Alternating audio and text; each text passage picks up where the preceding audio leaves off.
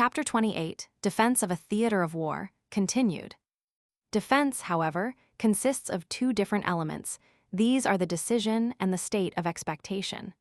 The combination of these two elements forms the subject of this chapter. First, we must observe that the state of expectation is not, in point of fact, the complete defense.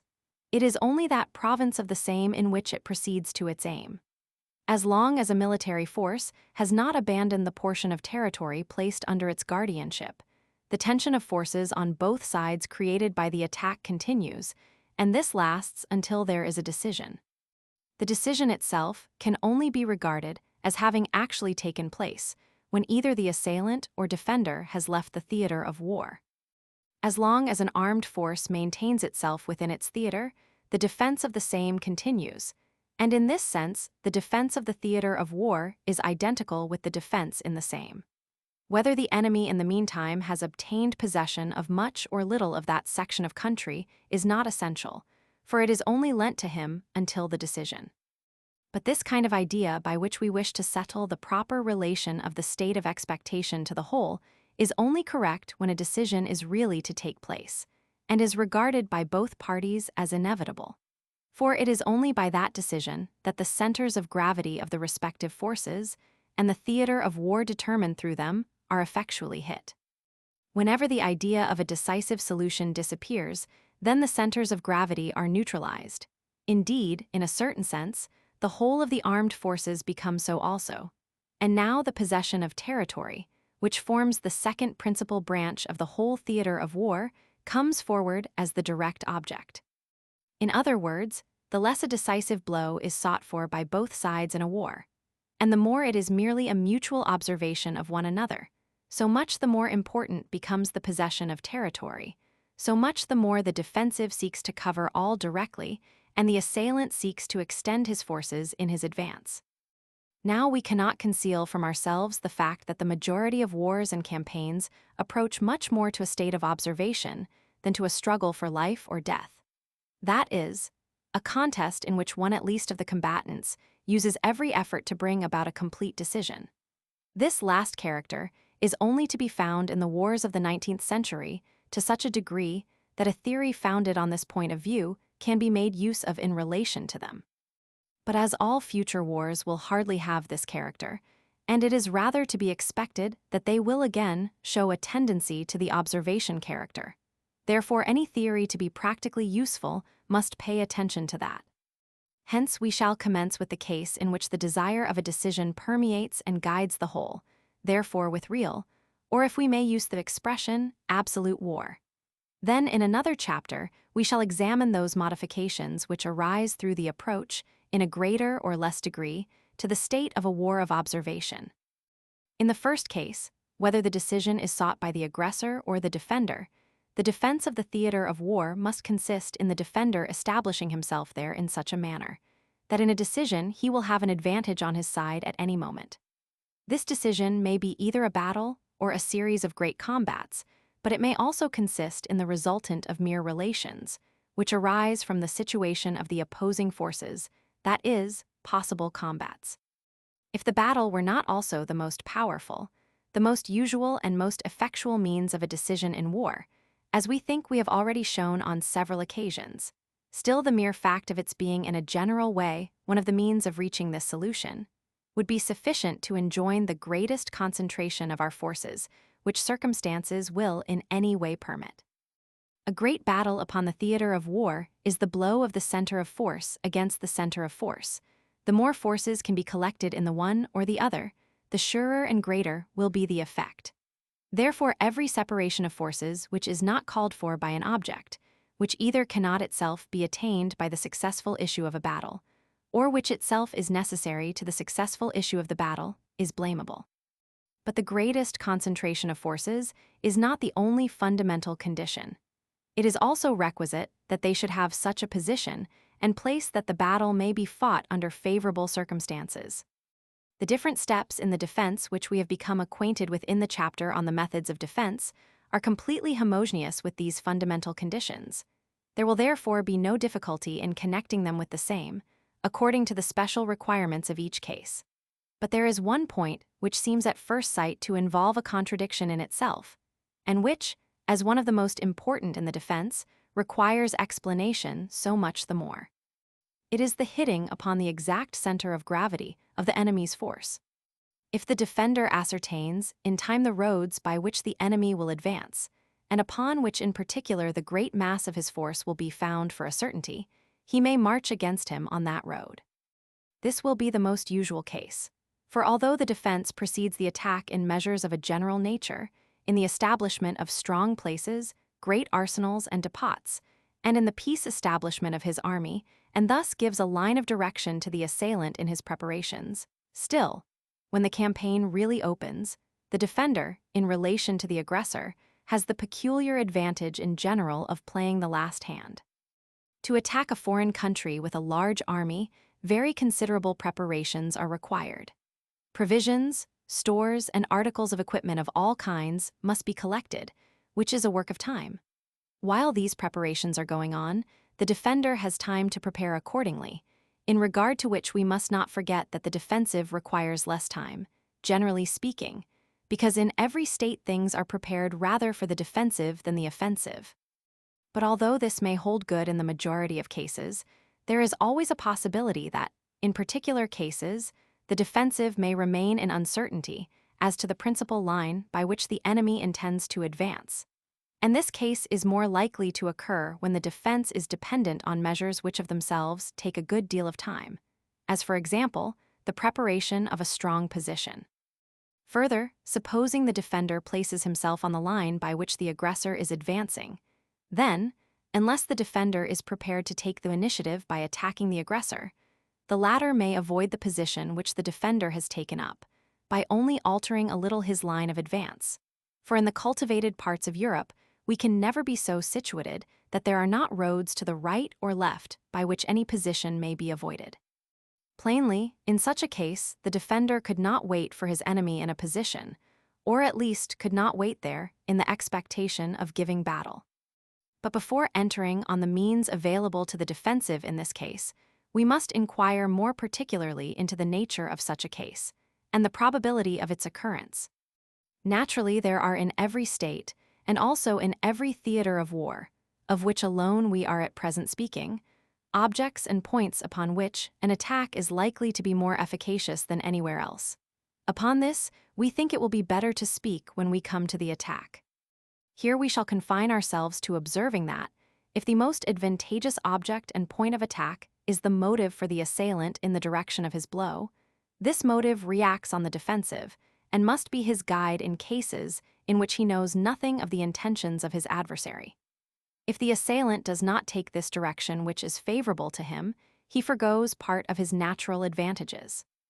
It is evident that, if the defender has taken up a position in that direction, the evading his position or passing round is not to be done for nothing. It costs a sacrifice. From this, it follows that there is not on the side of the defender such a risk of missing the direction of his enemy. Neither, on the other hand, is it so easy for the assailant to pass round his adversary as appears at first sight, because there exists beforehand a very distinct, and in most cases preponderating, motive in favor of one or the other direction, and that consequently the defender, although his preparations are fixed to one spot, will not fail in most cases to come in contact with the mass of the enemy's forces. In other words, if the defender has put himself in the right position, he may be almost sure that the assailant will come to meet him.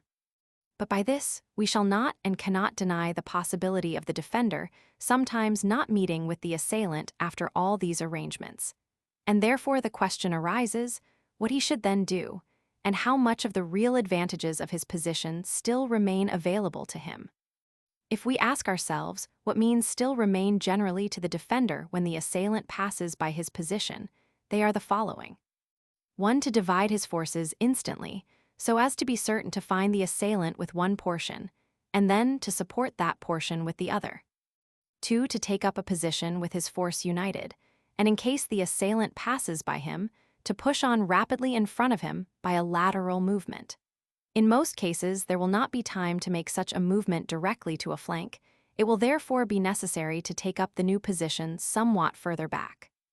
3. with his whole force to attack the enemy in flank. 4. To operate against his communications. 5. By a counter-attack on his theater of war, to do exactly what the enemy has done in passing by us. We introduce this last measure because it is possible to imagine a case in which it may be efficacious. But as it is in contradiction to the object of the defense, that is, the grounds on which that form has been chosen, therefore it can only be regarded as an abnormity, which can only take place because the enemy has made some great mistake, or because there are other special features in a particular case. Operating against the enemy's communications implies that our own are superior, which is also one of the fundamental requisites of a good defensive position. But although on that ground this action may promise the defender a certain amount of advantage, still, in the defense of a theater of war, it is seldom an operation suited to lead to a decision, which we have supposed to be the object of the campaign. The dimensions of a single theater of war are seldom so large that the line of communications is exposed to much danger by their length. And even if they were in danger, still the time which the assailant requires for the execution of his blow is usually too short for his progress to be arrested by the slow effects of the action against his communications. Therefore, this means that is the action against the communications will prove quite inefficacious in most cases against an enemy determined upon a decision, and also in case the defender seeks such a solution. The object of the 3 other means which remain for the defender is a direct decision, a meeting of center of force with center of force. They correspond better, therefore, with the thing required. But we shall at once say that we decidedly prefer the third to the other 2, and without quite rejecting the latter, we hold the former to be in the majority of cases the true means of defense. In a position where our forces are divided, there is always a danger of getting involved in a war of posts, from which, if our adversary is resolute, can follow, under the best of circumstances, only a relative defense on a large scale, never a decision such as we desire. And even if by superior tact we should be able to avoid this mistake, still, by the preliminary resistance being with divided forces, the first shock is sensibly weakened, and we can never be sure that the advanced corps first engaged will not suffer disproportionate losses. To this is to be added that the resistance of this corps, which usually ends in its falling back on the main body, appears to the troops in the light of a lost combat or miscarriage of plans, and the moral force suffers accordingly. The second means, that of placing our whole force in front of the enemy, in whichever direction he may bend his march, involves a risk of our arriving too late, and thus between 2 measures, falling short of both. Besides this, a defensive battle requires coolness and consideration, a knowledge, indeed intimate knowledge of the country, which cannot be expected in a hasty oblique movement to a flank. Lastly, positions suitable for a good defensive battlefield are too rarely to be met with to reckon upon them at every point of every road. On the other hand, the third means, namely to attack the enemy in flank, therefore to give battle with a change of front, is attended with great advantages. Firstly, there is always in this case, as we know, an exposure of the lines of communication, here the lines of retreat, and in this respect the defender has one advantage in his general relations as defender, and next and chiefly, the advantage which we have claimed for the strategic properties of his position at present. Secondly, and this is the principal thing, every assailant who attempts to pass by his opponent is placed between 2 opposite tendencies. His first desire is to advance to attain the object of his attack, but the possibility of being attacked in flank at any moment creates a necessity for being prepared, at any moment, to deliver a blow in that direction, and that too a blow with the mass of his forces. These 2 tendencies are contradictory, and beget such a complication in the internal relations of his army, such a difficulty in the choice of measures, if they are to suit every event, that there can hardly be a more disagreeable position strategically. If the assailant knew with certainty the moment when he would be attacked, he might prepare to receive the enemy with skill and ability. But in his uncertainty on this point, and pressed by the necessity of advancing, it is almost certain that when the moment for battle arrives, it finds him in the midst of hurried and half-finished preparations, and therefore by no means in an advantageous relation to his enemy. If then there are favorable moments for the defender to deliver an offensive battle, It is surely at such a moment as this, above all others, that we may look for success. If we consider, further, that the knowledge of the country and choice of ground are on the side of the defender, that he can prepare his movements, and can time them, no one can doubt that he possesses in such a situation a decided superiority strategically over his adversary. We think, therefore, that a defender occupying a well-chosen position, with his forces united, may quietly wait for the enemy passing by his army. Should the enemy not attack him in his position, and that an operation against the enemy's communications does not suit the circumstances, there still remains for him an excellent means of bringing about a decision by resorting to a flank attack. If cases of this kind are hardly to be found in military history, the reason is, partly, that the defender has seldom had the courage to remain firm in such a position, but has either divided his forces or rashly thrown himself in front of his enemy by a cross or diagonal march, or that no assailant dares to venture past the defender under such circumstances, and in that way his movement usually comes to a standstill. The defender is in this case compelled to resort to an offensive battle. The further advantages of the state of expectation of a strong position, of good entrenchments, etc., he must give up. In most cases, the situation in which he finds the advancing enemy will not quite make up for these advantages, for it is just to evade their influence that the assailant has placed himself in his present situation. Still, it always offers him a certain compensation, and theory is therefore not just obliged to see a quantity disappear at once from the calculation, to see the pro and contra mutually cancel each other, as so often happens when critical writers of history introduce a little bit of theory. It must not, in fact, be supposed that we are now dealing with logical subtleties. The subject is rather one which, the more it is practically considered, the more it appears as an idea embracing the whole essence of defensive war, everywhere dominating and regulating it. It is only by the determination on the part of the defender to assail his opponent with all his force, the moment he passes by him, that he avoids two pitfalls, close to which he is led by the defensive form, that is a division of his force, and a hasty flank march to intercept the assailant in front. In both he accepts the law of the assailant. In both he seeks to aid himself through measures of a very critical nature, and with a most dangerous degree of haste. And wherever a resolute adversary, thirsting for victory and a decision, has encountered such a system of defense, he has knocked it on the head. But when the defender has assembled his forces at the right point to fight a general action, if he is determined with this force, come what will, to attack his enemy in flank, he has done right and is in the right course, and he is supported by all the advantages which the defense can give in his situation.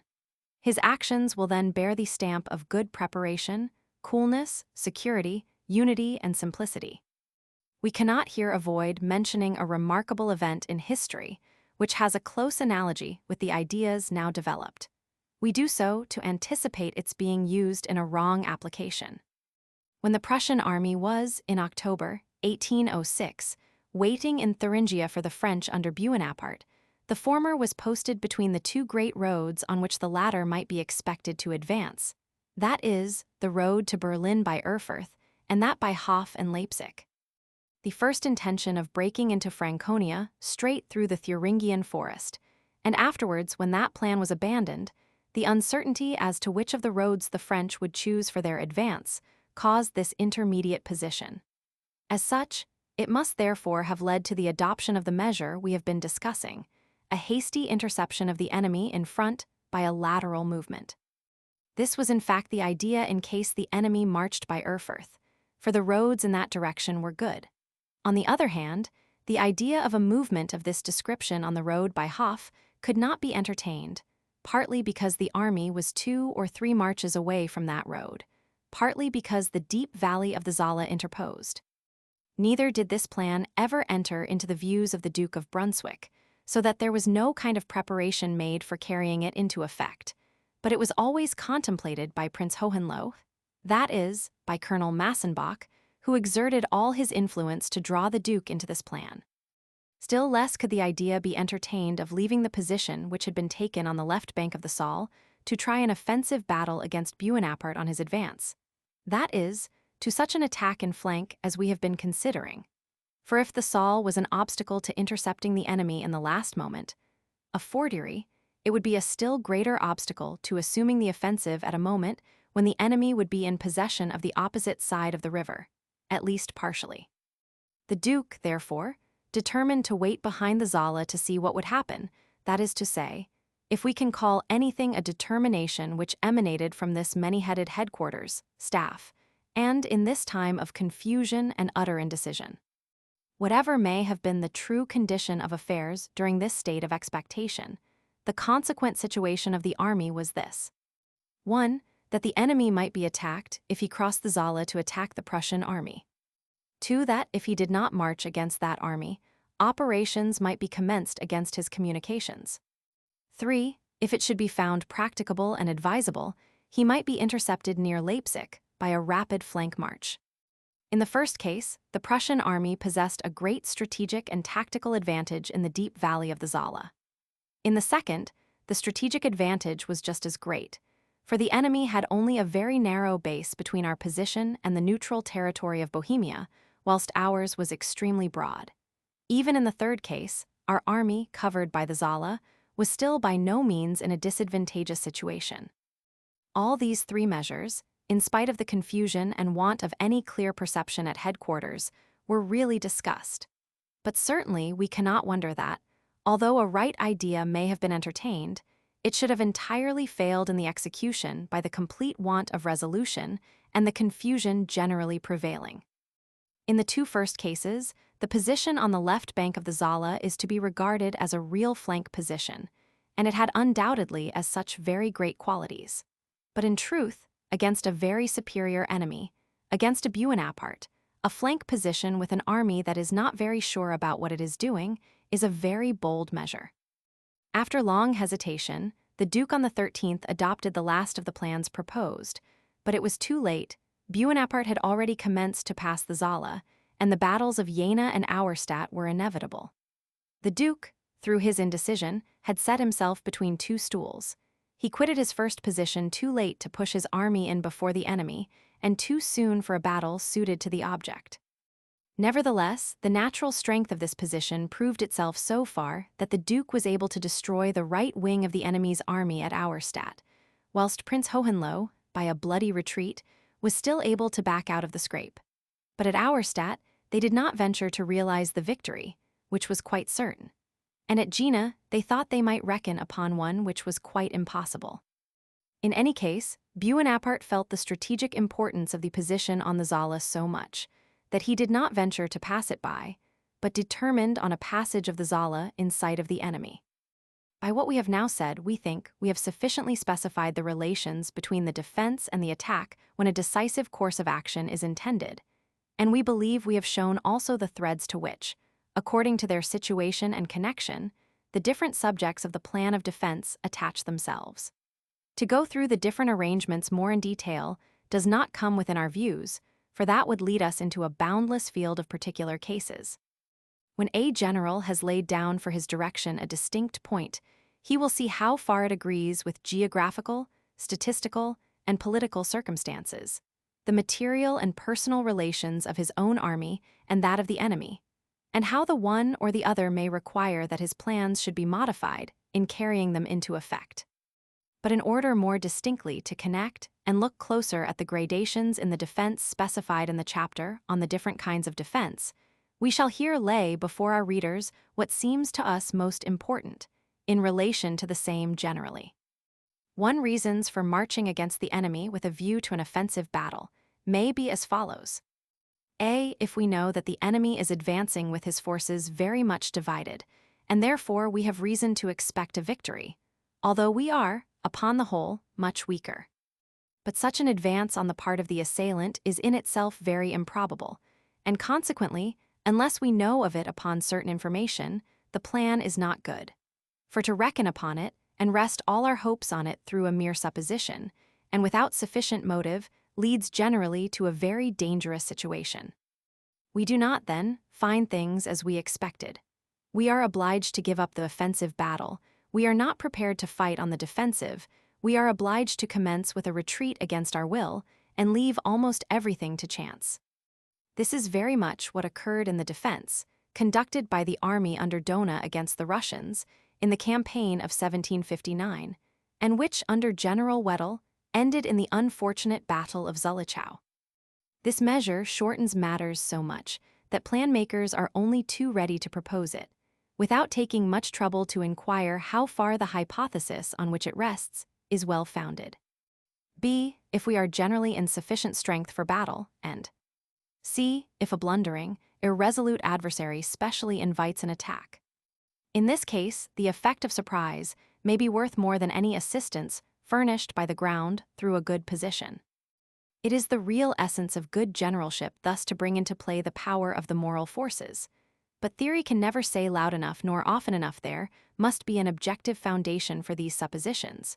Without such foundation to be always talking of surprises and the superiority of novel or unusual modes of attack, and thereon to found plans, considerations, criticisms, is acting without any grounds, and is altogether objectionable. D. When the nature of our army makes it specially suited for the offensive. It was certainly not a visionary or false idea when Frederick the Great conceived that in his mobile, courageous army, full of confidence in him, obedient by habit, trained to precision, animated and elevated by pride, and with its perfection in the oblique attack, he possessed an instrument which, in his firm and daring hand, was much more suited to attack than defense. All these qualities were wanting in his opponents, and in this respect, therefore, he had the most decided superiority. To make use of this was worth more to him, in most cases, than to take to his assistance entrenchments and obstacles of ground. But such a superiority will always be rare. A well-trained army, thoroughly practiced in great movements, has only part of the above advantages. If Frederick the Great maintained that the Prussian army was particularly adapted for attack, and this has been incessantly repeated since his time, still we should not attach too much weight to any such saying. In most cases in war we feel more exhilarated, more courageous when acting offensively than defensively. But this is a feeling which all troops have in common, and there is hardly an army respecting which its generals and leaders have not made the same assertion as Frederick. We must, therefore, not too readily rely on an appearance of superiority, and through that neglect real advantages. A very natural and weighty reason for resorting to an offensive battle may be the composition of the army as regards the three arms. For instance, a numerous cavalry and little artillery. We continue the enumeration of reasons. E. When we can nowhere find a good position. F. When we must hasten with the decision. G. Lastly, the combined influence of several or all of these reasons. 2. The waiting for the enemy in a locality where it is intended to attack him, Minden, 1759, naturally proceeds from there being no such disproportion of force to our disadvantage as to make it necessary to seek a strong position and strengthen it by entrenchments.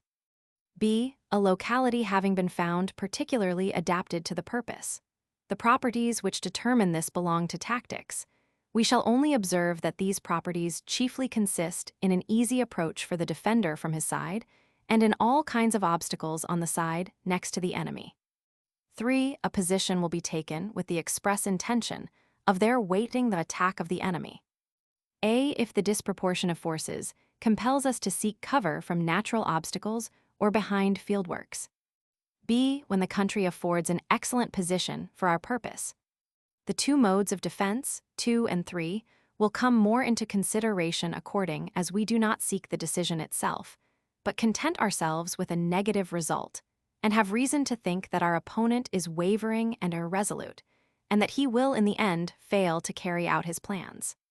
4. An entrenched, unassailable camp only fulfills the object. A. If it is situated at an extremely important strategic point. The character of such a position consists in this, that we cannot be driven out of it. The enemy is therefore obliged to try some other means, that is, to pursue his object without touching this camp, or to blockade it and reduce it by starvation. If it is impossible for him to do this, then the strategic qualities of the position must be very great. B. If we have reason to expect aid from abroad. Such was the case with the Saxon army in its position at Pirna. Notwithstanding all that has been said against the measure on account of the ill success which attended it in this instance, It is perfectly certain that 17,000 Saxons could never have been able to neutralize 40,000 Prussians in any other way. If the Austrians were unable to make better use of the superiority obtained at Loisitz, that only shows the badness of their whole method of war, as well as of their whole military organization. And there cannot be a doubt that if the Saxons, instead of taking post in the camp at Pirna, had retired into Bohemia, Frederick the Great would have driven both Austrians and Saxons beyond Prague, and taken that place in the same campaign. Whoever does not admit the value of this advantage, and limits his consideration to the capture of the whole Saxon army, shows himself incapable of making a calculation of all the circumstances in a case of this kind, and without calculation, no certain deduction can be obtained. But as the cases A and B very rarely occur, therefore, the entrenched camp is a measure which requires to be well considered, and which is very seldom suitable in practice. The hope of inspiring the enemy with respect by such a camp, and thus reducing him to a state of complete inactivity, is attended with too much danger, namely, with the danger of being obliged to fight without the possibility of retreat. If Frederick the Great gained his object in this way at Bunzelwitz, we must admire the correct judgment he formed of his adversary, but we must certainly also lay more stress than usual on the resources which he would have found at the last moment to clear a road for the remnants of his army, and also on the irresponsibility of a king. 5. If there is one or if there are several fortresses near the frontier, then the great question arises whether the defender should seek an action before or behind them. The latter recommends itself. By the superiority of the enemy in numbers, which forces us to break his power before coming to a final struggle. B. By these fortresses being near, so that the sacrifice of territory is not greater than we are compelled to make. C. By the fitness of the fortresses for defense. One principal use of fortresses is unquestionably, or should be, to break the enemy's force in his advance and to weaken considerably that portion which we intend to bring to an engagement. If we so seldom see this use made of fortresses, that proceeds from the cases in which a decisive battle is sought for by one of the opposing parties being very rare. But that is the only kind of case which we treat of here. We therefore look upon it as a principle equally simple and important in all cases in which the defender has one or more fortresses near him, that he should keep them before him and give the decisive battle behind them. We admit that a battle lost within the line of our fortresses will compel us to retreat further into the interior of the country than one lost on the other side, tactical results in both cases being the same, although the causes of the difference have their origin rather in the imagination than in real things. Neither do we forget that a battle may be given beyond the fortresses in a well-chosen position, whilst inside them the battle in most cases must be an offensive one, particularly if the enemy is laying siege to a fortress which is in danger of being lost. But what signify these nice shades of distinction, as compared to the advantage that, in the decisive battle, we meet the enemy weakened by a fourth or a third of his force, perhaps one half if there are many fortresses? We think, therefore, that in all cases of an inevitable decision, whether sought for by the offensive or the defensive, and that the latter is not tolerably sure of a victory, or if the nature of the country does not offer some most decisive reason to give battle in a position further forward. In all these cases, we say, when a fortress is situated near at hand and capable of defense, the defender should by all means withdraw at once behind it, and let the decision take place on this side. Consequently, with its cooperation, if he takes up his position so close to the fortress that the assailant can neither form the siege of nor blockade the place without first driving him off, he places the assailant under the necessity of attacking him, the defender in his position. To us, therefore, of all defensive measures in a critical situation, none appears so simple and efficacious as the choice of a good position near to and behind a strong fortress. At the same time, the question would wear a different aspect if the fortress was situated far back, for then it would be necessary to abandon a considerable part of our theater of war, a sacrifice which, as we know, should not be made unless in a case of great urgency. In such a case, the measure would bear more resemblance to a retreat into the interior of the country. Another condition is the fitness of the place for defense. It is well known that there are fortified places, especially large ones, which are not fit to be brought into contact with an enemy's army because they could not resist the sudden assault of a powerful force. In this case, our position must at all events be so close behind that we could support the garrison. Lastly, the retreat into the interior of the country is only a natural resource under the following circumstances. When owing to the physical and moral relation in which we stand as respects the enemy, the idea of a successful resistance on the frontier or near it cannot be entertained. B. When it is a principal object to gain time. C. When there are peculiarities in the country which are favorable to the measure, a subject on which we have already treated in the 25th chapter. We thus close the chapter on the defense of a theater of war if a decisive solution is sought for by one or other party, and is therefore inevitable. But it must be particularly borne in mind that events in war do not exhibit themselves in such a pure abstract form, and that therefore, if our maxims and arguments should be used in reasoning on actual war, our 30th chapter should also be kept in view, and we must suppose the general, in the majority of cases, as placed between two tendencies, urged more towards one or the other, according to circumstances.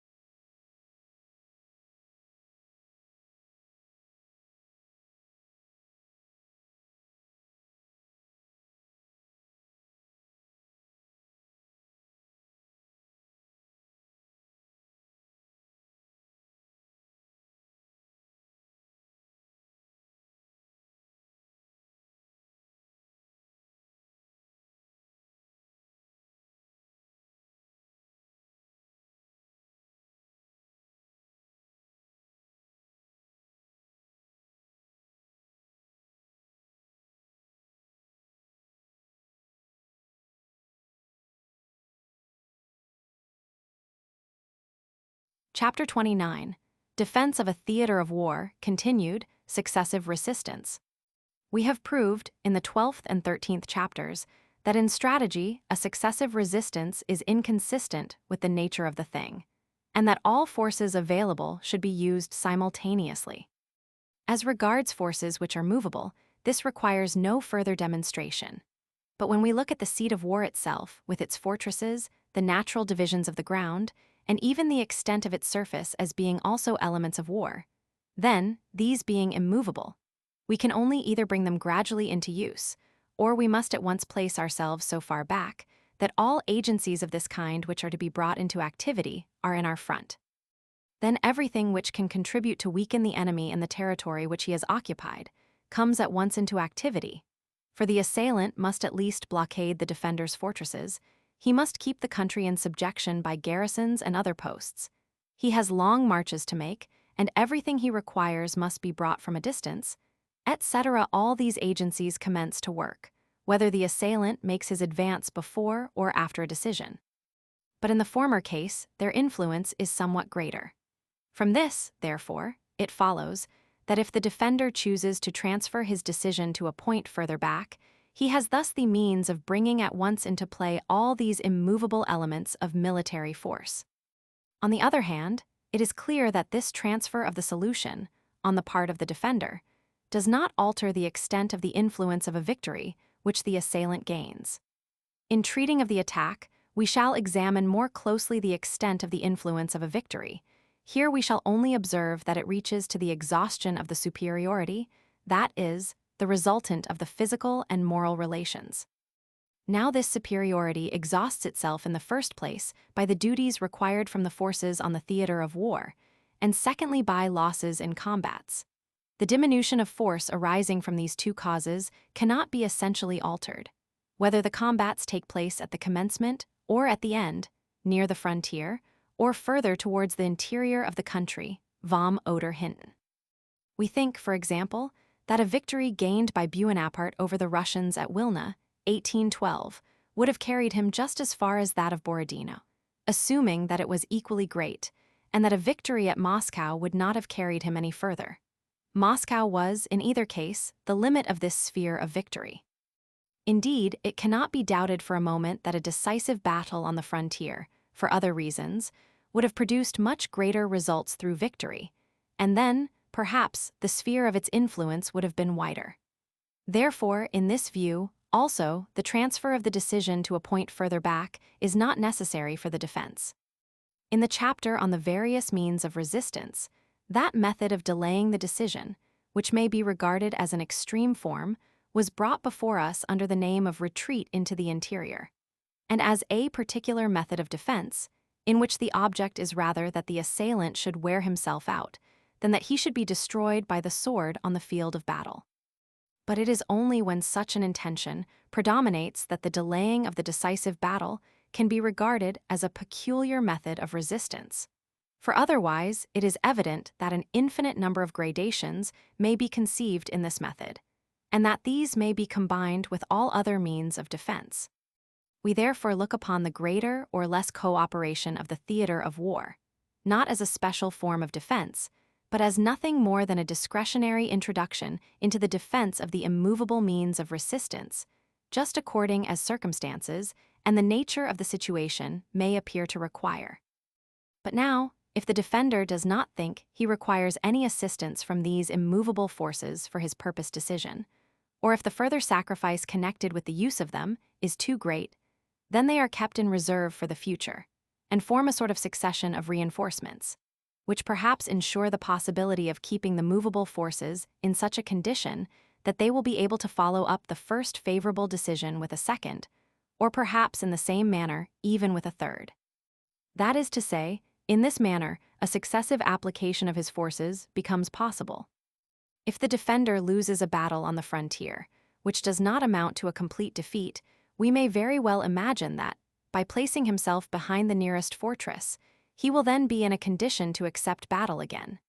Indeed, if he is only dealing with an opponent who has not much resolution, then, perhaps, some considerable obstacle of ground will be quite sufficient as a means of stopping the enemy. There is, therefore, in strategy, in the use of the theater of war as well as in everything else, an economy of force. The less one can make suffice, the better. But there must be sufficient, and here, as well as in commerce, there is something to be thought of besides mere niggardliness. But in order to prevent a great misconception, we must draw attention to this, that the subject of our present consideration is not how much resistance an army can offer, or the enterprises which it can undertake after a lost battle, but only the result which we can promise ourselves beforehand from this second act in our defense. Consequently, how high we can estimate it in our plan. Here there is only one point almost which the defender has to look to, which is the character and the situation of his opponent.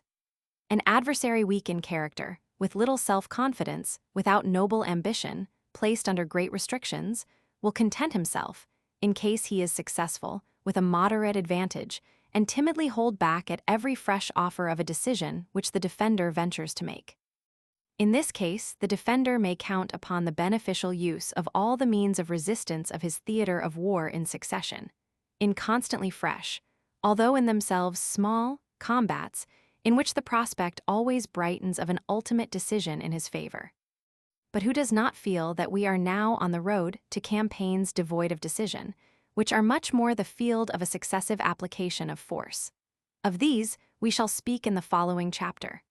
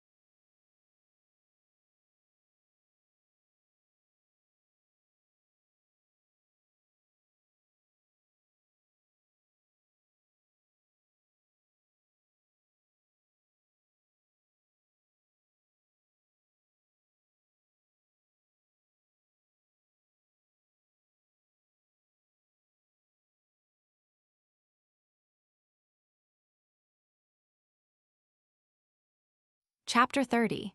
Defense of a theater of war continued when no decision is sought for. Whether and how far a war is possible in which neither party acts on the offensive, therefore in which neither combatant has a positive aim, we shall consider in the last book. Here it is not necessary for us to occupy ourselves with the contradiction which this presents, because on a single theater of war we can easily suppose reasons for such a defensive on both sides, consequent on the relations of each of these parts to a whole. But in addition to the examples which history furnishes of particular campaigns that have taken place without the focus of a necessary solution, history also tells us of many others in which there was no want of an assailant, consequently no want of a positive will on one side, but in which that will was so weak that instead of striving to attain the object at any price and forcing the necessary decision, it contented itself with such advantages as arose in a manner spontaneously out of circumstances. Or the assailant pursued no self-selected end at all, but made his object depend on circumstances, in the meanwhile gathering such fruits as presented themselves from time to time. Although such an offensive which deviates very much from the strict logical necessity of a direct march towards the object, and which, almost like a lounger sauntering through the campaign, looking out right and left for the cheap fruits of opportunity, differs very little from the defensive itself, which allows the general to pick up what he can in this way. Still, we shall give the closer philosophical consideration of this kind of warfare a place in the book on the attack. Here we shall confine ourselves to the conclusion that in such a campaign, the settlement of the whole question is not looked for by either assailant or defender through a decisive battle. That therefore, the great battle is no longer the keystone of the arch towards which all the lines of the strategic superstructure are directed. Campaigns of this kind, as the history of all times and all countries shows us, are not only numerous, but form such an overwhelming majority that the remainder only appear as exceptions. Even if this proportion should alter in the future, still it is certain that there will always be many such campaigns, and, therefore, in studying the theory of the defense of a theater of war, they must be brought into consideration. We shall endeavor to describe the peculiarities by which they are characterized. Real war will generally be in a medium between the two different tendencies, sometimes approaching nearer to one, sometimes to the other, and we can, therefore, only see the practical effect of these peculiarities in the modification which is produced, in the absolute form of war by their counteraction. We have already said in the 3rd chapter of this book that the state of expectation is one of the greatest advantages which the defensive has over the offensive. As a general rule, it seldom happens in life, and least of all in war, that all that circumstances would lead us to expect does actually take place. The imperfection of human insight, the fear of evil results, accidents which derange the development of designs in their execution, are causes through which many of the transactions enjoined by circumstances are never realized in the execution. In war where insufficiency of knowledge, the danger of a catastrophe, the number of accidents are incomparably greater than in any other branch of human activity, the number of shortcomings, if we may so call them, must necessarily also be much greater. This is then the rich field where the defensive gathers fruits which grow for it spontaneously. If we add to this result of experience the substantial importance of the possession of the surface of the ground in war, then that maxim which has become a proverb, Vidi sunt possidens, holds good here as well as in peace. It is this maxim which here takes the place of the decision, that focus of all action in every war directed to mutual destruction. It is fruitful beyond measure, not in actions which it calls forth, but in motives for not acting, and for all that action which is done in the interest of inaction. When no decision is to be sought for or expected, there is no reason for giving up anything, for that could only be done to gain thereby some advantage in the decision. The consequence is that the defender keeps all, or at least as much as he can, that is as much as he can cover, and the assailant takes possession of so much as he can without involving himself in a decision, that is, he will extend himself laterally as much as possible. We have only to deal with the first in this place. Wherever the defender is not present with his military forces, the assailant can take possession, and then the advantage of the state of expectation is on his side. Hence the endeavor to cover the country everywhere directly, and to take the chance of the assailant attacking the troops posted for this purpose. Before we go further into the special properties of the defense, we must extract from the book on the attack those objects which the assailant usually aims at when the decision, by battle, is not sought. They are as follows. 1. The seizure of a considerable strip of territory, as far as that can be done without a decisive engagement. 2. The capture of an important magazine under the same condition. 3. The capture of a fortress not covered. No doubt a siege is more or less a great operation, often requiring great labor, but it is an undertaking which does not contain the elements of a catastrophe. If it comes to the worst, the siege can be raised without thereby suffering a great positive loss. 4. Lastly, a successful combat of some importance, but in which there is not much risked and consequently not much to be gained. A combat which takes place not as the cardinal knot of a whole strategic bond, but on its own account for the sake of trophies or honor of the troops. For such an object, of course, a combat is not fought at any price. We either wait for the chance of a favorable opportunity or seek to bring one about by skill. These 4 objects of attack give rise to the following efforts on the part of the defense. 1. To cover the fortresses by keeping them behind us. 2. To cover the country by extending the troops over it. 3. Where the extension is not sufficient, to throw the army rapidly in front of the enemy by a flank march. 4. To guard against disadvantageous combats. It is clear that the object of the first 3 measures is to force on the enemy the initiative, and to derive the utmost advantage from the state of expectation. And this object is so deeply rooted in the nature of the thing that it would be great folly to despise it prima facie. It must necessarily occupy a higher place the less a decision is expected, and it is the ruling principle in all such campaigns, even although, apparently, a considerable degree of activity may be manifested in small actions of an indecisive character. Hannibal as well as Fabius, and both Frederick the Great and Daun, have done homage to this principle whenever they did not either seek for or expect a decision. The 4th effort serves as a corrective to the 3 others. It is their conditio sine qua non. We shall now proceed to examine these subjects a little more closely. At first sight, it appears somewhat preposterous to protect a fortress from the enemy's attack by placing an army in front of it. Such a measure looks like a kind of pleonasm, as fortifications are built to resist a hostile attack of themselves. Yet it is a measure which we see resorted to thousands and thousands of times. But thus it is in the conduct of war. The most common things often seem the most incomprehensible. Who would presume to pronounce these thousands of instances to be so many blunders on the ground of this seeming inconsistency?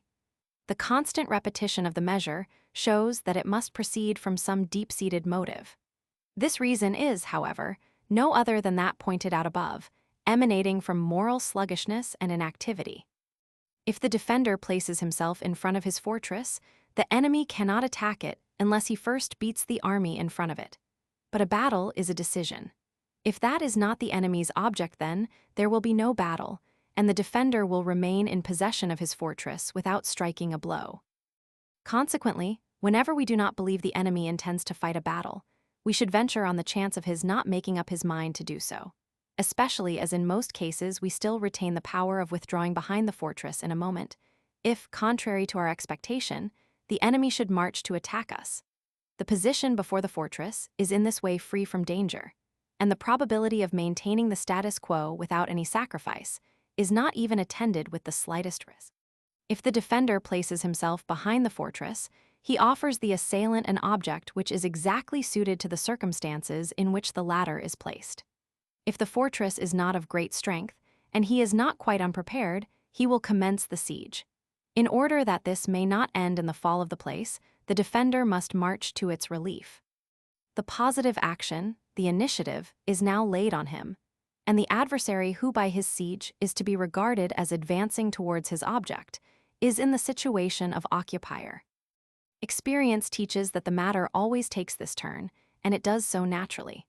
A catastrophe, as we have before said, is not necessarily bound up with a siege. Even a general, devoid of either the spirit of enterprise or energy, who would never make up his mind to a battle, will proceed to undertake a siege with perhaps nothing but field artillery when he can approach a fortress without risk. At the worst, he can abandon his undertaking without any positive loss. there always remains to be considered the danger to which most fortresses are more or less exposed, that of being taken by assault or in some other irregular manner. And this circumstance should certainly not be overlooked by the defender in his calculation of probabilities. In weighing and considering the different chances, it seems natural that the defender should look upon the probability of not having to fight at all as more for his advantage than the probability of fighting even under favorable circumstances. And thus it appears to us that the practice of placing an army in the field before its fortress is both natural and fully explained. Frederick the Great, for instance, at Glagow against the Russians, at Schwednitz, Nice, and Dresden against the Austrians, almost always adopted it. This measure, however, brought misfortune on the Duke of Bevern at Breslau. Behind Breslau he could not have been attacked.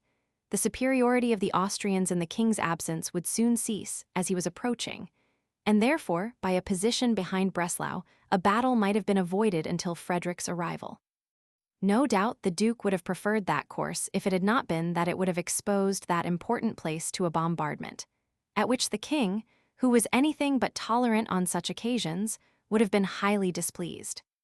The attempt made by the Duke to protect Breslau by an entrenched position taken up for the purpose cannot after all be disapproved, for it was very possible that Prince Charles of Lorraine, contented with the capture of Schwednitz and threatened by the march of the king, would, by that position, have been prevented from advancing farther. The best thing he could have done would have been to refuse the battle at the last by withdrawing through Breslau at the moment that the Austrians advanced to the attack. In this way, he would have got all the advantages of the state of expectation without paying for them by a great danger. If we have here traced the position before a fortress to reasons of a superior and absolute order, and defended its adoption on those grounds, we have still to observe that there is a motive of a secondary class, which, though a more obvious one, is not sufficient of itself alone, not being absolute. We refer to the use which is made by armies of the nearest fortress as a depot of provisions and munitions of war. This is so convenient, and presents so many advantages, that a general will not easily make up his mind to draw his supplies of all kinds from more distant places, or to lodge them in open towns. But if a fortress is the great magazine of an army, then the position before it is frequently a matter of absolute necessity, and in most cases is very natural. But it is easy to see that this obvious motive, which is easily overvalued by those who are not in the habit of looking far before them, is neither sufficient to explain all cases, nor are the circumstances connected with it of sufficient importance to entitle it to give a final decision.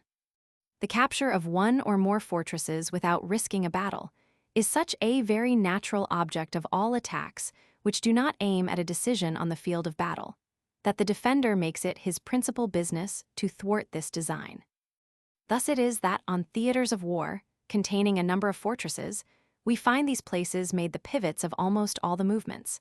We find the assailant seeking to approach one of them unexpectedly and employing various feints to aid his purpose, and the defender immediately seeking to stop him by well-prepared movements.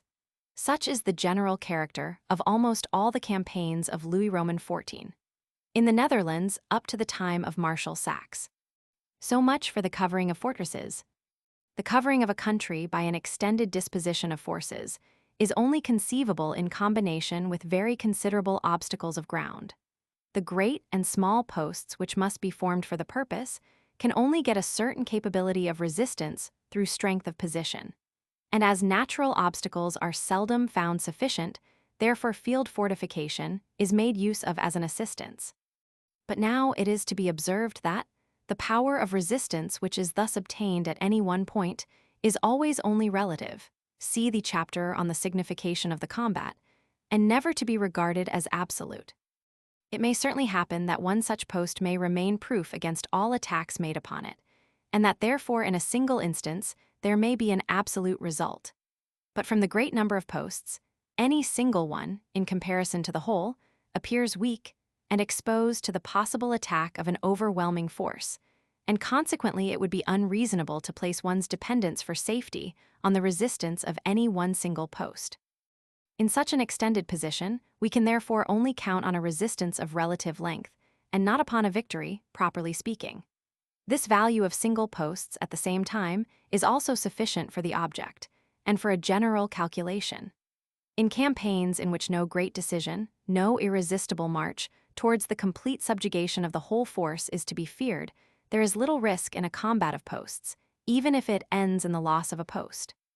There is seldom any further result in connection with it than the loss of the post and a few trophies. The influence of victory penetrates no further into the situation of affairs. It does not tear down any part of the foundation to be followed by a mass of building in ruin.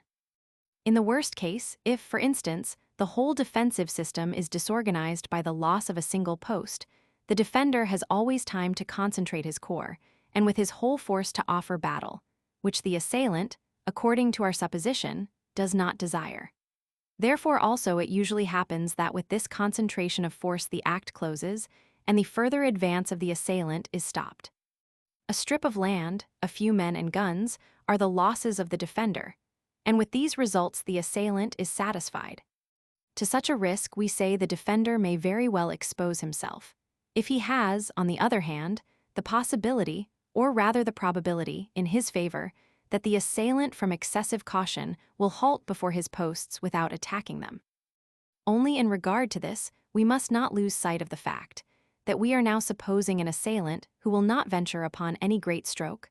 A moderate-sized, but strong post will very well serve to stop such an adversary, for although he can undoubtedly make himself master of it, still the question arises as to the price it will cost, and whether that price is not too high for any use that he can make of the victory. In this way, we may see how the powerful relative resistance which the defender can obtain from an extended disposition, consisting of a number of posts in juxtaposition with each other, may constitute a satisfactory result in the calculation of his whole campaign. In order to direct at once to the right point the glance which the reader, with his mind's eye, will here cast upon military history, we must observe that these extended positions appear most frequently in the latter half of a campaign, because by that time the defender has become thoroughly acquainted with his adversary, with his projects, and his situation, and the little quantity of the spirit of enterprise with which the assailant started is usually exhausted. In this defensive, in an extended position by which the country, the supplies, the fortresses are to be covered, all great natural obstacles, such as streams, rivers, mountains, woods, morasses, must naturally play a great part and acquire a predominant importance. Upon their use we refer to what has been already said on these subjects.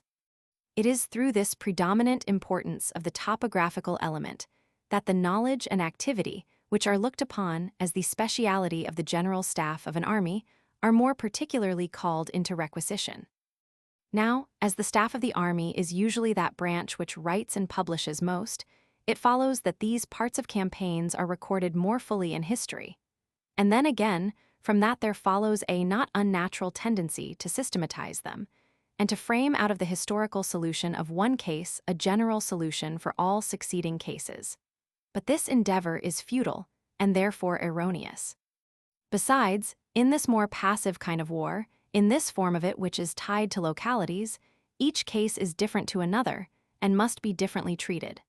The ablest memoirs of a critical character respecting these subjects are therefore only suited to make one acquainted with facts, but never to serve as dictates.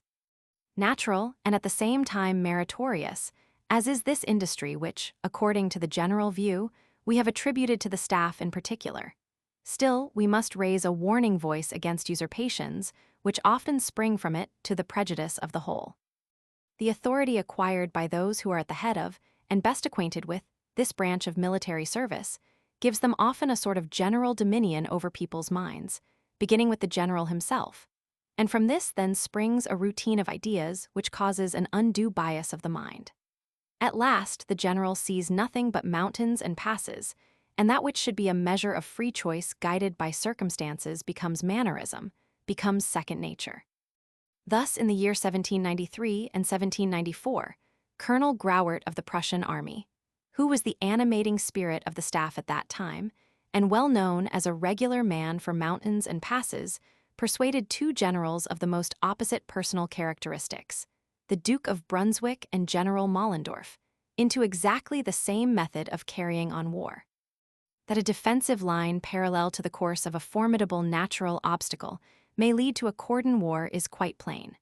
It must, in most cases, necessarily lead to that if really the whole extent of the theater of war could be directly covered in that manner.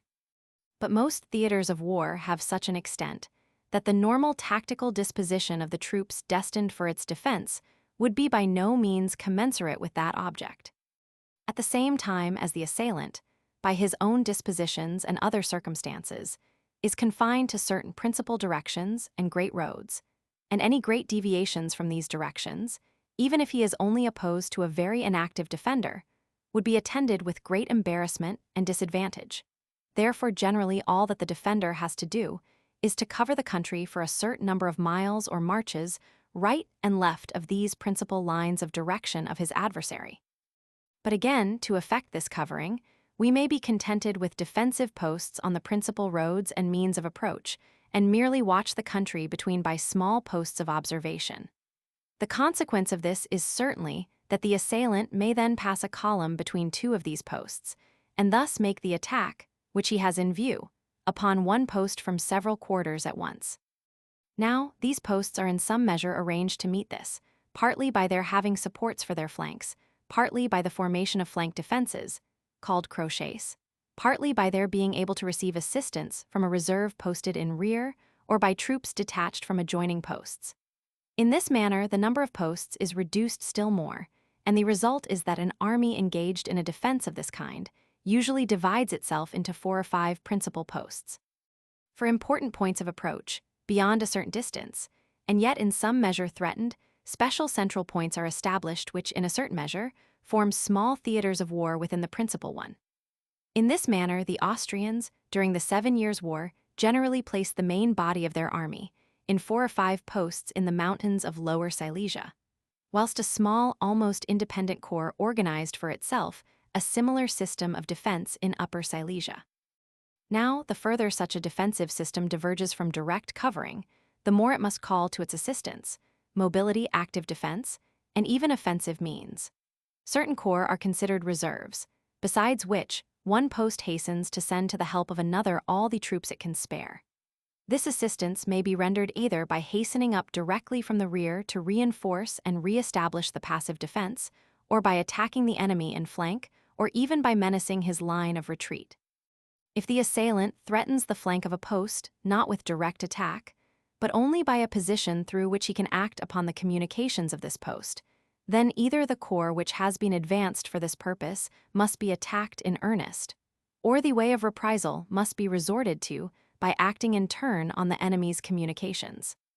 We see, therefore, that however passive this defense is in the leading ideas on which it is based, still it must comprise many active means, and in its organization may be forearmed in many ways against complicated events.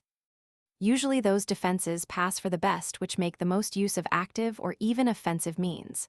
But this depends in great part on the nature of the country, the characteristics of the troops, and even on the talent of the general.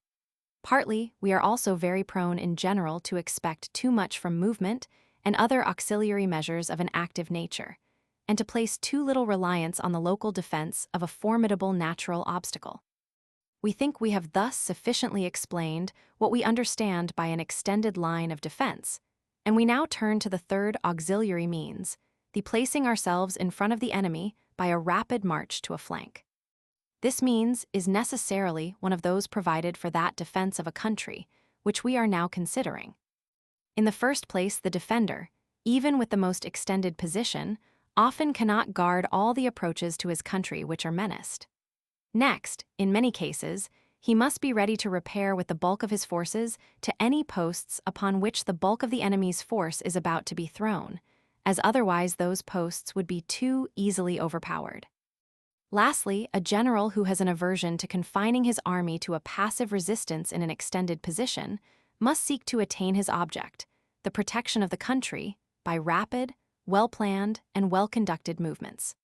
The greater the spaces which he leaves exposed, the greater the talent required in planning the movements, in order to arrive anywhere at the right moment of time. The natural consequence of striving to do this is that in such a case, positions which afford sufficient advantages to make an enemy give up all idea of an attack as soon as our army, or only a portion of it, reaches them, are sought for and prepared in all directions. As these positions are again and again occupied, and all depends on reaching the same in right time, they are in a certain measure the vowels of all this method of carrying on war, which on that account has been termed a war of posts. Just as an extended position, and the relative resistance in a war without great decisions, do not present the dangers which are inherent in its original nature, so in the same manner, the intercepting the enemy in front by a march to flank is not so hazardous as it would be in the immediate expectation of a great decision. To attempt at the last moment in greatest haste, by a lateral movement, to thrust in an army in front of an adversary of determined character, who is both able and willing to deal heavy blows, and has no scruples about an expenditure of forces, would be halfway to a most decisive disaster, for against an unhesitating blow delivered with the enemy's whole strength, such running and stumbling into a position would not do. But against an opponent who, instead of taking up his work with his whole hand, uses only the tips of his fingers, who does not know how to make use of a great result, or rather of the opening for one, who only seeks a trifling advantage but at small expense. Against such an opponent, this kind of resistance certainly may be applied with effect. A natural consequence is that this means also in general occurs oftener in the last half of a campaign than at its commencement. Here, also, the general staff has an opportunity of displaying its topographical knowledge in framing a system of combined measures, connected with the choice and preparation of the positions and the roads leading to them. When the whole object of one party is to gain in the end a certain point, and the whole object of his adversary, on the other hand, is to prevent his doing so, then both parties are often obliged to make their movements under the eyes of each other. For this reason, these movements must be made with a degree of precaution and precision not otherwise required. Formerly, before the mass of an army was formed of independent divisions, and even on the march was always regarded as an indivisible whole, this precaution and precision was attended with much more formality and with the copious use of tactical skill. On these occasions, certainly single brigades were often obliged to leave the general line of battle to secure particular points, and act an independent part until the army arrived. But these were, and continued, anomalous proceedings, and the aim in the order of march generally was to move the army from one point to another as a whole, preserving its normal formation, and avoiding such exceptional proceedings as the above as far as possible.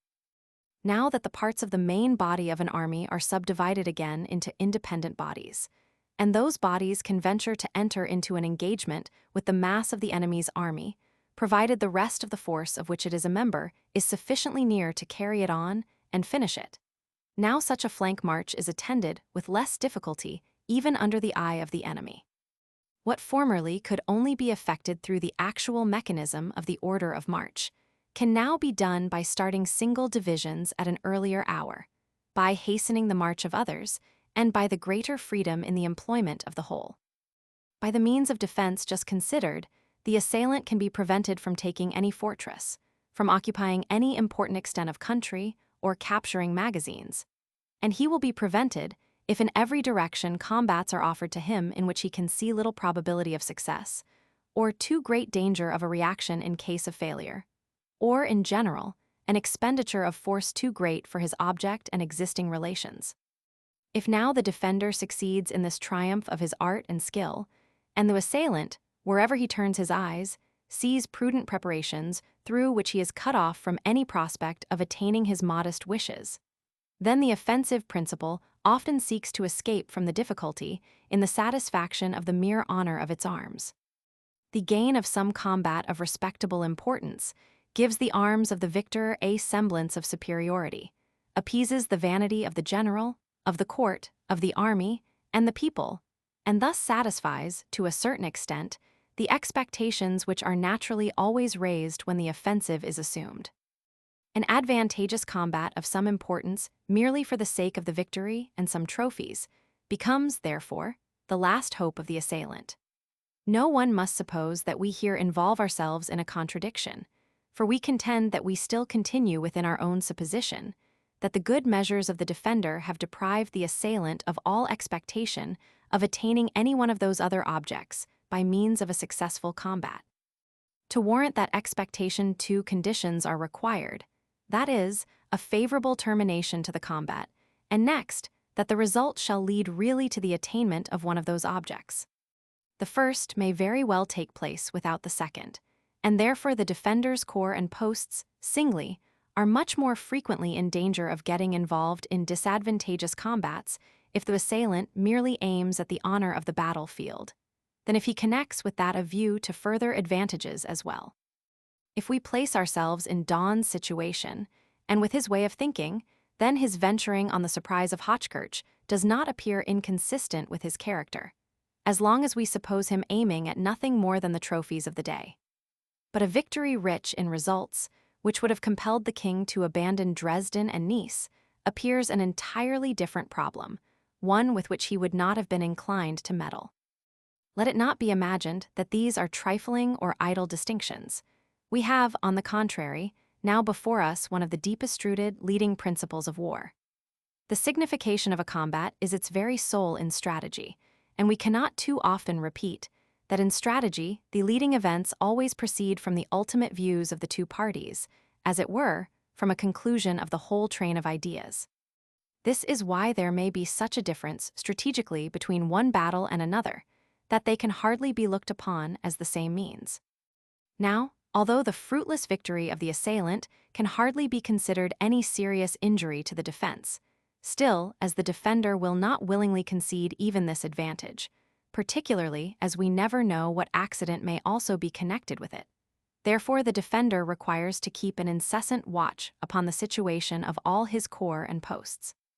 No doubt here all greatly depends on the leaders of those corps making suitable dispositions, but any one of them may be led into an unavoidable catastrophe by injudicious orders imposed on him by the general-in-chief. Who is not reminded here of Fouque's corps at Landshut and of Fink's at Maxen?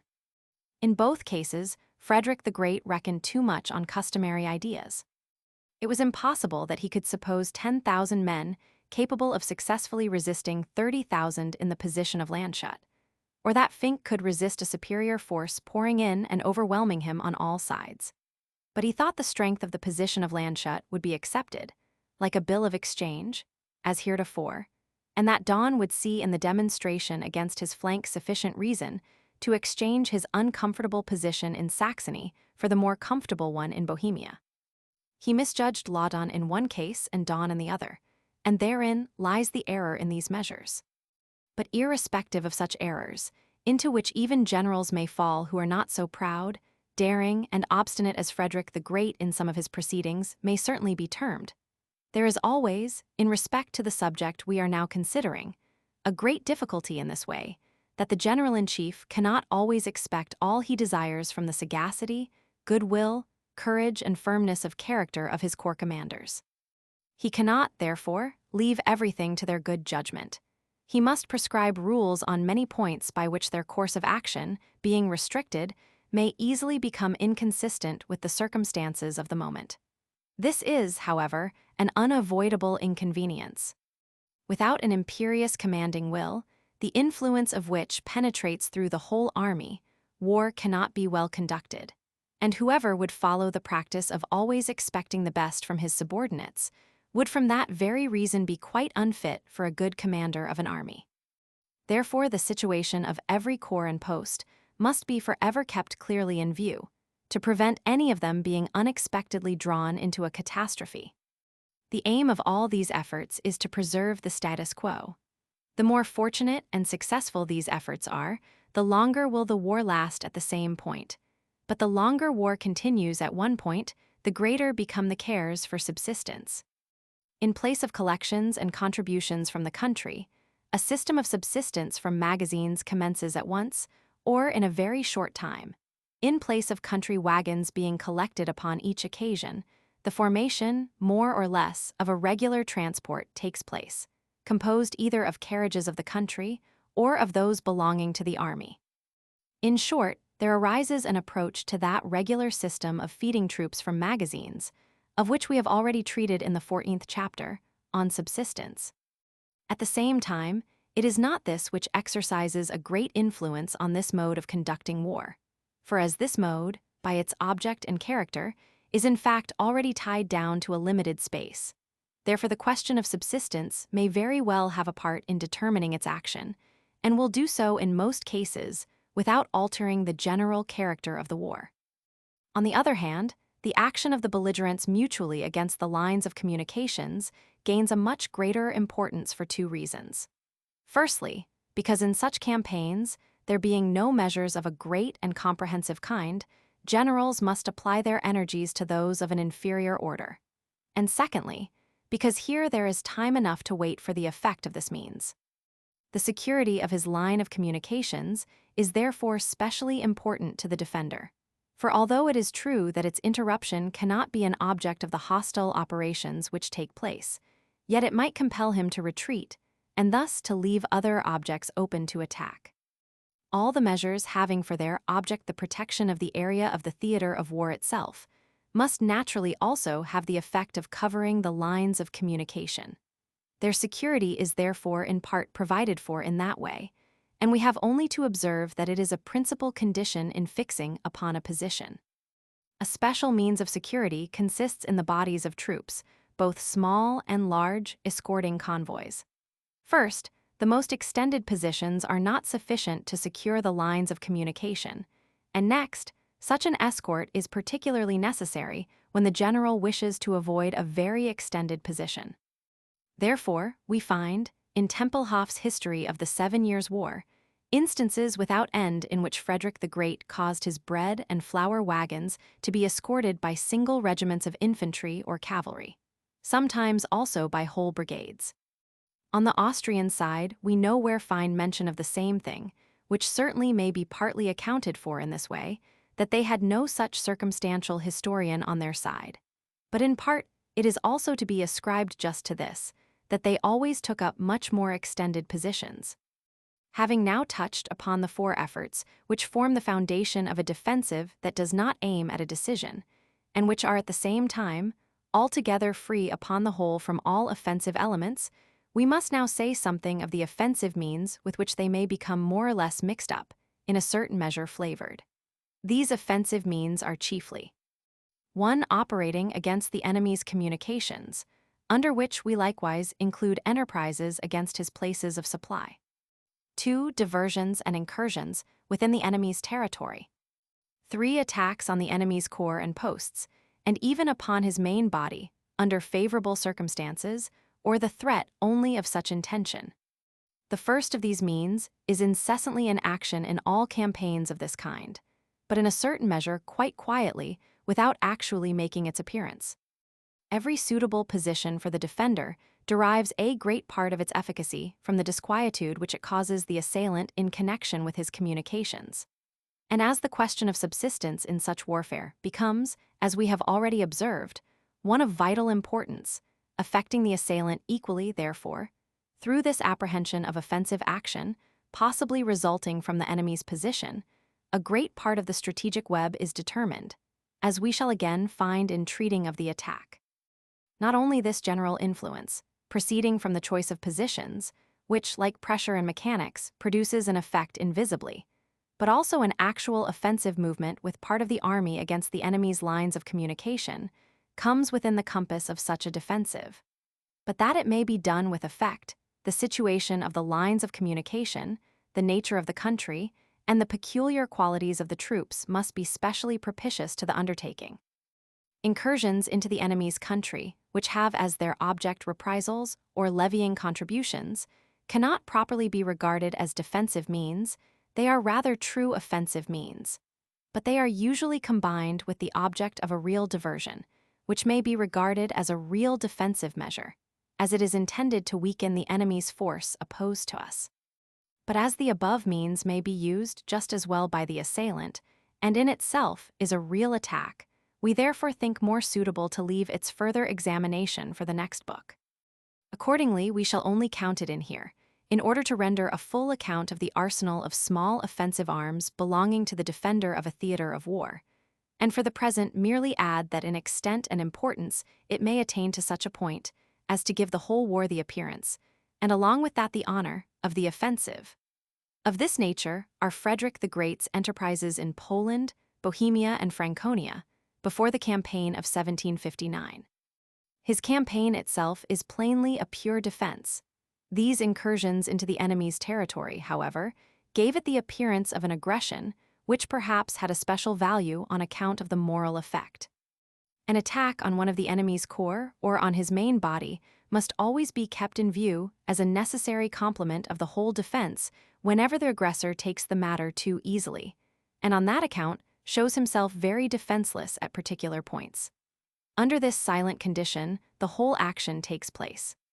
But here also the defender, in the same way as in operating against the communications of the enemy, may go a step further in the province of the offensive, and just as well as his adversary may make it his business to lie in wait for a favorable stroke.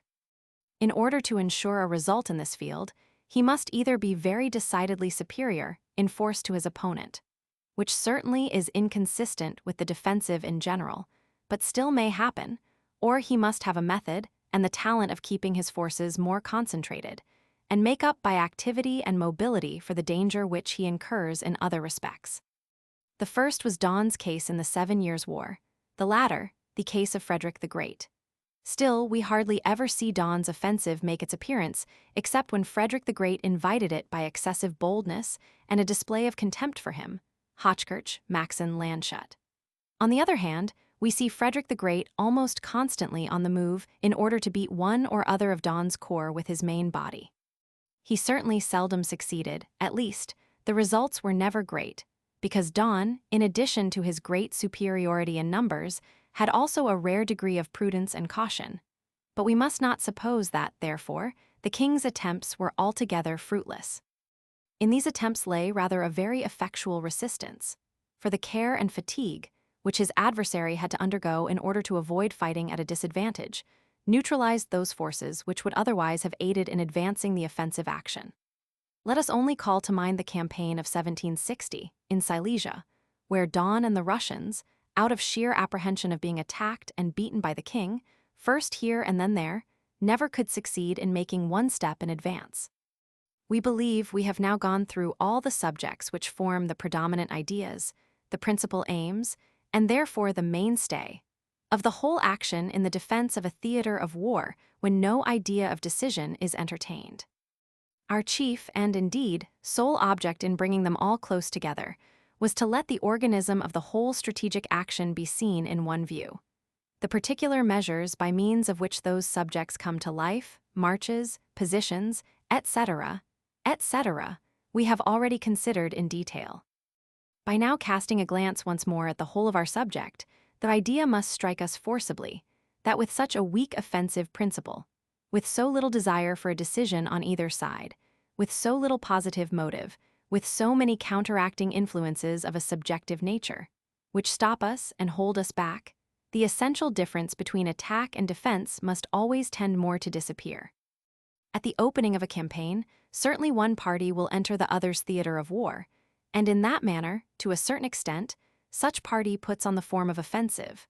But it may very well take place, and happens frequently that he must soon enough apply all his powers to defend his own country on the enemy's territory. Then both stand, in reality, opposite one another in a state of mutual observation. Both intent on losing nothing, perhaps both alike intent also on obtaining a positive advantage. Indeed, it may happen, as with Frederick the Great, that the real defender aims higher in that way than his adversary.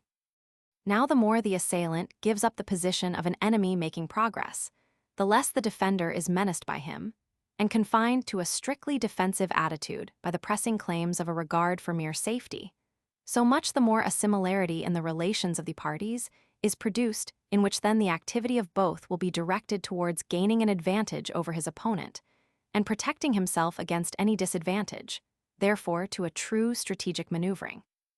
And indeed this is the character into which all campaigns resolve themselves more or less, when the situation of the combatants or political views do not allow of any great decision. In the following book we have allotted a chapter specially to the subject of strategic maneuvers.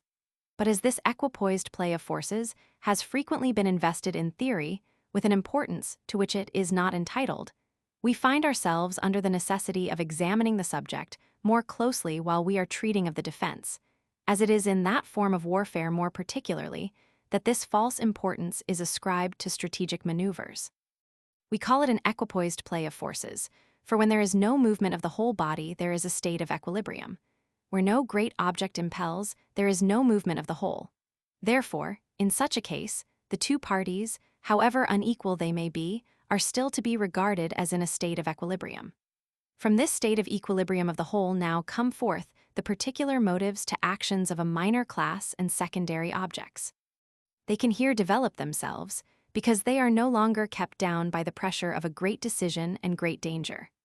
Therefore, what can be lost or won upon the whole is changed into small counters, and the action of the war, as a whole, is broken up into smaller transactions.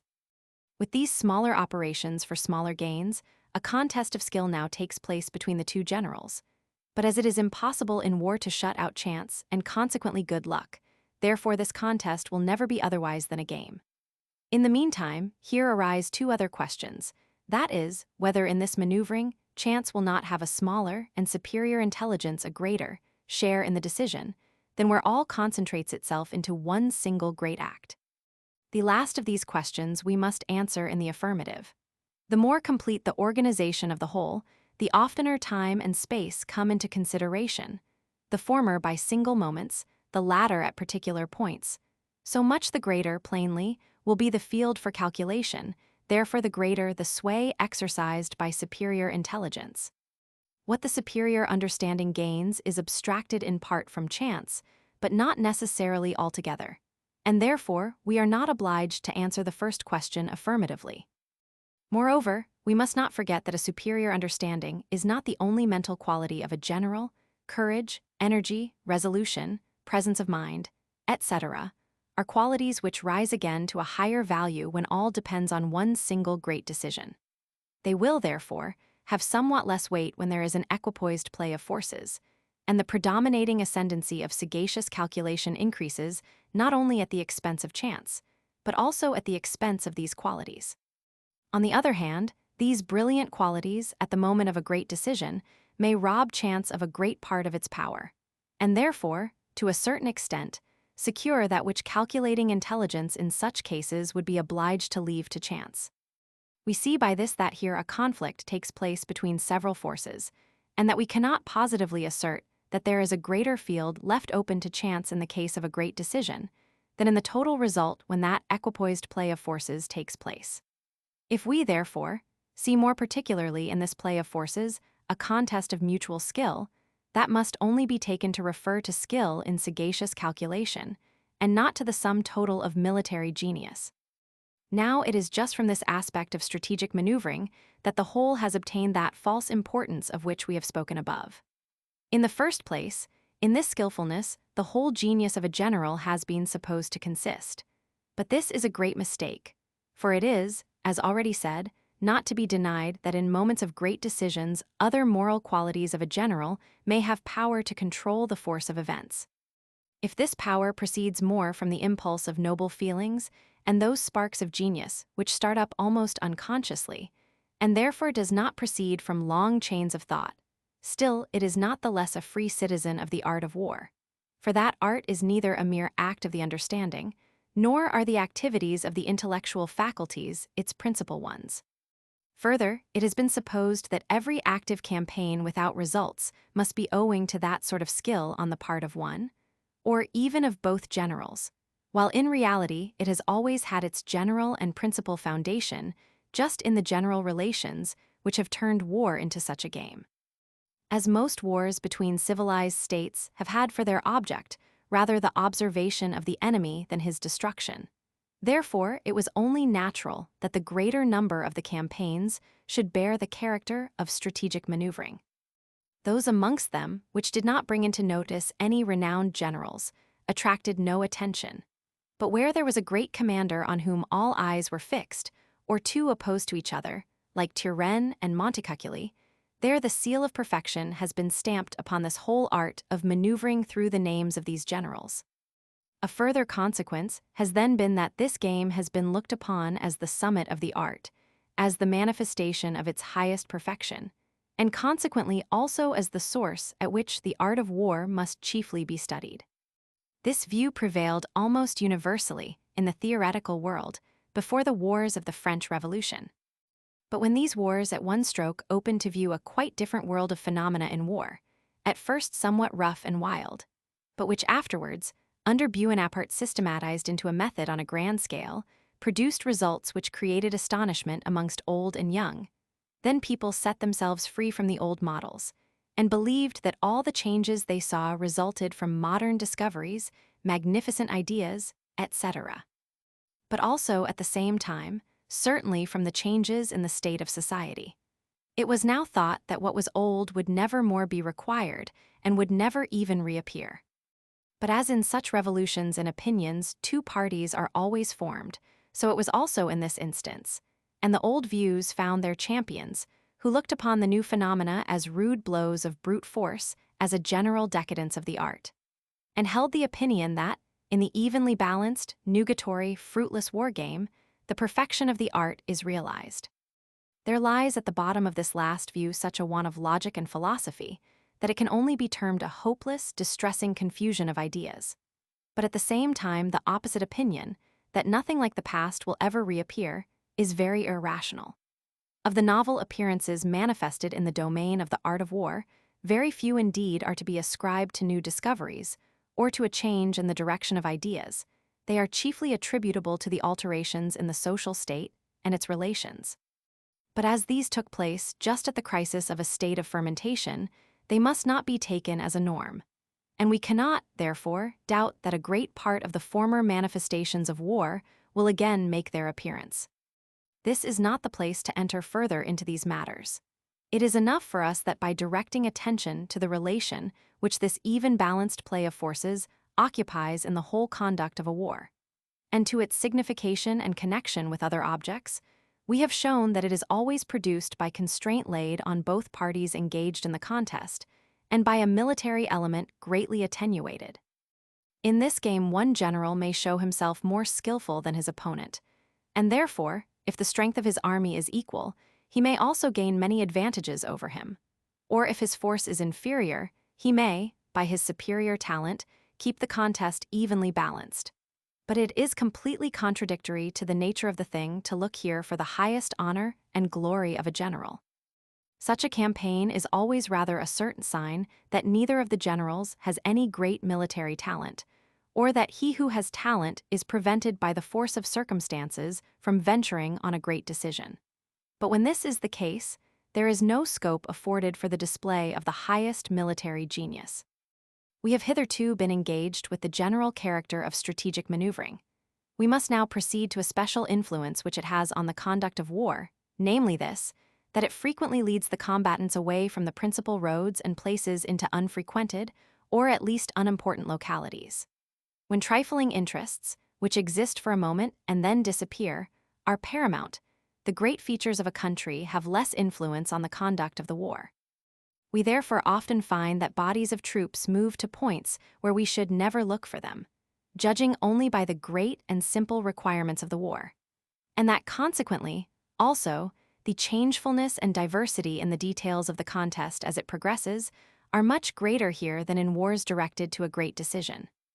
Let us only look how in the last 5 campaigns of the 7 Years' War, in spite of the relations in general remaining unchanged in themselves, each of these campaigns took a different form, and, closely examined, no single measure ever appears twice. And yet in these campaigns the offensive principle manifests itself on the side of the Allied army much more decidedly than in most other earlier wars.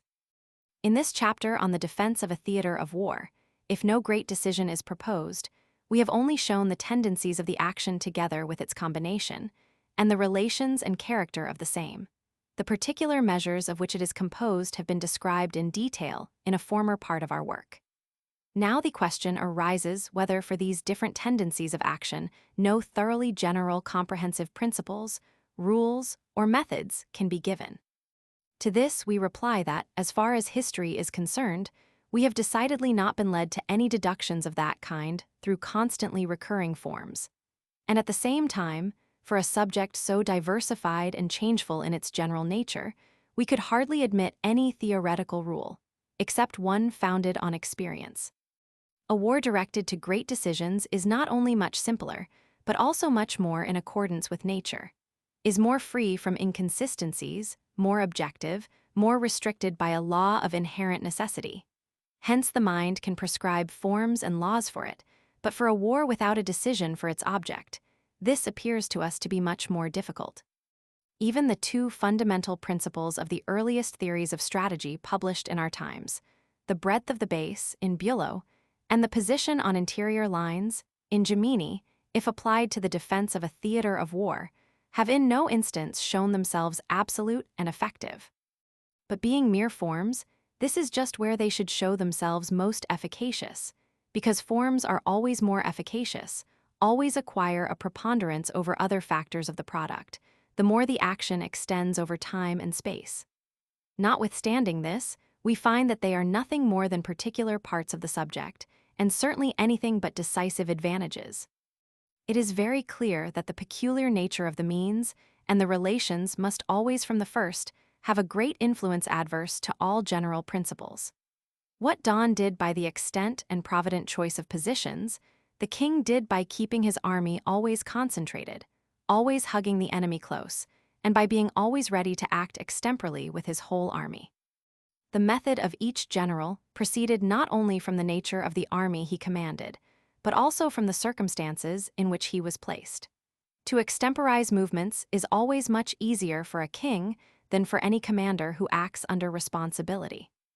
We shall here once more point out particularly that the critic has no right to look upon the different manners and methods which may make their appearance as different degrees on the road to perfection, the one inferior to the other.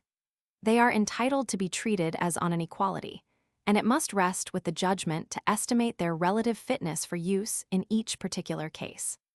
To enumerate these different manners which may spring from the particular nature of an army, of a country, or of circumstances, is not our object here. The influence of these things generally we have already noticed. We acknowledge, therefore, that in this chapter we are unable to give any maxims, rules, or methods, because history does not furnish the means. And on the contrary, at almost every moment, we there meet with peculiarities such as are often quite inexplicable, and often also surprise us by their singularity. But it is not on that account unprofitable to study history in connection with this subject also. Where neither system nor any dogmatic apparatus can be found, there may still be truth, and this truth will then, in most cases, only be discovered by a practiced judgment and the tact of long experience. Therefore, even if history does not here furnish any formula, we may be certain that here as well as everywhere else, it will give us exercise for the judgment. We shall only set up one comprehensive general principle, or rather we shall reproduce, and present to view more vividly, in the form of a separate principle, the natural presupposition of all that has now been said. All the means which have been here set forth have only a relative value. They are all placed under the legal ban of a certain disability on both sides. Above this region, a higher law prevails, and there is a totally different world of phenomena. The general must never forget this. He must never move in imaginary security within the narrower sphere, as if he were in an absolute medium. Never look upon the means which he employs here as the necessary or as the only means, and still adhere to them, even when he himself already trembles at their insufficiency. From the point of view at which we have here placed ourselves, such an error may appear to be almost impossible. But it is not impossible in the real world, because there things do not appear in such sharp contrast.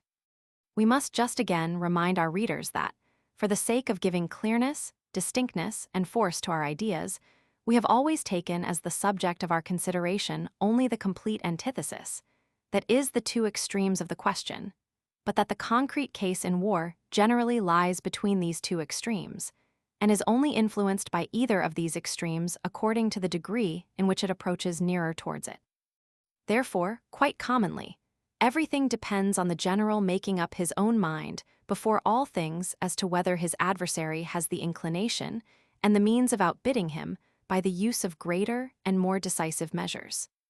As soon as he has reason to apprehend this, he must give up small measures intended to ward off small disadvantages, and the course which remains for him then is to put himself in a better situation by a voluntary sacrifice in order to make himself equal to a greater solution. In other words, the first requisite is that the general should take the right scale in laying out his work. In order to give these ideas still more distinctness through the help of real experience, we shall briefly notice a string of cases in which, according to our opinion, a false criterion was made use of, that is, in which one of the generals in the calculation of his operations very much underestimated the decisive action intended by his adversary. We begin with the opening of the campaign of 1757, in which the Austrians showed by the disposition of their forces that they had not counted upon so thorough an offensive as that adopted by Frederick the Great. Even the delay of Piccolomini's corps on the Silesian frontier, while Duke Charles of Lorraine was in danger of having to surrender with his whole army, is a similar case of complete misconception of the situation. In 1758, the French were in the first place completely taken in as to the effects of the Convention of Kloster-Seven, a fact, certainly, with which we have nothing to do here. And 2 months afterwards they were completely mistaken in their judgment of what their opponent might undertake, which, very shortly after, cost them the country between the Weser and the Rhine. That Frederick the Great, in 1759, at Maxen, and in 1760, at Landshut, completely misjudged his enemies in not supposing them capable of such decisive measures has been already mentioned. But in all history, we can hardly find a greater error in the criterion than that in 1792. It was then imagined possible to turn the tide in a national war by a moderate-sized auxiliary army, which brought down on those who attempted it the enormous weight of the whole French people, at that time completely unhinged by political fanaticism. We only call this error a great one because it has proved so since, and not because it would have been easy to avoid it. As far as regards the conduct of the war itself, it cannot be denied that the foundation of all the disastrous years which followed was laid in the campaign of 1794. On the side of the Allies in that campaign, even the powerful nature of the enemy's system of attack was quite misunderstood, by opposing to it a pitiful system of extended positions and strategic maneuvers, and further in the want of unanimity between Prussia and Austria politically, and the foolish abandonment of Belgium and the Netherlands, we may also see how little presentiment the cabinets of that day had of the force of the torrent which had just broken loose. In the year 1796, the partial acts of resistance offered at Montenot, Lodi, etc., show sufficiently how little the Austrians understood the main point when confronted by a Buonaparte. In the year 1800, it was not by the direct effect of the surprise, but by the false view which Melas took of the possible consequences of this surprise, that his catastrophe was brought about. Ulm, in the year 1805, was the last knot of a loose network of scientific but extremely feeble strategic combinations, good enough to stop a Daun or a Lassie but not a Buonaparte, the Revolution's emperor. The indecision and embarrassment of the Prussians in 1806 proceeded from antiquated, pitiful, impracticable views and measures being mixed up with some lucid ideas and a true feeling of the immense importance of the moment. If there had been a distinct consciousness and a complete appreciation of the position of the country, how could they have left 30,000 men in Prussia and then entertained the idea of forming a special theater of war in Westphalia, and of gaining any results from a trivial offensive such as that for which Rutschel's and the Weimar Corps were intended? And how could they have talked of danger to magazines and loss of this or that strip of territory in the last moments left for deliberation? Even in 1812, in that grandest of all campaigns, there was no want at first of unsound purposes proceeding from the use of an erroneous standard scale. In the headquarters at Wilna, there was a party of men of high mark who insisted on a battle on the frontier, in order that no hostile foot should tread on Russian ground with impunity. That this battle on the frontier might be lost, nay, that it would be lost, these men certainly admitted. For although they did not know that there would be 300,000 French to meet 80,000 Russians, still they knew that the enemy was considerably superior in numbers. The chief error was in the value which they ascribed to this battle. They thought it would be a lost battle, like many other lost battles, whereas it may with certainty be asserted that this great battle on the frontier would have produced a succession of events completely different to those which actually took place. Even the camp at Drissa was a measure at the root of which there lay a completely erroneous standard with regard to the enemy. If the Russian army had been obliged to remain there, they would have been completely isolated and cut off from every quarter, and then the French army would not have been at a loss for means to compel the Russians to lay down their arms. The designer of that camp never thought of power and will on such a scale as that. But even Buonaparte sometimes used a false standard. After the armistice of 1813, he thought to hold in check the subordinate armies of the Allies under Blücher and the Crown Prince of Sweden by corps which were certainly not able to offer any effectual resistance, but which might impose sufficiently on the cautious to prevent their risking anything, as had so often been done in preceding wars. He did not reflect sufficiently on the reaction proceeding from the deep-rooted resentment with which both Blücher and Bülow were animated, and from the imminent danger in which they were placed. In general, he underestimated the enterprising spirit of old Blücher. At Leipzig, Blücher alone wrested from him the victory. At Laon, Blücher might have entirely ruined him, and if he did not do so, the cause lay in circumstances completely out of the calculation of Buonaparte. Lastly, at Belle Alliance, the penalty of this mistake reached him like a thunderbolt.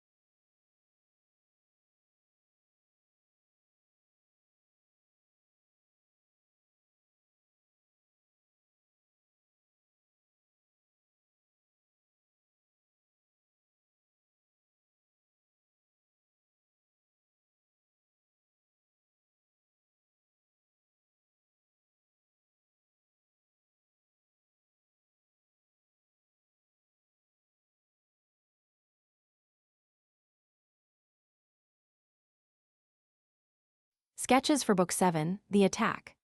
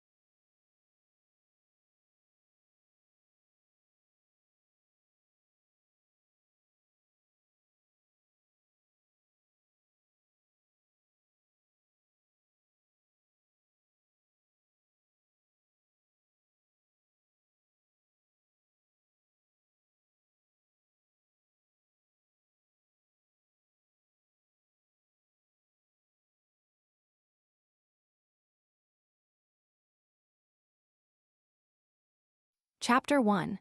The Attack in Relation to the Defense. If two ideas form an exact logical antithesis, that is to say, if the one is the complement of the other, then, in fact, each one is implied in the other. And when the limited power of our mind is insufficient to apprehend both at once, and, by the mere antithesis, to recognize in the one perfect conception the totality of the other also. Still, at all events, the one always throws on the other a strong, and in many parts a sufficient light. Thus we think the first chapter on the defense throws a sufficient light on all the points of the attack which it touches upon. But it is not so throughout in respect of every point. The train of thought could nowhere be carried to a finality. It is, therefore, natural that where the opposition of ideas does not lie so immediately at the root of the conception, as in the first chapters, all that can be said about the attack does not follow directly from what has been said on the defense. An alteration of our point of view brings us nearer to the subject, and it is natural for us to observe, at this closer point of view, that which escaped observation at our former standpoint. What is thus perceived will, therefore, be the complement of our former train of thought, and it will not unfrequently happen that what is said on the attack will throw a new light on the defense. In treating of the attack we shall, of course, very frequently have the same subjects before us with which our attention has been occupied in the defense. But we have no intention, nor would it be consistent with the nature of the thing, to adopt the usual plan of works on engineering, and in treating of the attack, to circumvent or upset all that we have found of positive value in the defense, by showing that against every means of defense, there is an infallible method of attack. The defense has its strong points and weak ones. If the first are even not unsurmountable, still they can only be overcome at a disproportionate price, and that must remain true from whatever point of view we look at it, or we get involved in a contradiction. Further, it is not our intention thoroughly to review the reciprocal action of the means. Each means of defense suggests a means of attack, but this is often so evident that there is no occasion to transfer oneself from our standpoint in treating of the defense to a fresh one for the attack in order to perceive it. The one issues from the other of itself. Our object is, in each subject, to set forth the peculiar relations of the attack, so far as they do not directly come out of the defense, and this mode of treatment must necessarily lead us to many chapters to which there are no corresponding ones in the defense.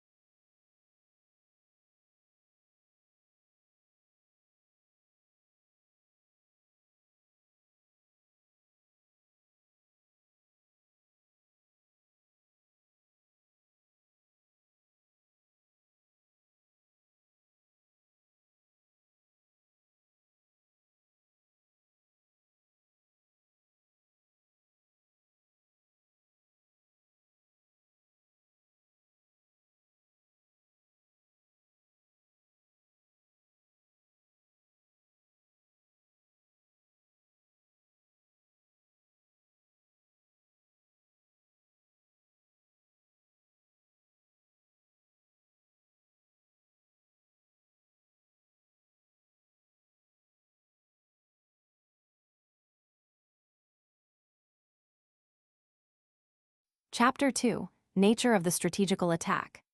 We have seen that the defensive in war generally, therefore, also the strategic defensive, is no absolute state of expectancy and warding off, therefore no completely passive state, but that it is a relative state, and consequently impregnated more or less with offensive principles. In the same way, the offensive is no homogeneous whole, but incessantly mixed up with the defensive.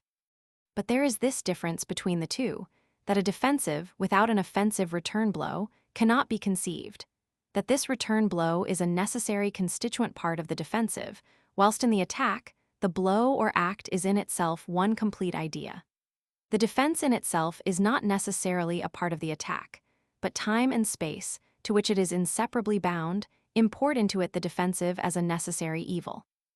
For in the first place, the attack cannot be continued uninterruptedly up to its conclusion, it must have stages of rest, and in these stages, when its action is neutralized, the state of defense steps in of itself. In the second place, the space which a military force, in its advance, leaves behind it, and which is essential to its existence, cannot always be covered by the attack itself, but must be specially protected. The act of attack in war, but particularly in that branch which is called strategy, is therefore a perpetual alternating and combining of attack and defense. But the latter is not to be regarded as an effectual preparation for attack, as a means by which its force is heightened, that is to say, not as an active principle, but purely as a necessary evil, as the retarding weight arising from the specific gravity of the mass. It is its original sin, its seed of mortality. We say, a retarding weight, because if the defense does not contribute to strengthen the attack, it must tend to diminish its effect by the very loss of time which it represents. But now, may not this defensive element, which is contained in every attack, have over it a positively disadvantageous influence? If we suppose the attack is the weaker, the defense the stronger form of war, it seems to follow that the latter cannot act in a positive sense prejudicially on the former. For as long as we have sufficient force for the weaker form, we should have more than enough for the stronger. In general, that is, as regards the chief part. This is true. In its detail, we shall analyze it more precisely in the chapter on the culminating point of victory. But we must not forget that superiority of the strategic defense is partly founded in this, that the attack itself cannot take place without a mixture of defense, and of a defensive of a very weak kind. What the assailant has to carry about with him of this kind are its worst elements. With respect to these, that which holds good of the whole, in a general sense, cannot be maintained, and therefore it is conceivable that the defensive may act upon the attack positively as a weakening principle. It is just in these moments of weak defensive in the attack that the positive action of the offensive principle in the defensive should be introduced.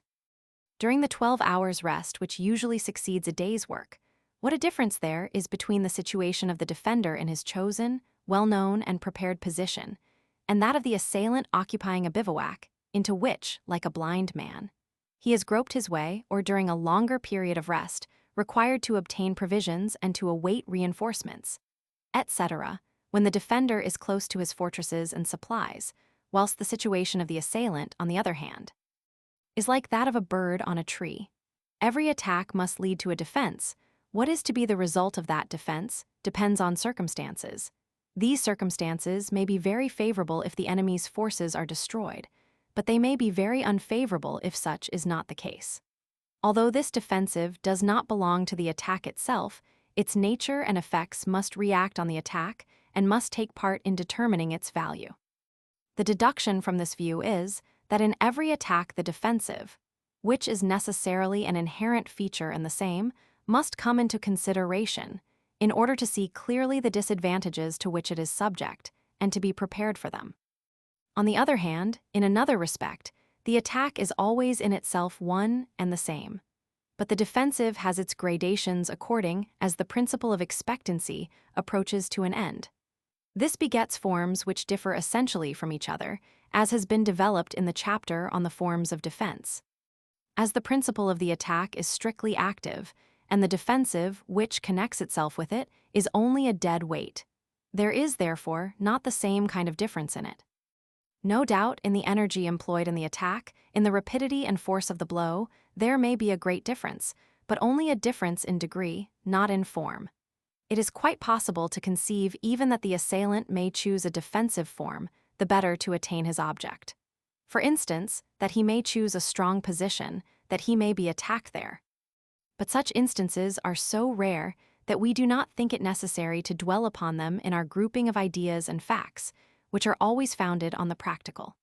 We may, therefore, say that there are no such gradations in the attack as those which present themselves in the defense. Lastly, as a rule, the extent of the means of attack consists of the armed force only. Of course, we must add to these the fortresses, for if in the vicinity of the theater of war, they have a decided influence on the attack. But this influence gradually diminishes as the attack advances, and it is conceivable that, in the attack, its own fortresses never can play such an important part as in the defense, in which they often become objects of primary importance. The assistance of the people may be supposed in cooperation with the attack, in those cases in which the inhabitants of the country are better disposed towards the invader of the country than they are to their own army. Finally, the assailant may also have allies, but then they are only the result of special or accidental relations, not an assistance proceeding from the nature of the aggressive. Although, therefore, in speaking of the defense we have reckoned fortresses, popular insurrections, and allies as available means of resistance, we cannot do the same in the attack. There they belong to the nature of the thing. Here they only appear rarely, and for the most part accidentally.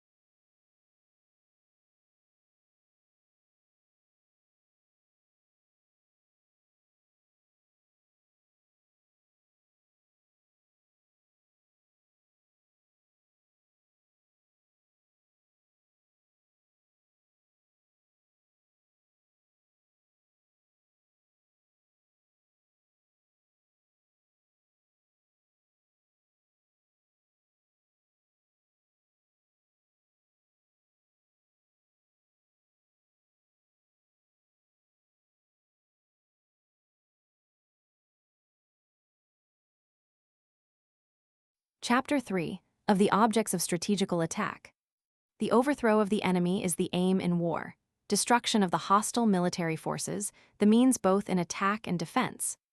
By the destruction of the enemy's military force, the defensive is led on to the offensive is led by it to the conquest of territory. Territory is, therefore, the object of the attack. But that need not be a whole country, it may be confined to a part, a province, a strip of country, a fortress. All these things may have a substantial value from their political importance, in treating for peace, whether they are retained or exchanged. The object of the strategic attack is, therefore, conceivable in an infinite number of gradations, from the conquest of the whole country down to that of some insignificant place. As soon as this object is attained and the attack ceases, the defensive commences. We may, therefore, represent to ourselves the strategic attack as a distinctly limited unit. But it is not so if we consider the matter practically, that is, in accordance with actual phenomena. Practically, the moments of the attack, that is, its views and measures, often glide just as imperceptibly into the defense as the plans of the defense into the offensive. It is seldom, or at all events not always, that a general lays down positively for himself what he will conquer. He leaves that dependent on the course of events. His attack often leads him further than he had intended. After rest, more or less, he often gets renewed strength, without our being obliged to make out of this two quite different acts. At another time, he is brought to a standstill sooner than he expected, without, however, giving up his intentions and changing to a real defensive. We see, therefore, that if the successful defense may change imperceptibly into the offensive, so on the other hand an attack may, in like manner, change into a defense. These gradations must be kept in view, in order to avoid making a wrong application of what we have to say of the attack in general.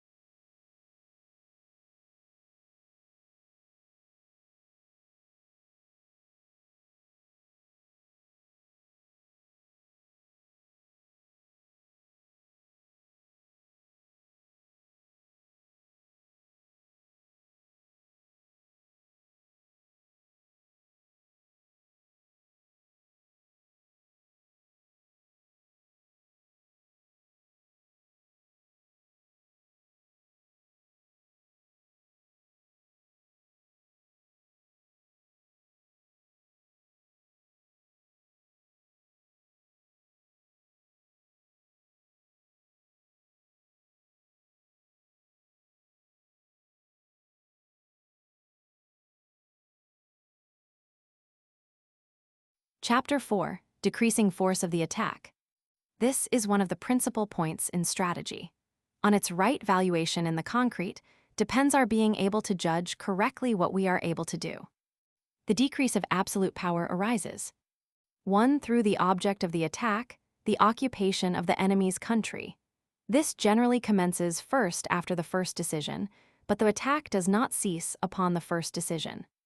2. Through the necessity imposed on the attacking army to guard the country in its rear, in order to preserve its line of communication and means of subsistence.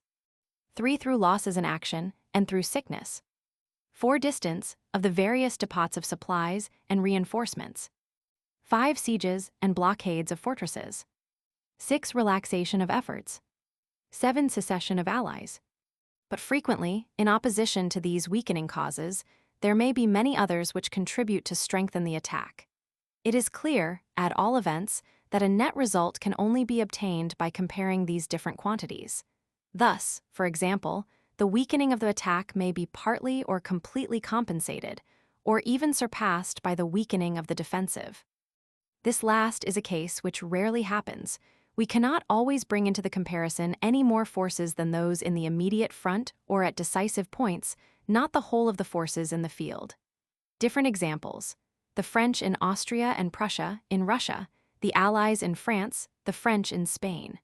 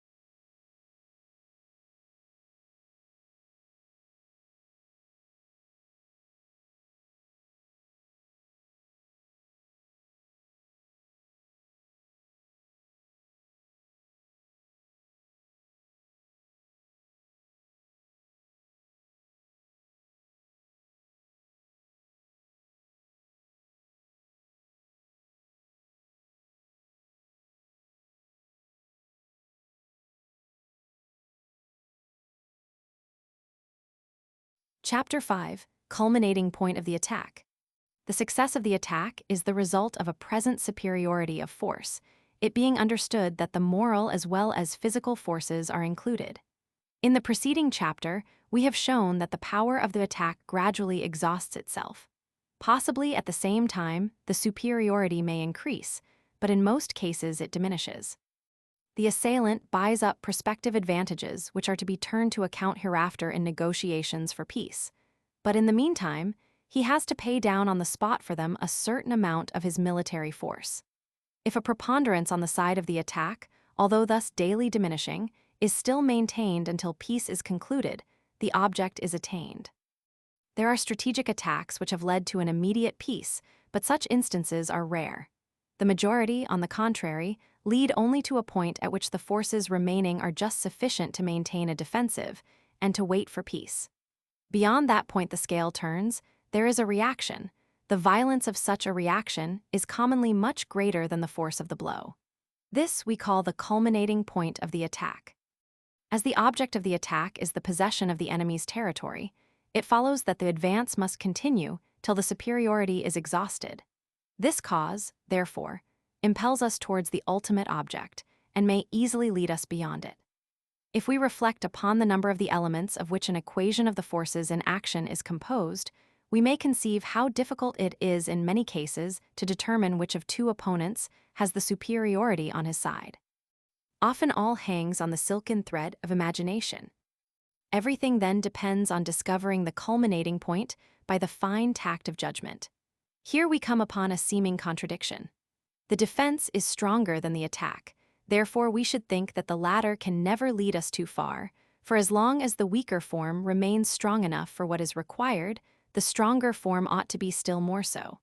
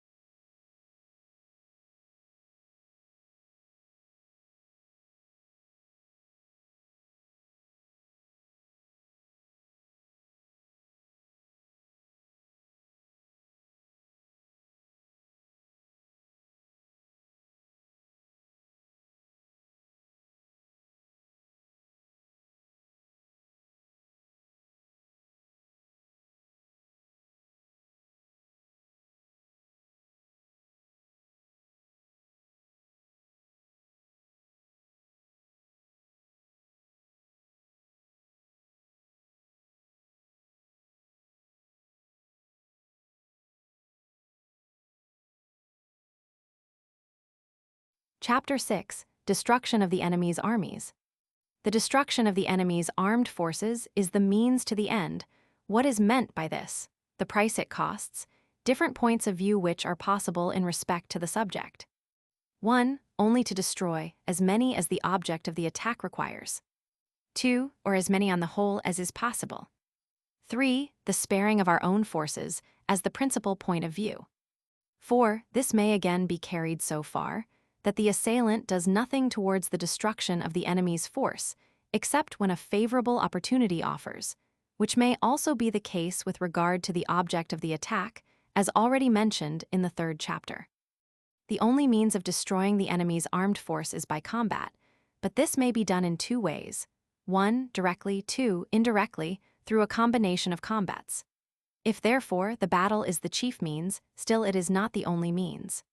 The capture of a fortress or of a portion of territory is in itself really a destruction of the enemy's force, and it may also lead to a still greater destruction, and therefore also be an indirect means.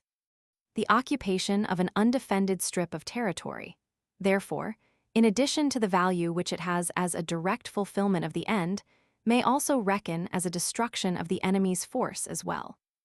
The maneuvering, so as to draw an enemy out of a district of country which he has occupied, is somewhat similar, and must therefore only be looked at from the same point of view, and not as a success of arms, properly speaking. These means are generally estimated at more than they are worth. They have seldom the value of a battle. Besides which it is always to be feared that the disadvantageous position to which they lead will be overlooked. They are seductive through the low price which they cost. We must always consider means of this description as small investments, from which only small profits are to be expected, as means suited only to very limited state relations and weak motives. Then they are certainly better than battles without a purpose, than victories, the results of which cannot be realized to the full.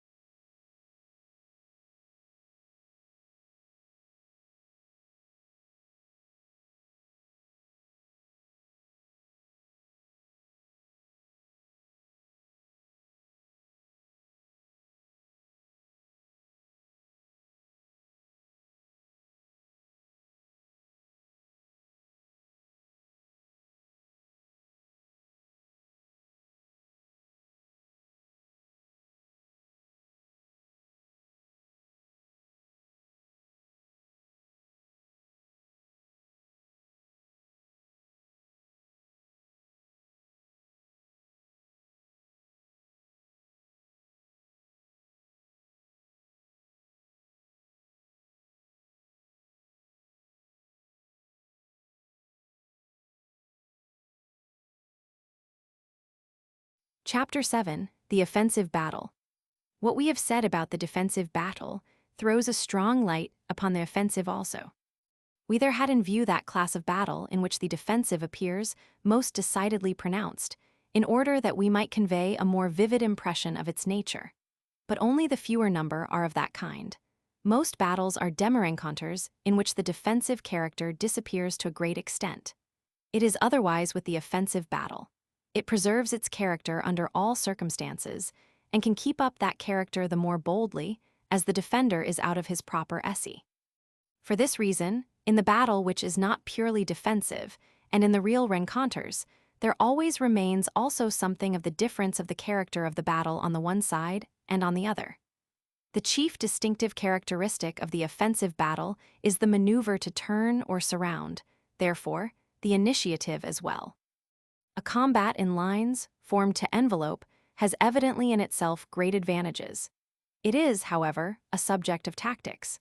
The attack must not give up these advantages because the defense has a means of counteracting them, for the attack itself cannot make use of that means, inasmuch as it is one that is too closely dependent upon other things connected with the defense.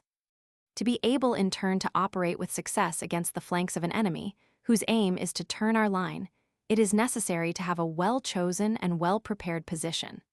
But what is much more important is that all the advantages which the defensive possesses cannot be made use of. Most defenses are poor makeshifts. The greater number of defenders find themselves in a very harassing and critical position, in which, expecting the worst, they meet the attack halfway. The consequence of this is that battles formed with enveloping lines, or even with an oblique front, which should properly result from an advantageous relation of the lines of communication, are commonly the result of a moral and physical preponderance.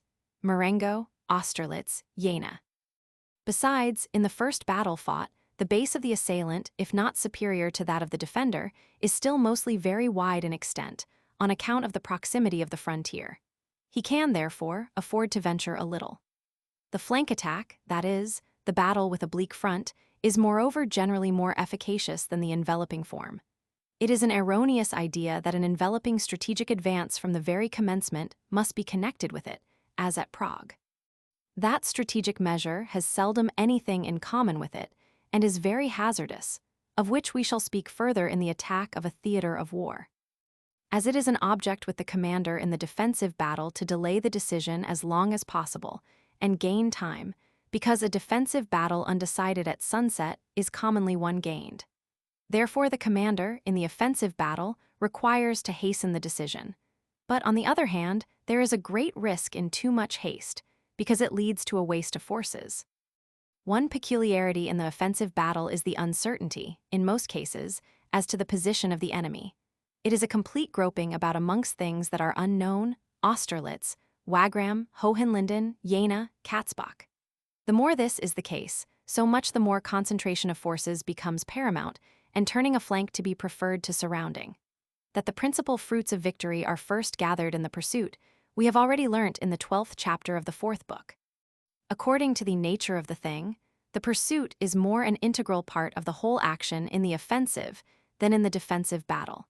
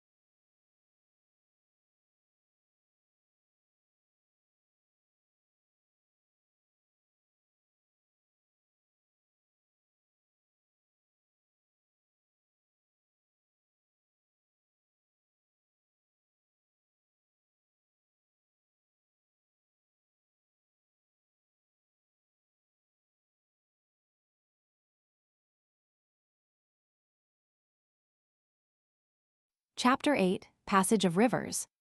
A large river which crosses the direction of the attack is always very inconvenient for the assailant. For when he has crossed it, he is generally limited to one point of passage, and therefore, unless he remains close to the river, he becomes very much hampered in his movements. Whether he meditates bringing on a decisive battle after crossing, or may expect the enemy to attack him, he exposes himself to great danger. Therefore, without a decided superiority, both in moral and physical force, a general will not place himself in such a position. 2. From this mere disadvantage of placing a river behind an army, a river is much oftener capable of defense than it would otherwise be. If we suppose that this defense is not considered the only means of safety, but is so planned that even if it fails, still a stand can be made near the river, then the assailant in his calculations must add to the resistance which he may experience in the defense of the river all the advantages mentioned in number 1, as being on the side of the defender of a river, and the effect of the two together is that we usually see generals show great respect to a river before they attack it if it is defended. 3. But in the preceding book we have seen that under certain conditions, the real defense of a river promises right good results. And if we refer to experience, we must allow that such results follow in reality much more frequently than theory promises. Because in theory, we only calculate with real circumstances as we find them take place, while in the execution, things commonly appear to the assailant much more difficult than they really are, and they become therefore a greater clog on his action. Suppose, for instance, an attack which is not intended to end in a great solution, and which is not conducted with thorough energy, we may be sure that in carrying it out a number of little obstacles and accidents, which no theory could calculate upon, will start up to the disadvantage of the assailant, because he is the acting party, and must therefore come first into collision with such impediments. Let us just think for a moment how often some of the insignificant rivers of Lombardy have been successfully defended. If, on the other hand, cases may also be found in military history, in which the defense of rivers has failed to realize what was expected of them, that lies in the extravagant results sometimes looked for from this means. Results not founded in any kind of way on its tactical nature, but merely on its well-known efficacy, to which people have thought there were no bounds. 4. It is only when the defender commits the mistake of placing his entire dependence on the defense of a river, so that in case it is forced he becomes involved in great difficulty, in a kind of catastrophe, it is only then that the defense of a river can be looked upon as a form of defense favorable to the attack. For it is certainly easier to force the passage of a river than to gain an ordinary battle.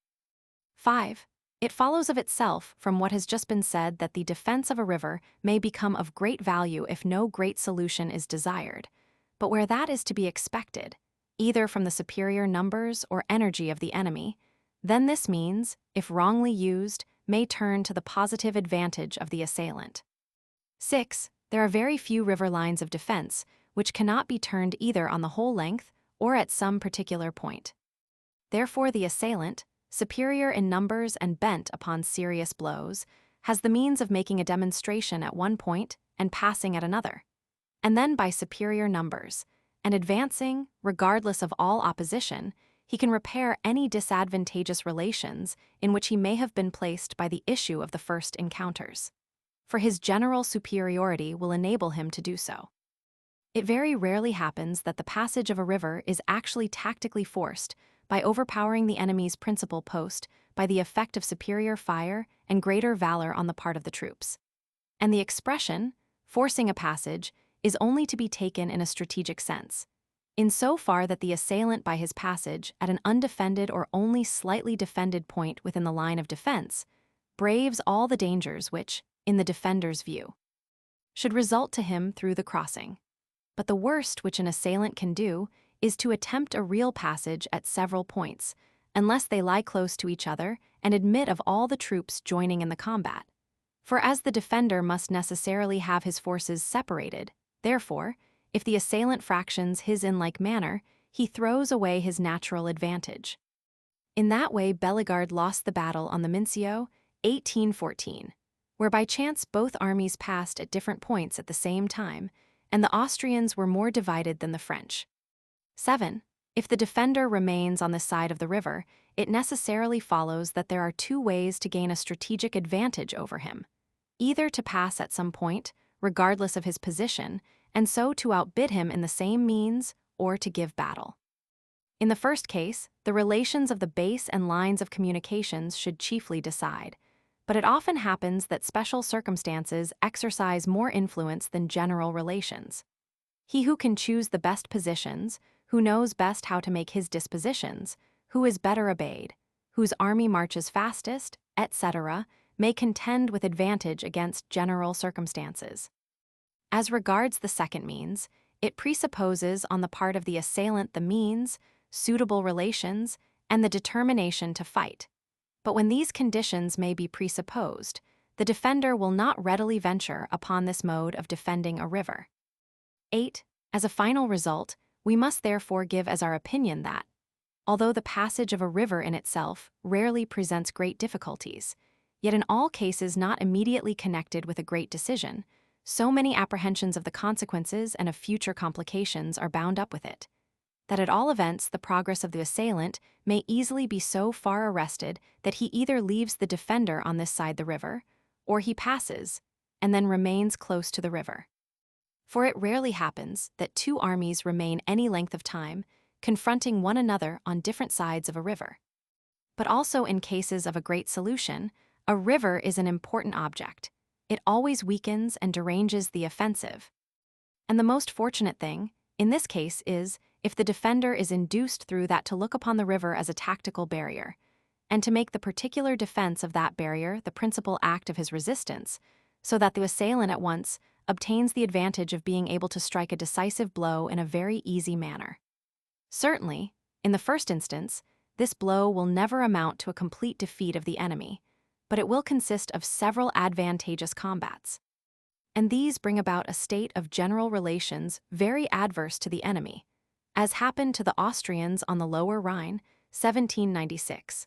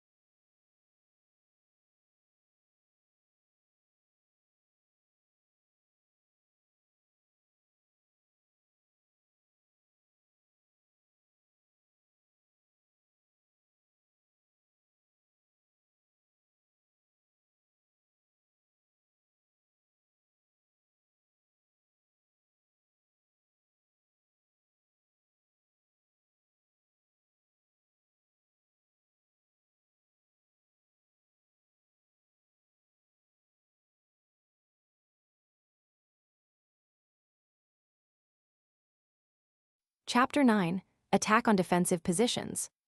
In the book on the defense, it has been sufficiently explained how far defensive positions can compel the assailant either to attack them or to give up his advance. Only those which can effect this are subservient to our object, and suited to wear out or neutralize the forces of the aggressor, either wholly or in part, and in so far the attack can do nothing against such positions, that is to say, there are no means at its disposal by which to counterbalance this advantage. But defensive positions are not all really of this kind. If the assailant sees he can pursue his object without attacking such a position, it would be an error to make the attack. If he cannot follow out his object, then it is a question whether he cannot maneuver the enemy out of his position by threatening his flank. It is only if such means are ineffectual that a commander determines on the attack of a good position, and then an attack directed against one side always in general presents the less difficulty. But the choice of the side must depend on the position and direction of the mutual lines of retreat, consequently, on the threatening the enemy's retreat and covering our own. Between these two objects a competition may arise, in which case the first is entitled to the preference, as it is of an offensive nature, therefore homogeneous with the attack, whilst the other is of a defensive character. But it is certain, and may be regarded as a truth of the first importance, that to attack an enemy thoroughly inured to war in a good position is a critical thing. No doubt instances are not wanting of such battles, and of successful ones too, as Torgau, Wagram. We do not say Dresden, because we cannot call the enemy there quite agreed. But upon the whole, the danger is small, and it vanishes altogether, opposed to the infinite number of cases in which we have seen the most resolute commanders make their bow before such positions. Tours Vedras. We must not, however, confuse the subject now before us with ordinary battles. Most battles are real rencontres, in which one party certainly occupies a position, but one which has not been prepared.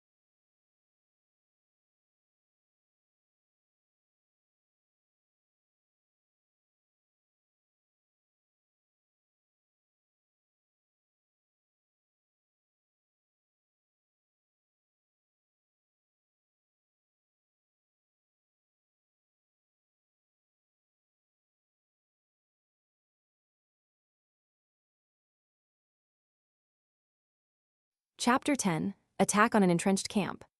It was for a time the fashion to speak with contempt of entrenchments and their utility. The cordon lines of the French frontier, which had been often burst through, the entrenched camp at Breslau in which the Duke of Bevern was defeated, the Battle of Torgau, and several other cases led to this opinion of their value. And the victories of Frederick the Great, gained by the principle of movement and the use of the offensive, threw a fresh light on all kind of defensive action, all fighting in a fixed position, particularly in entrenchments, and brought them still more into contempt. Certainly, when a few thousand men are to defend several miles of country, and when entrenchments are nothing more than ditches reversed, they are worth nothing, and they constitute a dangerous snare through the confidence which is placed in them. But is it not inconsistent, or rather nonsensical, to extend this view even to the idea of field fortification, in a mere swaggering spirit, as Templehof does? What would be the object of entrenchments generally, if not to strengthen the defense? No, not only reason but experience, in hundreds and thousands of instances, show that a well-traced, sufficiently manned, and well-defended entrenchment is, as a rule, to be looked upon as an impregnable point, and is also so regarded by the attack. Starting from this point of the efficiency of a single entrenchment, we argue that there can be no doubt as to the attack of an entrenched camp being a most difficult undertaking, and one in which generally it will be impossible for the assailant to succeed.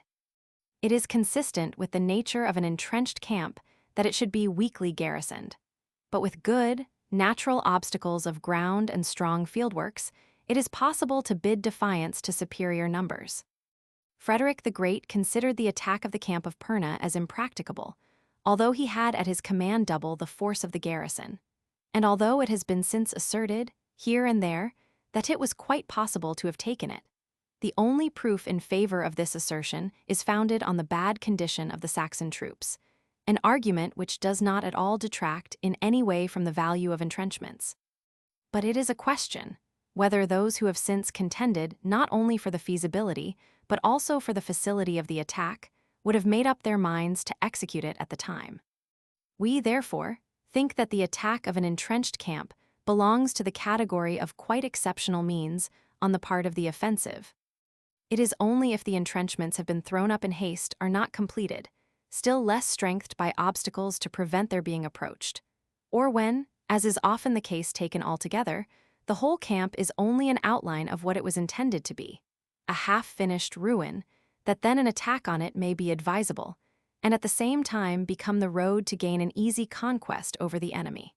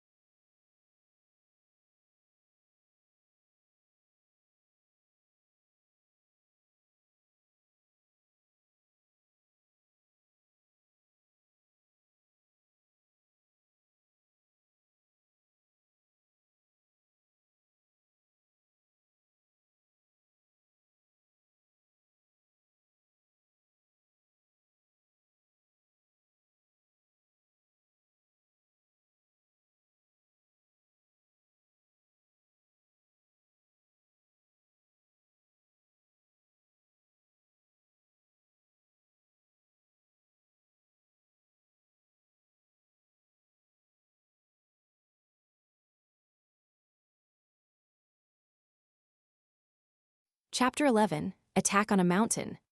From the 5th and following chapters of the 6th book may be deduced sufficiently the strategic relations of a mountain generally, both as regards the defense and the attack.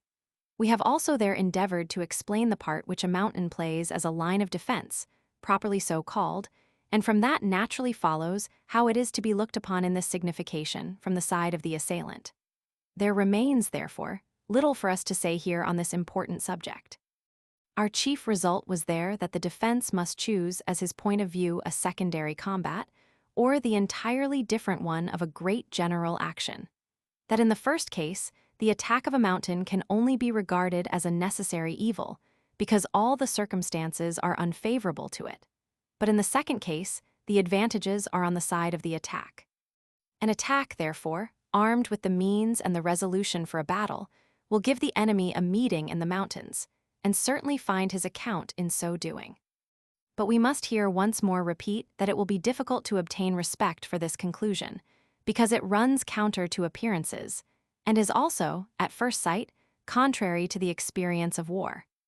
It has been observed, in most cases hitherto, that an army pressing forward to the attack, whether seeking a great general action or not, has considered it an unusual piece of good fortune if the enemy has not occupied the intervening mountains, and has itself then hastened to be beforehand in the occupation of them. No one will find this forestalling of the enemy in any way inconsistent with the interests of the assailant. In our view, this is also quite admissible, only we must point out clearly a fine distinction here between circumstances. An army advancing against the enemy, with the design of bringing him to a general action, if it has to pass over an unoccupied range of mountain, has naturally to apprehend that the enemy may, at the last moment, block up those very passes which it proposes to use on its march.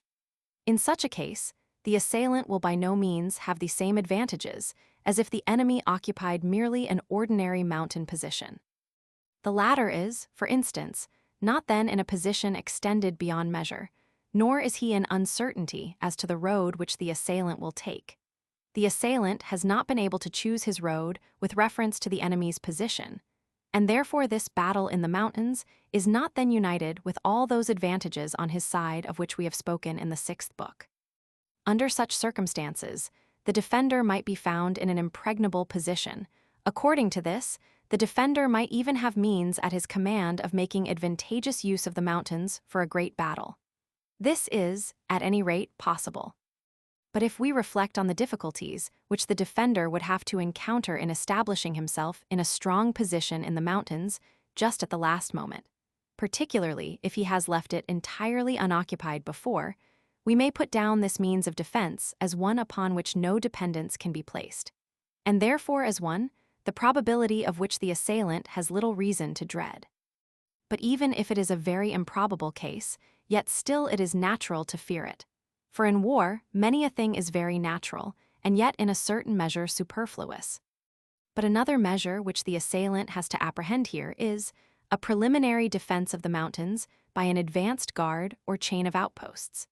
This means, also, will seldom accord with the interests of the defender, but the assailant has not the means of discerning how far it may be beneficial to the defender or otherwise, and therefore he has only to provide against the worst.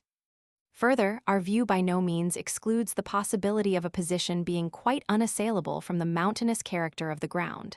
There are such positions which are not, on that account, in the mountains, Pirna, Schmotshafen, Meissen, Feldkirch, and it is just because they are not in the mountains that they are so well suited for defense. We may also very well conceive that positions may be found in mountains themselves, where the defender might avoid the ordinary disadvantages of mountain positions, as, for instance, on lofty plateau. But they are not common, and we can only take into our view the generality of cases. It is just in military history that we see how little mountain positions are suited to decisive defensive battles, for great generals have always preferred a position in the plains when it was their object to fight a battle of the first order. And throughout the whole range of military history, there are no examples of decisive battles in the mountains, except in the Revolutionary Wars, and even there it was plainly a false application and analogy which led to the use of mountain positions, where of necessity a decisive battle had to be fought, 1793 and 1794 in the Vosges, and 1795, 1796, and 1797 in Italy. Melas has been generally blamed for not having occupied the Alpine passes in 1800, but such criticisms are nothing more than early notions. We might say childlike judgments founded on appearances. Buonaparte, in Melas' place, would just as little have thought of occupying the passes. The dispositions for the attack of mountain positions are mostly of a tactical nature. But we think it necessary to insert here the following remarks as to the general outline, consequently as to those parts which come into immediate contact with and are coincident with strategy. 1. As we cannot move wide of the roads in mountains as we can in other districts, and form 2 or 3 columns out of one, when the exigency of the moment requires that the mass of the troops should be divided. But, on the contrary, we are generally confined to long defiles. The advance in mountains must generally be made on several roads, or rather upon a somewhat broader front. 2. Against a mountain line of defense of wide extent, the attack must naturally be made with concentrated forces. To surround the whole cannot be thought of there, and if an important result is to be gained from victory, it must be obtained rather by bursting through the enemy's line and separating the wings than by surrounding the force, and so cutting it off. A rapid, continuous advance upon the enemy's principal line of retreat is there the natural endeavor of the assailant. 3. But if the enemy to be attacked occupies a position somewhat concentrated, turning movements are an essential part of the scheme of attack, as the front attacks fall upon the mass of the defender's forces. But the turning movements again must be made more with a view to cutting off the enemy's retreat than as a tactical rolling up of the flank or attack on the rear. For mountain positions are capable of a prolonged resistance even in rear if forces are not wanting, and the quickest result is invariably to be expected only from the enemy's apprehension of losing his line of retreat. This sort of uneasiness arises sooner and acts more powerfully in mountains, because, when it comes to the worst, it is not so easy to make room sword in hand. A mere demonstration is no sufficient means here. It might certainly maneuver the enemy out of his position, but would not ensure any special result. The aim must therefore be to cut him off, in reality, from his line of retreat.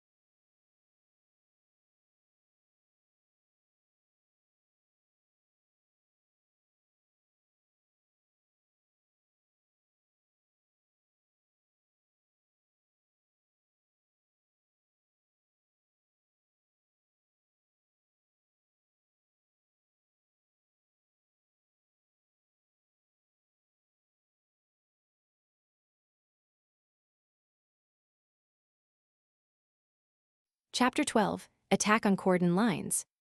If a supreme decision should lie in their defense and their attack, they place the assailant in an advantageous situation, for their wide extent is still more in opposition to all the requirements of a decisive battle than the direct defense of a river or a mountain range. Eugene's lines of Denain, 1712, are an illustration to the point here, for their loss was quite equal to a complete defeat. But Villars would hardly have gained such a victory against Eugene in a concentrated position.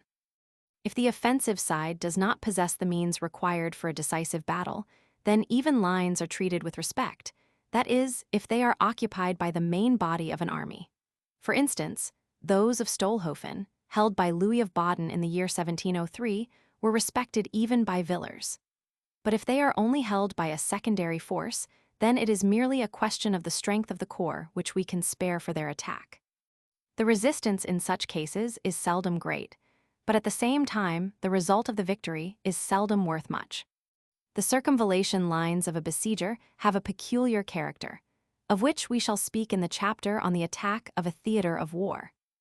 All positions of the cordon kind, as, for instance, entrenched lines of outposts, etc., have always this property, that they can be easily broken through.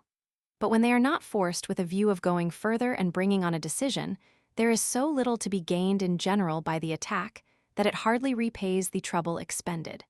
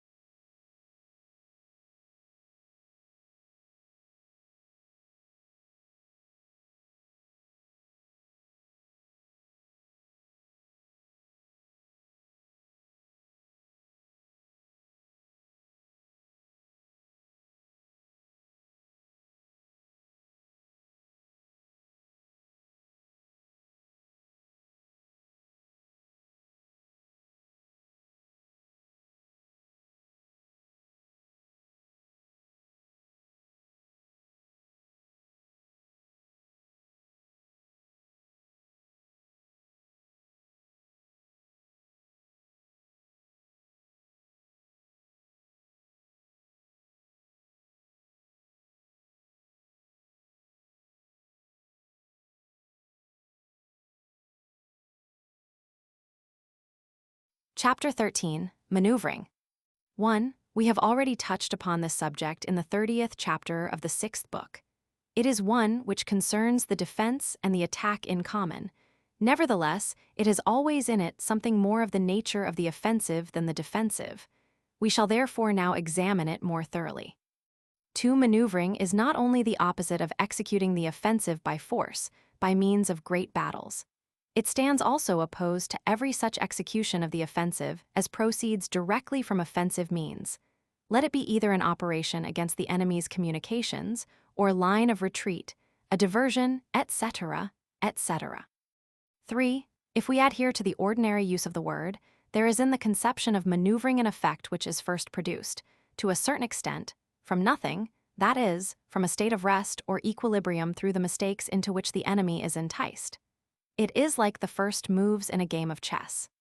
It is, therefore, a game of evenly balanced powers to obtain results from favorable opportunity, and then to use these as an advantage over the enemy. 4. But those interests which, partly as the final object, partly as the principal supports pivot of action, must be considered in this matter are chiefly a. The subsistence from which it is our object to cut off the enemy, or to impede his obtaining. B. The junction with other corps. C. The threatening other communications with the interior of the country, or with other armies or corps. D. Threatening the retreat. E. Attack of isolated points with superior forces. These 5 interests may establish themselves in the smallest features of detail belonging to any particular situation, and any such object then becomes, on that account, a point round which everything for a time revolves. A bridge, a road, or an entrenchment often thus plays the principal part. It is easy to show in each case that it is only the relation which any such object has to one of the above interests which gives it importance. F. The result of a successful maneuver, then, is for the offensive, or rather for the active party, which may certainly be just as well the defensive, a piece of land, a magazine, etc. G. In a strategic maneuver, 2 converse propositions appear, which look like different maneuvers and have sometimes served for the derivation of false maxims and rules, and have 4 branches, which are, however, in reality, all necessary constituents of the same thing, and are to be regarded as such. The first antithesis is the surrounding the enemy and the operating on interior lines. The second is the concentration of forces and their extension over several posts. H. As regards the first antithesis, we certainly cannot say that one of its members deserves a general preference over the other. For partly it is natural that action of one kind calls forth the other as its natural counterpoise, its true remedy. Partly the enveloping form is homogeneous to the attack, but the use of interior lines to the defense. And therefore, in most cases, the first is more suitable to the offensive side, the latter to the defensive. That form will gain the upper hand, which is used with the greatest skill. The branches of the other antithesis can just as little be classed the one above the other. The stronger force has the choice of extending itself over several posts. By that means, he will obtain for himself a convenient strategic situation and liberty of action in many respects, and spare the physical powers of his troops. The weaker, on the other hand, must keep himself more concentrated, and seek by rapidity of movement to counteract the disadvantage of his inferior numbers. This greater mobility supposes greater readiness in marching. The weaker must therefore put a greater strain on his physical and moral forces, a final result which we must naturally come upon everywhere if we would always be consistent, and which, therefore, we regard, to a certain extent, as the logical test of the reasoning. The campaigns of Frederick the Great against Daun, in the years 1759 and 1760, and against Laudon, 1761, and Montecucules against Turenne in 1673, 1675, have always been reckoned the most scientific combinations of this kind, and from them we have chiefly derived our view. J. Just as the 4 parts of the 2 antitheses above supposed must not be abused by being made the foundation of false maxims and rules, so we must also give a caution against attaching to other general relations, such as base, ground, etc., an importance and a decisive influence which they do not in reality possess. The smaller the interests at stake, so much the more important the details of time and place become, so much the more that which is general and great falls into the background, having, in a certain measure, no place in small calculations. Is there to be found, viewed generally, a more absurd situation than that of Turenne in 1675, when he stood with his back close to the Rhine, his army along a line of 3 miles in extent, and with his bridge of retreat at the extremity of his right wing? But his measures answered their object, and it is not without reason that they are acknowledged to show a high degree of skill and intelligence. We can only understand this result and this skill when we look more closely into details and judge of them according to the value which they must have had in this particular case. We are convinced that there are no rules of any kind for strategic maneuvering, that no method, no general principle can determine the mode of action, but that superior energy, precision, order, obedience, intrepidity in the most special and trifling circumstances may find means to obtain for themselves signal advantages, and that, therefore, chiefly on those qualities will depend the victory in this sort of contest.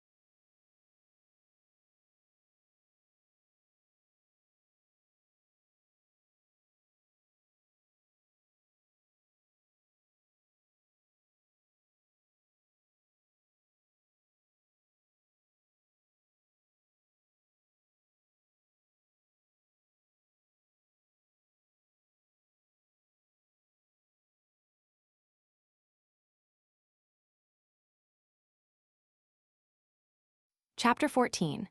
Attack on morasses, inundations, woods.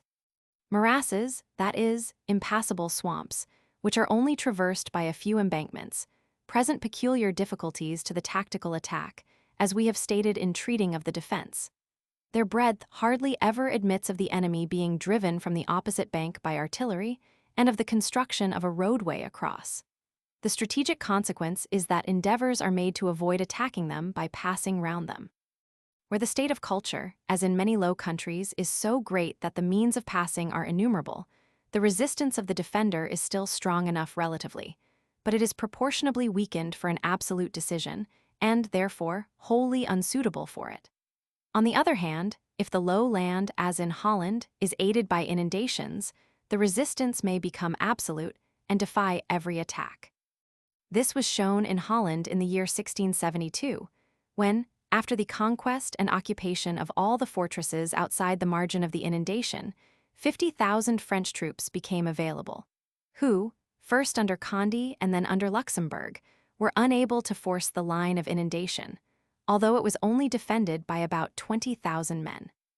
The campaign of the Prussians in 1787, under the Duke of Brunswick, against the Dutch, ended, it is true, in a quite contrary way, as these lines were then carried by a force very little superior to the defenders, and with trifling loss.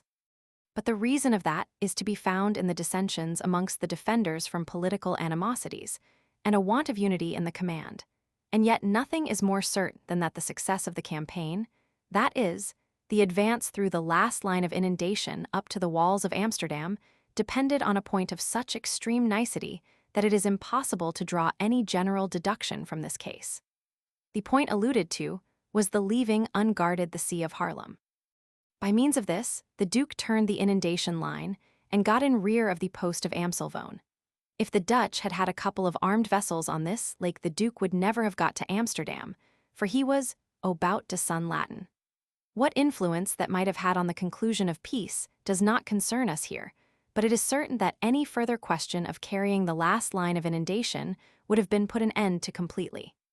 The winter is, no doubt, the natural enemy of this means of defense, as the French have shown in 1794 and 1795, but it must be a severe winter. Woods, which are scarcely passable, we have also included amongst the means which afford the defense powerful assistance. If they are of no great depth, then the assailant may force his way through by several roads running near one another, and thus reach better ground, for no one point can have any great tactical strength, as we can never suppose a wood as absolutely impassable as a river or a morass. But when, as in Russia and Poland, a very large tract of country is nearly everywhere covered with wood, and the assailant has not the power of getting beyond it, then, certainly, his situation becomes very embarrassing. We have only to think of the difficulties he must contend with to subsist his army, and how little he can do in the depths of the forest to make his ubiquitous adversary feel his superiority in numbers.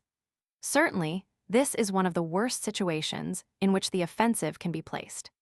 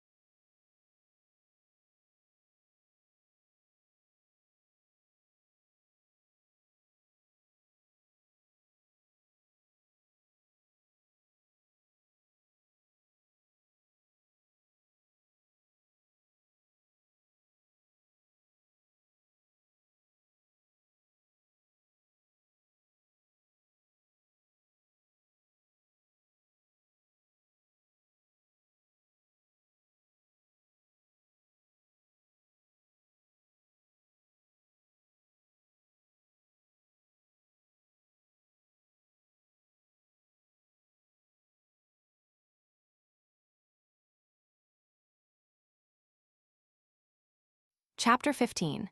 Attack on a theater of war with the view to a decision.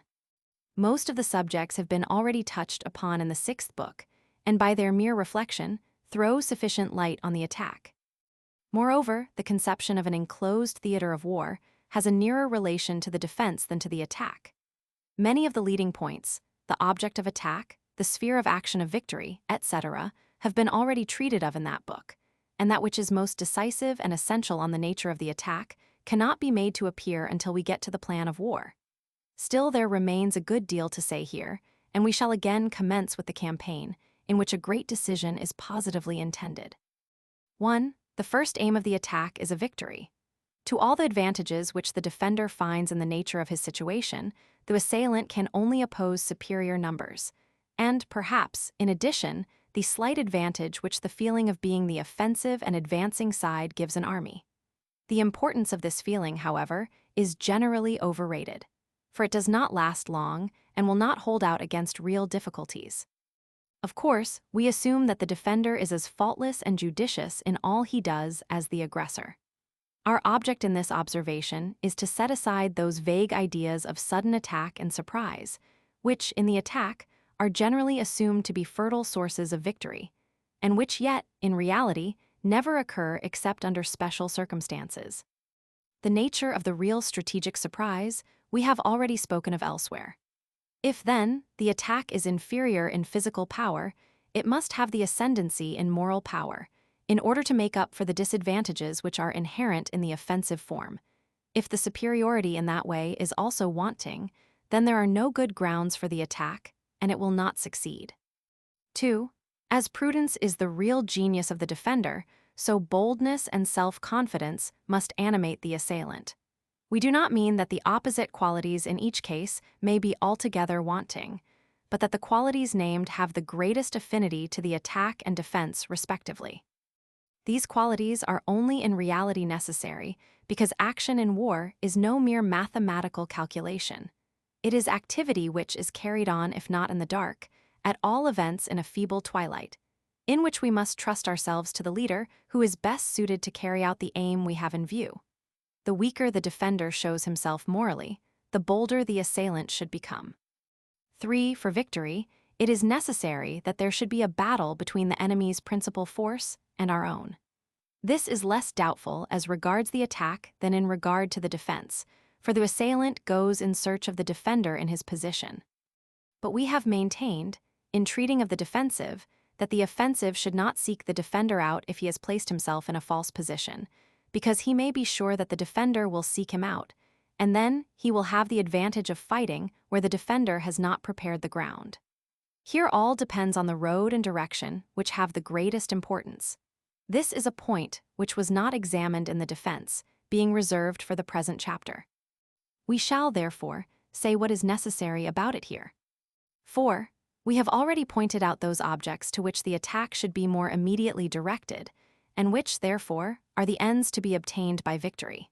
Now, if these are within the theater of war which is attacked, and within the probable sphere of victory, then the road to them is the natural direction of the blow to be struck. But we must not forget that the object of the attack does not generally obtain its signification until victory has been gained, and therefore the mind must always embrace the idea of victory with it. The principal consideration for the assailant is, therefore, not so much merely to reach the object as to reach it a conqueror. Therefore the direction of his blow should be not so much on the object itself as on the way which the enemy's army must take to reach it. This way is the immediate object of the attack. To fall in with the enemy before he has reached this object, to cut him off from it, and in that position to beat him. To do this is to gain an intensified victory. If, for example, the enemy's capital is the object of the attack, and the defender has not placed himself between it and the assailant, the latter would be wrong in marching direct upon the capital. He would do much better by taking his direction upon the line connecting the defender's army with the capital, and seeking there the victory which shall place the capital in his hands. If there is no great object within the assailant's sphere of victory, then the enemy's line of communication with the nearest great object to him is the point of paramount importance. The question, then, for every assailant to ask himself is, if I am successful in the battle, what is the first use I shall make of the victory? The object to be gained, as indicated by the answer to this question, shows the natural direction for his blow. If the defender has placed himself in that direction, he has done right, and there is nothing to do but to go and look for him there. If his position is too strong, then the assailant must seek to turn it, that is, make a virtue of necessity. But if the defender has not placed himself on this right spot, then the assailant chooses that direction, and as soon as he comes in line with the defender, if the latter has not in the meantime made a lateral movement and placed himself across his path, he should turn himself in the direction of the defender's line of communication in order to seek an action there. If the defender remains quite stationary, then the assailant must wheel round towards him and attack him in rear. Of all the roads amongst which the assailant has a choice, the great roads which serve the commerce of the country are always the best and the most natural to choose. To avoid any very great bends, more direct roads, even if smaller, must be chosen, for a line of retreat which deviates much from a direct line is always perilous. 5. The assailant, when he sets out with a view to a great decision, has seldom any reason for dividing his forces, and if, notwithstanding this, he does so, it generally proceeds from a want of clear views. He should therefore only advance with his columns on such a width of front as will admit of their all coming into action together. If the enemy himself has divided his forces, so much the better for the assailant, and to preserve this further advantage small demonstrations should be made against the enemy's corps which have separated from the main body. These are the strategic forces attacks. A detachment of forces for this purpose would then be justifiable. Such separation into several columns as is indispensably necessary must be made use of for the disposition of the tactical attack in the enveloping form, for that form is natural to the attack and must not be disregarded without good reason. But it must be only of a tactical nature, for a strategic envelopment when a great blow takes place is a complete waste of power. It can only be excused when the assailant is so strong that there can be no doubt at all about the result. 6. But the attack requires also prudence, for the assailant has also a rear and has communications which must be protected. This service of protection must be performed as far as possible by the manner in which the army advances, that is, eo ipso by the army itself. If a force must be specially detailed for this duty, and therefore a partition of forces is required, this cannot but naturally weaken the force of the blow itself. As a large army is always in the habit of advancing with a front of a day's march at least in breadth, therefore, if the lines of retreat and communication do not deviate much from the perpendicular, the covering of those lines is in most cases attained by the front of the army. Dangers of this description, to which the assailant is exposed, must be measured chiefly by the situation and character of the adversary. When everything lies under the pressure of an imminent great decision, there is little room for the defender to engage in undertakings of this description. The assailant has, therefore, in ordinary circumstances, not much to fear. But if the advance is over, if the assailant himself is gradually passing into the defensive, then the covering of the rear becomes every moment more necessary, becomes more a thing of the first importance. For the rear of the assailant being naturally weaker than that of the defender, therefore the latter, long before he passes over to the real offensive, and even at the same time that he is yielding ground, may have commenced to operate against the communications of the assailant.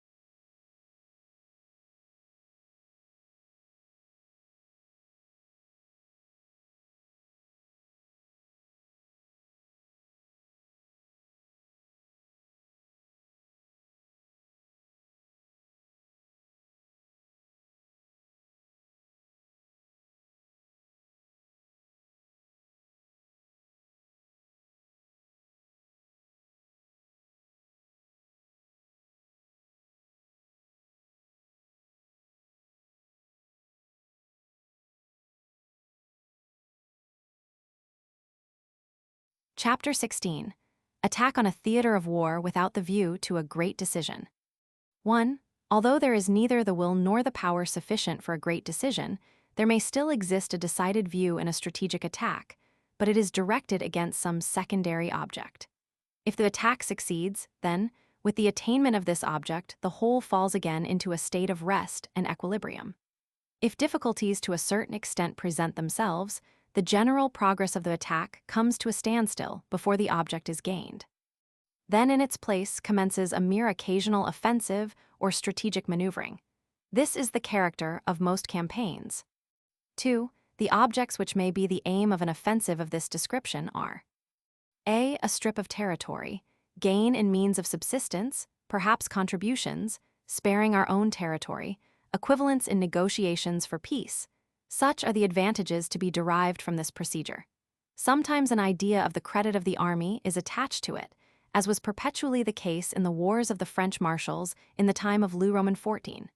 It makes a very important difference whether a portion of territory can be kept or not. In general, the first is the case only when the territory is on the edge of our own theater of war, and forms a natural complement of it. Only such portions come into consideration as an equivalent in negotiating a peace. Others are usually only taken possession of for the duration of a campaign, and to be evacuated when winter begins. B. One of the enemy's principal magazines. If it is not one of considerable importance, it can hardly be looked upon as the object of an offensive determining a whole campaign. It certainly in itself is a loss to the defender, and a gain to the assailant. The great advantage, however, from it for the latter, is that the loss may compel the defender to retire a little and give up a strip of territory which he would otherwise have kept. The capture of a magazine is therefore in reality more a means, and is only spoken of here as an object, because, until captured it becomes, for the time being, the immediate definite aim of action. C. The capture of a fortress. We have made the siege of fortresses the subject of a separate chapter, to which we refer our readers. For the reasons there explained, it is easy to conceive how it is that fortresses always constitute the best and most desirable objects in those offensive wars and campaigns in which views cannot be directed to the complete overthrow of the enemy or the conquest of an important part of his territory. We may also easily understand how it is that in the wars in the Low Countries, where fortresses are so abundant, everything has always turned on the possession of one or other of these fortresses, so much so that the successive conquests of whole provinces never once appear as leading features.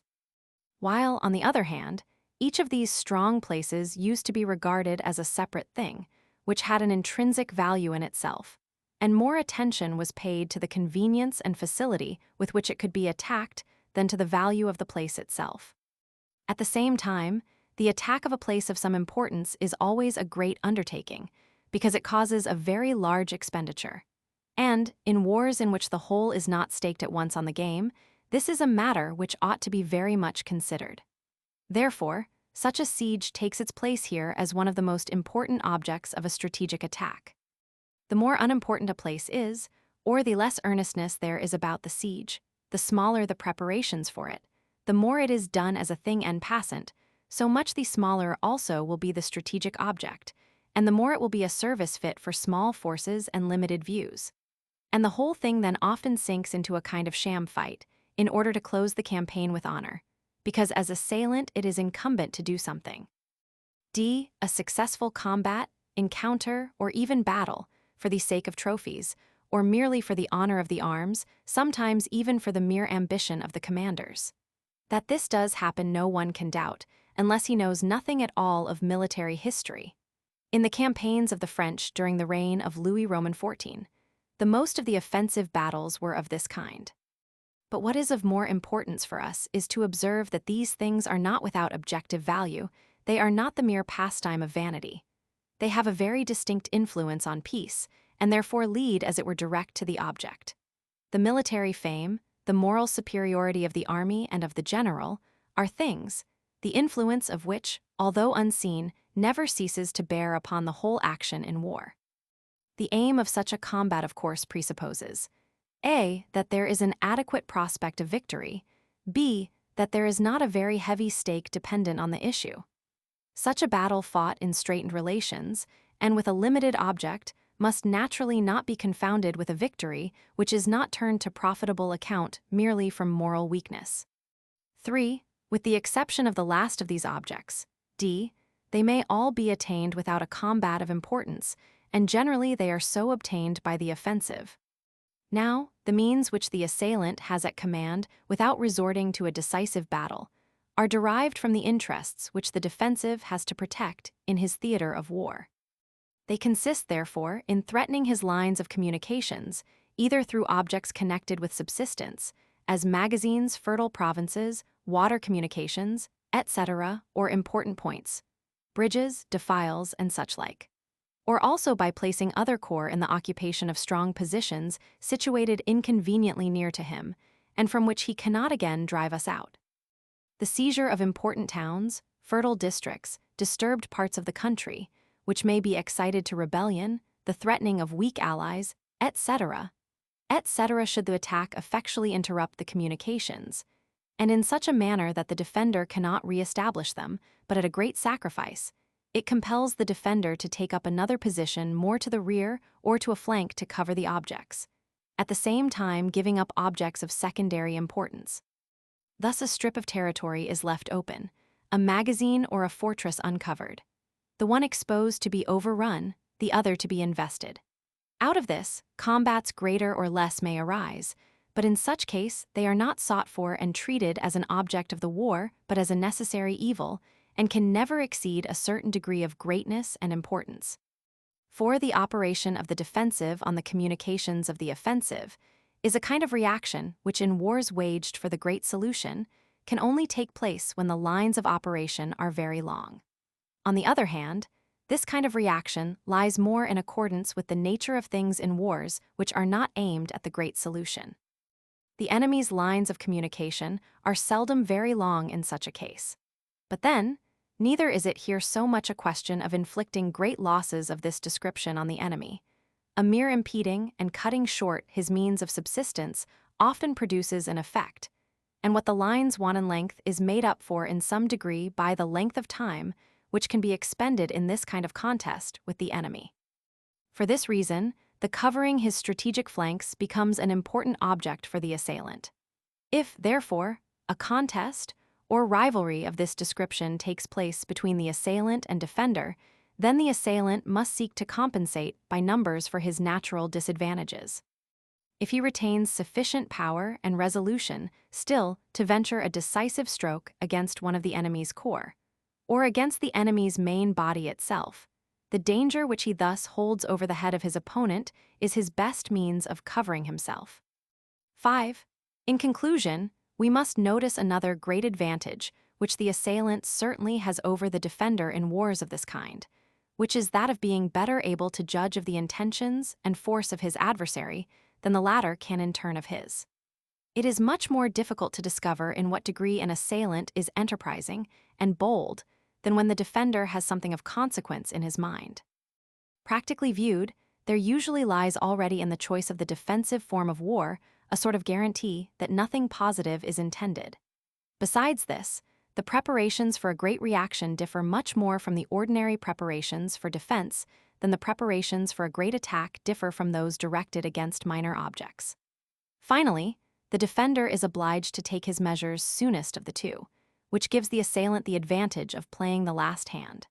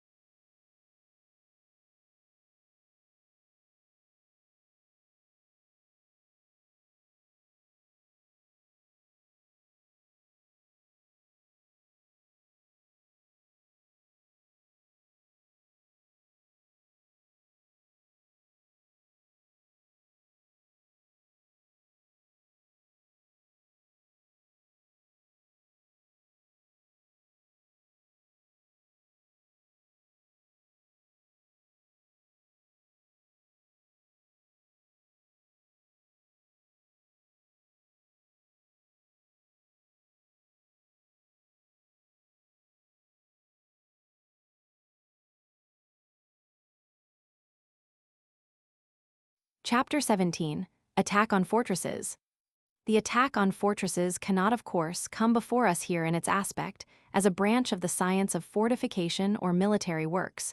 We have only to consider the subject, first, in its relation to the strategic object with which it is connected. Secondly, as regards the choice among several fortresses. And thirdly, as regards the manner in which a siege should be covered. That the loss of a fortress weakens the defense, especially in case it forms an essential part of that defense. That many conveniences accrue to the assailant by gaining possession of one, inasmuch as he can use it for magazines and depots, and by means of it can cover districts of country cantonments, etc. That if his offensive at last should have to be changed into the defensive, it forms the very best support for that defensive. All these relations which fortresses bear to theaters of war, in the course of a war, make themselves sufficiently evident by what has been said about fortresses in the book on the defense, the reflection from which throws all the light required on these relations with the attack. In relation to the taking of strong places, there is also a great difference between campaigns which tend to a great decision and others. In the first, a conquest of this description is always to be regarded as an evil which is unavoidable. As long as there is yet a decision to be made, we undertake no sieges but such as are positively unavoidable.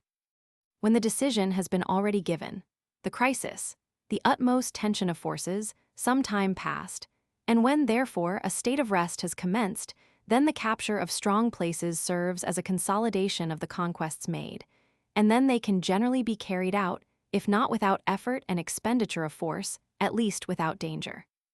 In the crisis itself, the siege of a fortress heightens the intensity of the crisis to the prejudice of the offensive.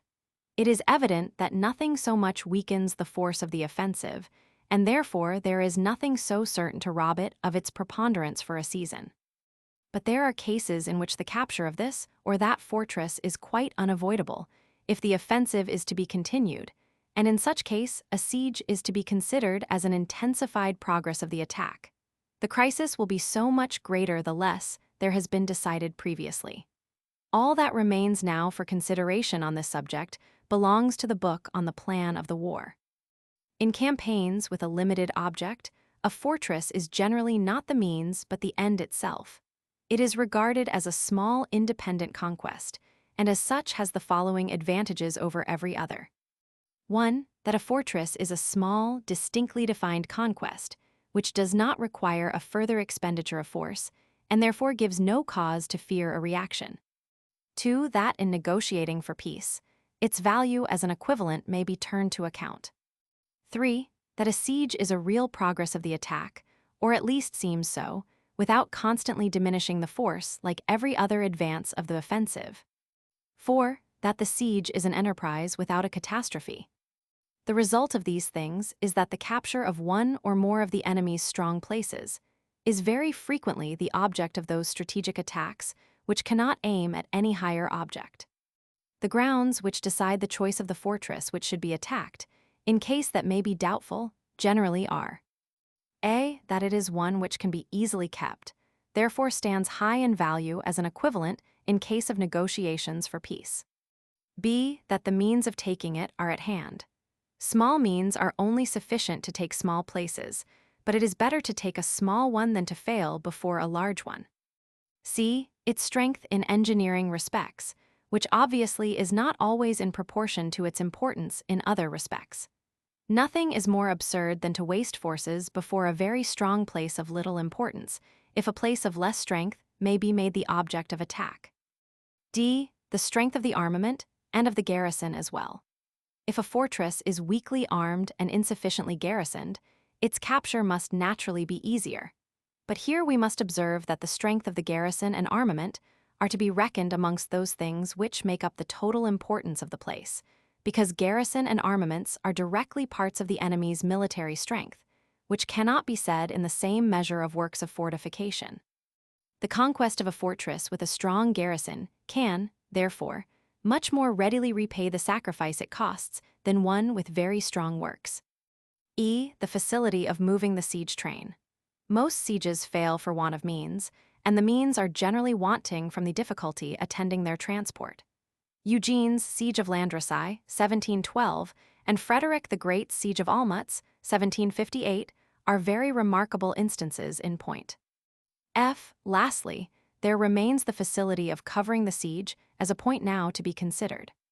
There are two essentially different ways by which a siege may be covered: by entrenching the besieging force, that is, by a line of circumvallation, and by what is called lines of observation.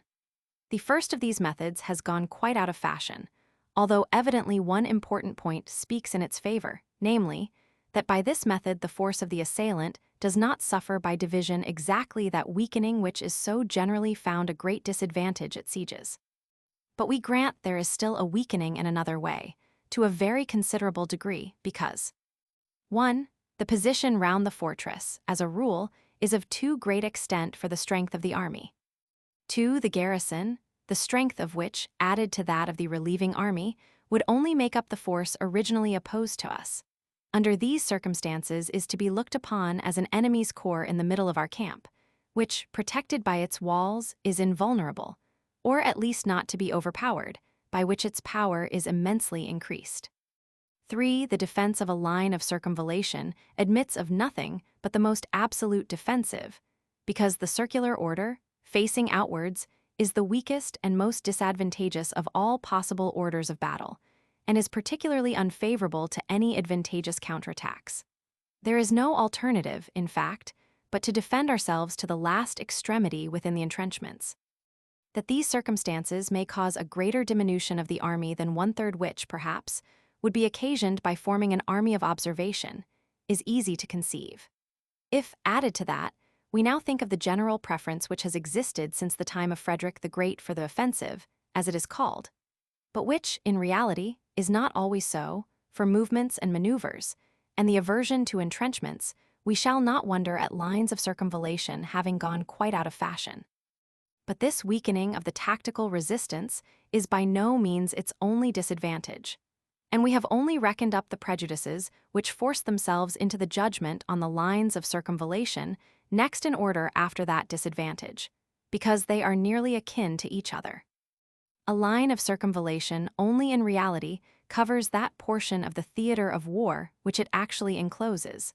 All the rest is more or less given up to the enemy if special detachments are not made use of to cover it, in which way the very partition of force which it was intended to obviate takes place. Thus the besieging army will be always in anxiety and embarrassment on account of the convoys which it requires, and the covering the same by lines of circumvallation is not to be thought of if the army and the siege supplies required are considerable, and the enemy is in the field in strong force, unless under such conditions as are found in the Netherlands, where there is a whole system of fortresses lying close to each other and intermediate lines connecting them, which cover the rest of the theater of war, and considerably shorten the lines by which transport can be effected. In the time of Louis XIV, the conception of a theater of war had not yet bound itself up with the position of an army. In the 30 Years' War particularly, the armies moved here and there sporadically before this or that fortress, in the neighborhood of which there was no enemy's corps at all, and besieged it as long as the siege equipment they had brought with them lasted, and until an enemy's army approached to relieve the place. Then lines of circumvallation had their foundation in the nature of circumstances. In future, it is not likely they will be often used again, unless where the enemy in the field is very weak, or the conception of the theater of war vanishes before that of the siege. Then it will be natural to keep all the forces united in the siege, as a siege by that means unquestionably gains in energy in a high degree. The lines of circumvallation in the reign of Louis Roman XIV, at Cambrai and Valenciennes, were of little use, as the former were stormed by Turenne, opposed to Conde, the latter by Conde opposed to Turenne. But we must not overlook the endless number of other cases in which they were respected, even when there existed in the place the most urgent need for relief. And when the commander on the defensive side was a man of great enterprise, as in 1708, when Villars did not venture to attack the Allies in their lines at Lille. Frederick the Great at Olmütz, 1758, and at Dresden, 1760, although he had no regular lines of circumvallation, had a system which in all essentials was identical. He used the same army to carry on the siege, and also as a covering army. The distance of the Austrian army induced him to adopt this plan at Olmütz, but the loss of his convoy at Darmstadt made him repent it. At Dresden in 1760, the motives which led him to this mode of proceeding were his contempt for the German states, imperial army, and his desire to take Dresden as soon as possible. Lastly, it is a disadvantage in lines of circumvallation that in case of a reverse it is more difficult to save the siege train. If a defeat is sustained at a distance of 1 or more days' march from the place besieged, the siege may be raised before the enemy can arrive, and the heavy trains may, in the meantime, gain also a day's march. In taking up a position for an army of observation, an important question to be considered is the distance at which it should be placed from the besieged place. This question will, in most cases, be decided by the nature of the country, or by the position of other armies or corps with which the besiegers have to remain in communication. In other respects, it is easy to see that, with a greater distance, the siege is better covered, but that by a smaller distance, not exceeding a few miles, the two armies are better able to afford each other mutual support.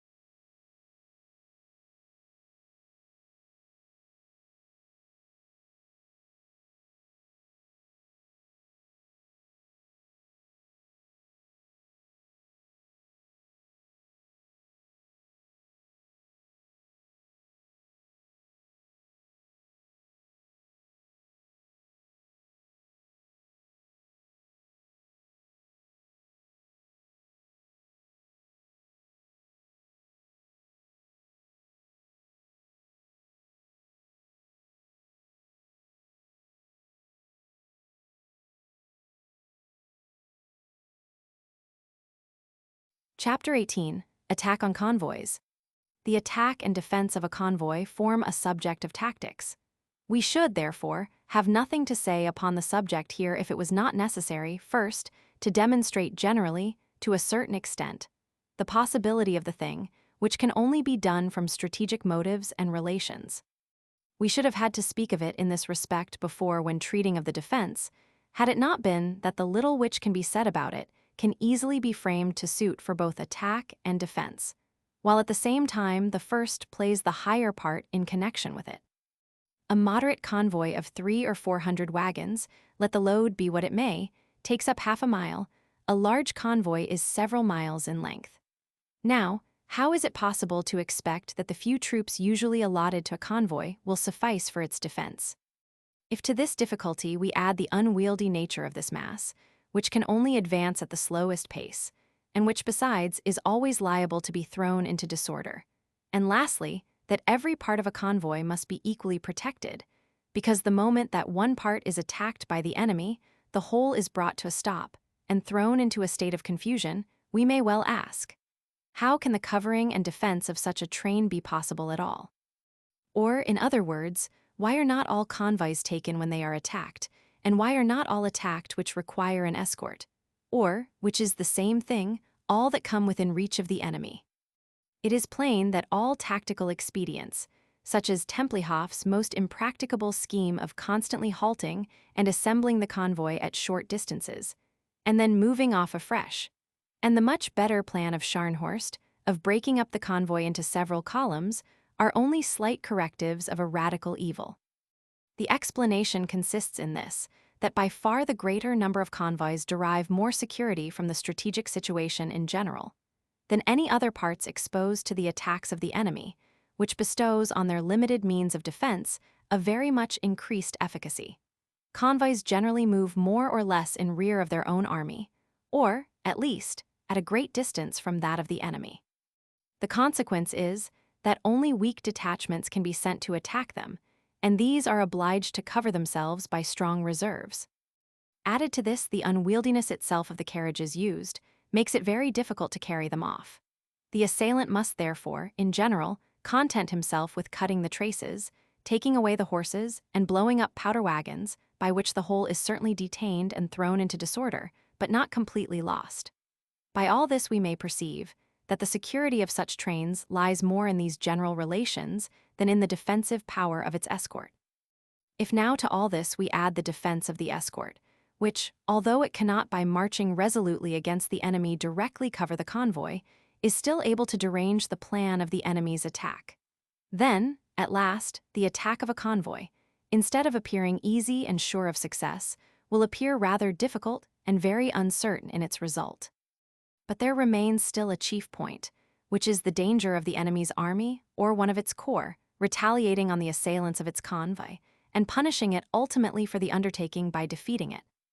The apprehension of this puts a stop to many undertakings without the real cause ever appearing, so that the safety of the convoy is attributed to the escort, and people wonder how a miserable arrangement, such as an escort, should meet with such respect. In order to feel the truth of this observation, we have only to think of the famous retreat which Frederick the Great made through Bohemia after the siege of Olmütz, 1758, when the half of his army was broken into a column of companies to cover a convoy of 4,000 carriages. What prevented Daun from falling on this monstrosity? The fear that Frederick would throw himself upon him with the other half of his army and entangle him in a battle which Daun did not desire. What prevented Laudon, who was constantly at the side of that convoy, from falling upon it at Zischbowitz sooner and more boldly than he did? The fear that he would get a rap over the knuckles. 10 miles from his main army, and completely separated from it by the Prussian army, he thought himself in danger of a serious defeat if the king, who had no reason at that time to be concerned about Daun, should fall upon him with the bulk of his forces. It is only if the strategic situation of an army involves it in the unnatural necessity of connecting itself with its convoys by the flank or by its front, that then these convoys are really in great danger, and become an advantageous object of attack for the enemy, if his position allows him to detach troops for that purpose. The same campaign of 1758 affords an instance of the most complete success of an undertaking of this description, in the capture of the convoy at Darmstadtel. The road to Nice lay on the left flank of the Prussian position, and the king's forces were so neutralized by the siege and by the corps watching dawn that the partisans had no reason to be uneasy about themselves, and were able to make their attack completely at their ease. When Eugene besieged Landrecy in 1712, he drew his supplies for the siege from Bautzen by Denning, therefore, in reality, from the front of the strategic position.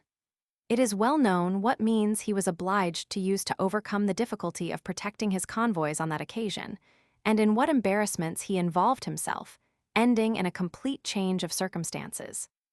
The conclusion we draw, therefore, is that however easy an attack on a convoy may appear in its tactical aspect, still it has not much in its favor on strategic grounds, and only promises important results in the exceptional instances of lines of communication very much exposed.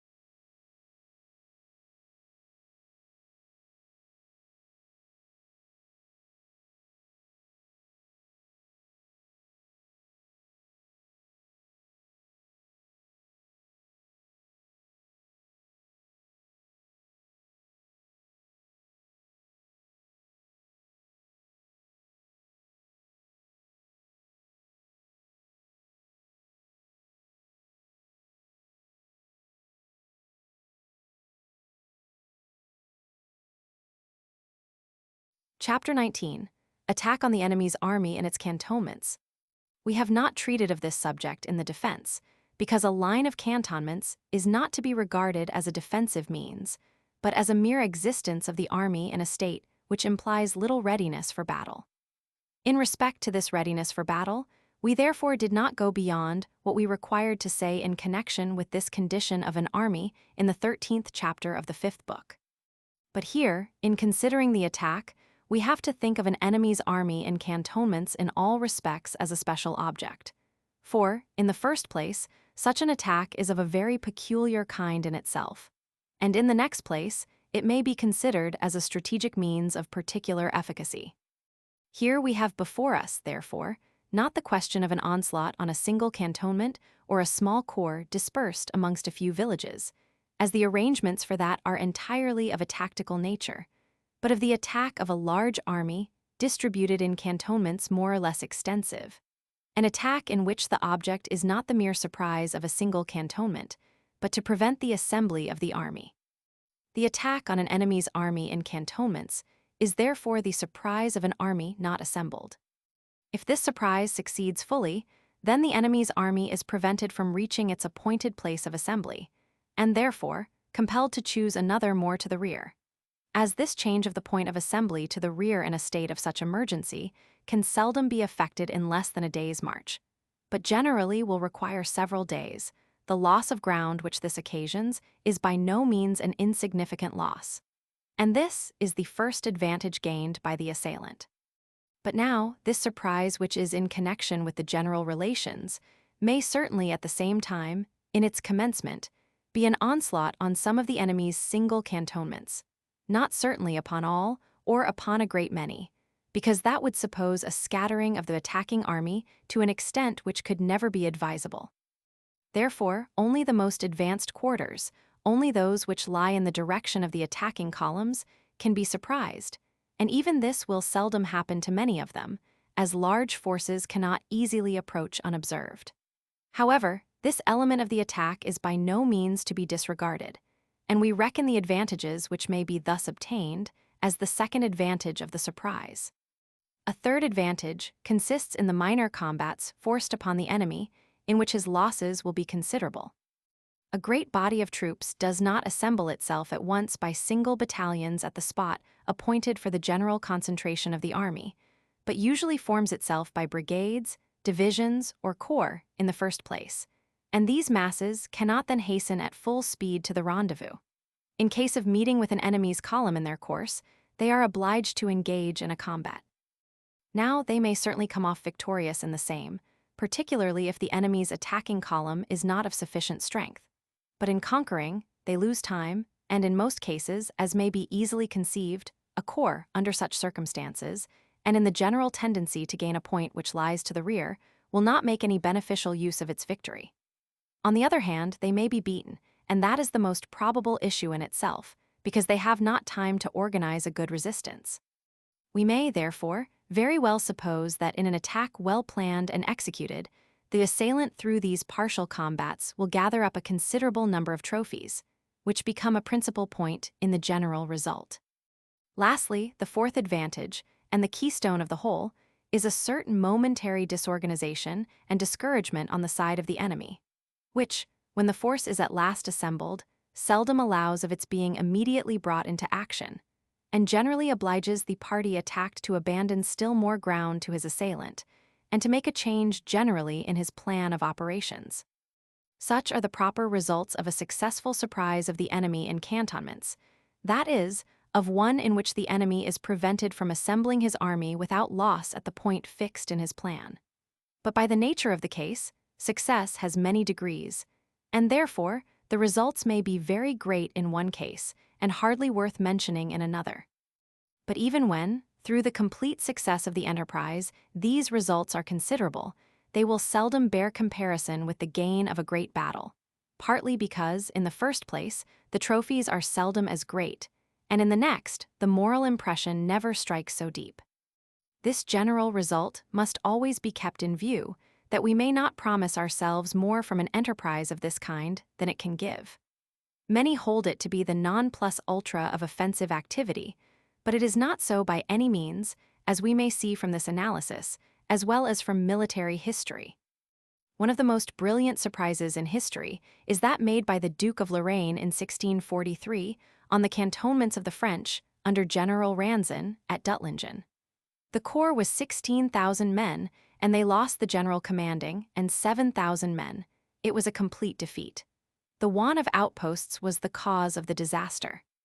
The surprise of Turenne at Mergentheim Mariendal, as the French call it, in 1644, is in like manner to be regarded as equal to a defeat in its effects, for he lost 3,000 men out of 8,000, which was principally owing to his having been led into making an untimely stand after he got his men assembled. Such results we cannot, therefore, often reckon upon. It was rather the result of an ill-judged action than of the surprise, properly speaking, for Turenne might easily have avoided the action and have rallied his troops upon those in more distant quarters. A third noted surprise is that which Turenne made on the Allies under the Great Elector, the Imperial General Bournonville, and the Duke of Lorraine, in Alsace, in the year 1674. The trophies were very small. The loss of the Allies did not exceed 2,000 or 3,000 men, which could not decide the fate of a force of 50,000. But the Allies considered that they could not venture to make any further resistance in Alsace, and retired across the Rhine again. This strategic result was all that Turenne wanted, but we must not look for the causes of it entirely in the surprise. Turenne surprised the plans of his opponents more than the troops themselves. The want of unanimity amongst the Allied generals and the proximity of the Rhine did the rest. This event altogether deserves a closer examination, as it is generally viewed in a wrong light. In 1741, Neipperg surprised Frederick the Great in his quarters. The whole of the result was that the king was obliged to fight the Battle of Malwitz before he had collected all his forces, and with a change of front. In 1745, Frederick the Great surprised the Duke of Lorraine in his cantonments in Lusatia. The chief success was through the real surprise of one of the most important quarters, that of Hennersdorf, by which the Austrians suffered a loss of 2,000 men. The general result was that the Duke of Lorraine retreated to Bohemia by Upper Lusatia, but that did not at all prevent his returning into Saxony by the left bank of the Elbe, so that without the Battle of Kesselsdorf, there would have been no important result. 1758. The Duke Ferdinand surprised the French quarters. The immediate result was that the French lost some thousands of men and were obliged to take up a position behind the Aller. The moral effect may have been of more importance and may have had some influence on the subsequent evacuation of Westphalia. If from these different examples we seek for a conclusion as to the efficacy of this kind of attack, then only the two first can be put in comparison with a battle gained. But the corps were only small, and the want of outposts in the system of war in those days was a circumstance greatly in favor of these enterprises. Although the four other cases must be reckoned completely successful enterprises, it is plain that not one of them is to be compared with a battle gained as respects its result. The general result could not have taken place in any of them except with an adversary weak in will and character, and therefore it did not take place at all in the case of 1741. In 1806, the Prussian army contemplated surprising the French in this manner in Franconia. The case promised well for a satisfactory result. Buonaparte was not present. The French corps were in widely extended cantonments. Under these circumstances, the Prussian army, acting with great resolution and activity, might very well reckon on driving the French back across the Rhine, with more or less loss. But this was also all. If they reckoned upon more, for instance, on following up their advantages beyond the Rhine, or on gaining such a moral ascendancy, that the French would not again venture to appear on the right bank of the river in the same campaign, such an expectation had no sufficient grounds whatever. In the beginning of August, 1812, the Russians from Smolensk meditated falling upon the cantonments of the French when Napoleon halted his army in the neighborhood of Wipsk. But they wanted courage to carry out the enterprise, and it was fortunate for them they did. For as the French commander with his center was not only more than twice the strength of their center, but also in himself the most resolute commander that ever lived, as further, the loss of a few miles of ground would have decided nothing, and there was no natural obstacle in any feature of the country near enough up to which they might pursue their success, and by that means, in some measure make it certain. And lastly, as the War of the year 1812 was not in any way a campaign of that kind, which draws itself in a languid way to a conclusion, but the serious plan of an assailant who had made up his mind to conquer his opponent completely. Therefore, the trifling results to be expected from a surprise of the enemy in his quarters appear nothing else than utterly disproportionate to the solution of the problem. They could not justify a hope of making good by their means the great inequality of forces and other relations. But this scheme serves to show how a confused idea of the effect of this means may lead to an entirely false application of the same. What has been hitherto said places the subject in the light of a strategic means, but it lies in its nature that its execution also is not purely tactical, but in part belongs again to strategy so far, particularly that such an attack is generally made on a front of considerable width, and the army which carries it out can, and generally will, come to blows before it is concentrated, so that the whole is an agglomeration of partial combats. We must now add a few words on the most natural organization of such an attack. The first condition is 1. To attack the front of the enemy's quarters in a certain width of front, for that is the only means by which we can really surprise several cantonments, cut off others, and create generally that disorganization in the enemy's army which is intended. The number of, and the intervals between, the columns must depend on circumstances. 2. The direction of the different columns must converge upon a point where it is intended they should unite, for the enemy ends more or less with a concentration of his force, and therefore we must do the same. This point of concentration should, if possible, be the enemy's point of assembly, or lie on his line of retreat. It will naturally be best where that line crosses an important obstacle in the country. 3. The separate columns, when they come in contact with the enemy's forces, must attack them with great determination, with dash and boldness, as they have general relations in their favor, and daring is always there in its right place. From this, it follows that the commanders of the separate columns must be allowed freedom of action and full power in this respect. 4. The tactical plan of attack against those of the enemy's corps that are the first to place themselves in position must always be directed to turn a flank, for the greatest result is always to be expected by separating the corps and cutting them off. 5. Each of the columns must be composed of portions of the three arms and must not be stinted in cavalry. It may even sometimes be well to divide amongst them the whole of the reserve cavalry, for it would be a great mistake to suppose that this body of cavalry could play any great part in a mass in an enterprise of this sort. The first village, the smallest bridge, the most insignificant thicket would bring it to a halt. 6. Although it lies in the nature of a surprise that the assailant should not send his advanced guard very far in front, that principle only applies to the first approach to the enemy's quarters. When the fight has commenced in the enemy's quarters, and therefore all that was to be expected from actual surprise has been gained, then the columns of the advanced guard of all arms should push on as far as possible, for they may greatly increase the confusion on the side of the enemy by more rapid movement. It is only by this means that it becomes possible to carry off here and there the mass of baggage, artillery, non-effectives, and camp followers, which have to be dragged after a cantonment suddenly broken up. And these advanced guards must also be the chief instruments in turning and cutting off the enemy. 7. Finally, the retreat in case of ill success must be thought of, and a rallying point be fixed upon beforehand.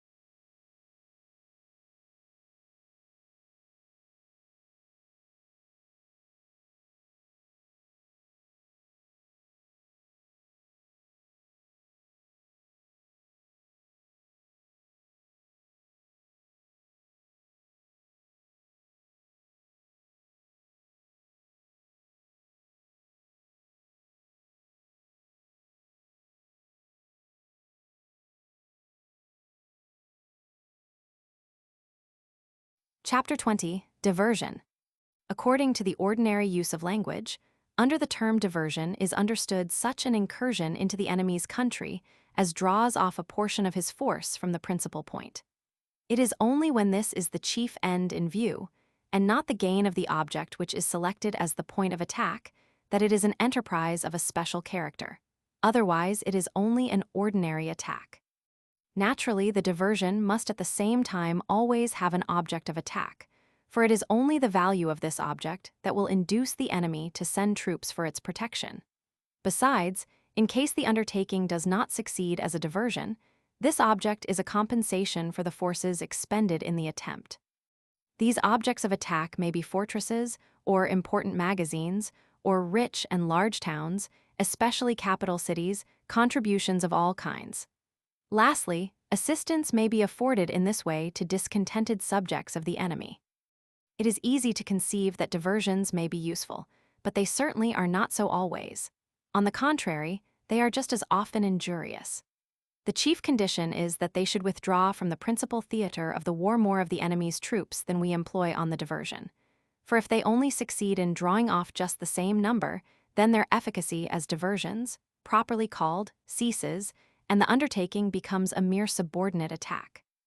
Even where, on account of circumstances, we have in view to attain a very great end with a very small force, as, for instance, to make an easy capture of an important fortress, and another attack is made adjoining to the principal attack, to assist the latter, that is no longer a diversion.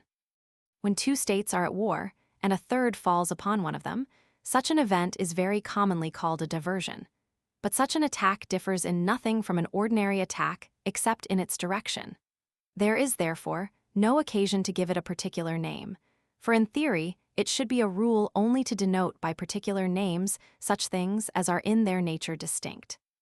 But if small forces are to attract large ones, there must obviously be some special cause, and, therefore, for the object of a diversion, it is not sufficient merely to detach some troops to a point not hitherto occupied. If the assailant with a small corps of 1,000 men overruns one of his enemy's provinces, not belonging to the theater of war, and levies contribution, etc., it is easy to see beforehand that the enemy cannot put a stop to this by detaching 1,000 men, but that if he means to protect the province from invaders, he must at all events send a considerably larger force. But it may be asked, cannot a defender, instead of protecting his own province, restore the balance by sending a similar detachment to plunder a province in our country? Therefore, if an advantage is to be obtained by an aggressor in this way, it must first be ascertained that there is more to be got or to be threatened in the defender's provinces than in his own. If this is the case, then no doubt a weak diversion will occupy a force on the enemy's side greater than that composing the enterprise. On the other hand, this advantage naturally diminishes as the masses increase, for 50,000 men can defend a province of moderate extent not only against equal, but even against somewhat superior numbers. The advantage of large diversions is, therefore, very doubtful, and the greater they become, the more decisive must be the other circumstances which favor a diversion if any good is to come out of such an enterprise upon the whole. Now these favorable circumstances may be: A. Forces which the assailant holds available for a diversion, without weakening the great mass of his force. B. Points belonging to the defender which are of vital importance to him, and can be threatened by a diversion. C. Discontented subjects of the same. D. A rich province, which can supply a considerable quantity of munitions of war. If only these diversions are undertaken, which, when tested by these different considerations, promise results, it will be found that an opportunity of making a diversion does not offer frequently. But now comes another important point. Every diversion brings war into a district into which the war would not otherwise have penetrated. For that reason, it will always be the means, more or less, of calling forth military forces which would otherwise have continued in abeyance. This will be done in a way which will be very sensibly felt if the enemy has any organized militia and means of arming the nation at large. It is quite in the natural order of things, and amply shown by experience, that if a district is suddenly threatened by an enemy's force, and nothing has been prepared beforehand for its defense, all the most efficient official functionaries immediately lay hold of and set in motion every extraordinary means that can be imagined in order to ward off the impending danger. Thus, new powers of resistance spring up, such as are next to a people's war, and may easily excite one. This is a point which should be kept well in view in every diversion, in order that we may not dig our own graves. The expeditions to North Holland in 1799 and to Walcheren in 1809, regarded as diversions, are only to be justified in so far that there was no other way of employing the English troops. But there is no doubt that the sum total of the means of resistance of the French was thereby increased, and every landing in France would have just the same effect. To threaten the French coast certainly offers great advantages, because by that means an important body of troops becomes neutralized in watching the coast. But a landing with a large force can never be justifiable unless we can count on the assistance of a province in opposition to the government.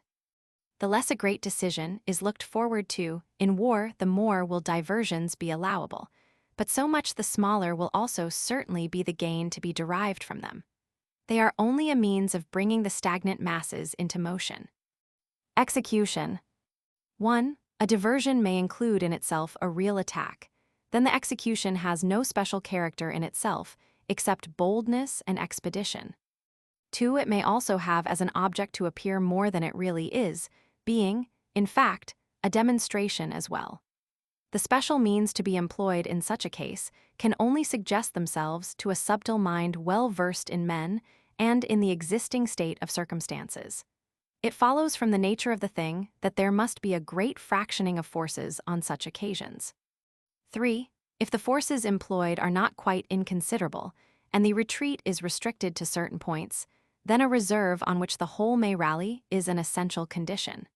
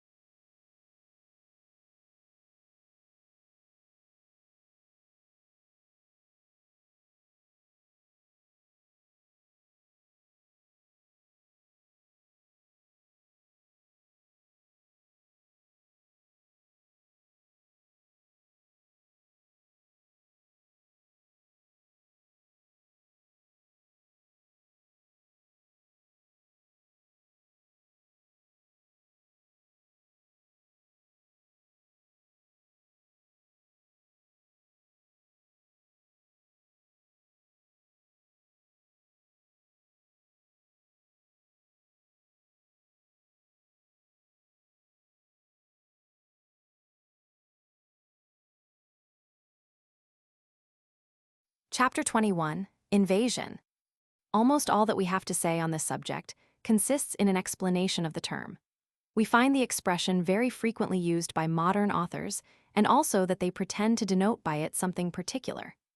Guerrilla invasion occurs perpetually in French authors. They use it as a term for every attack which enters deep into the enemy's country, and perhaps sometimes mean to apply it as the antithesis to methodical attack, that is, one which only nibbles at the frontier. But this is a very unphilosophical confusion of language. Whether an attack is to be confined to the frontier or to be carried into the heart of the country, whether it shall make the seizure of the enemy's strong places the chief object or seek out the core of the enemy's power, and pursue it unremittingly, is the result of circumstances and not dependent on a system. In some cases, to push forward may be more methodical, and at the same time more prudent than to tarry on the frontier. But in most cases, it is nothing else than just the fortunate result of a vigorous attack, and consequently does not differ from it in any respect.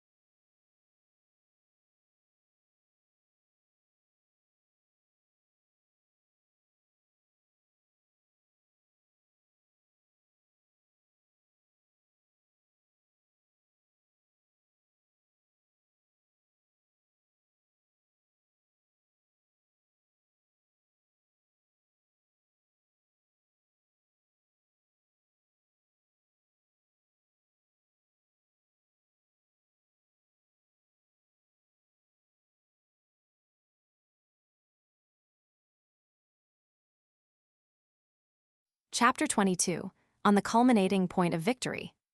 See chapters Roman 4 and v. The conqueror in a war is not always in a condition to subdue his adversary completely. Often, in fact, almost universally, there is a culminating point of victory. Experience shows this sufficiently.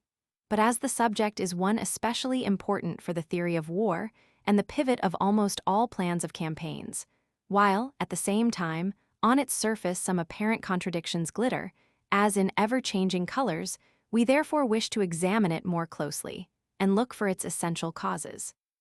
Victory, as a rule, springs from a preponderance of the sum of all the physical and moral powers combined. Undoubtedly, it increases this preponderance, or it would not be sought for and purchased at a great sacrifice. Victory itself does this unquestionably. Also, its consequences have the same effect, but not to the utmost point, generally only up to a certain point. This point may be very near at hand, and is sometimes so near that the whole of the results of a victorious battle are confined to an increase of the moral superiority. How this comes about, we have now to examine. In the progress of action in war, the combatant force is incessantly meeting with elements which strengthen it, and others which weaken it. Hence, it is a question of superiority on one side or the other.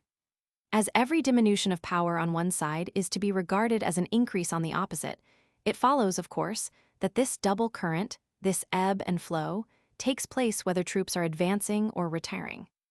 It is therefore necessary to find out the principal cause of this alteration in the one case, to determine the other along with it.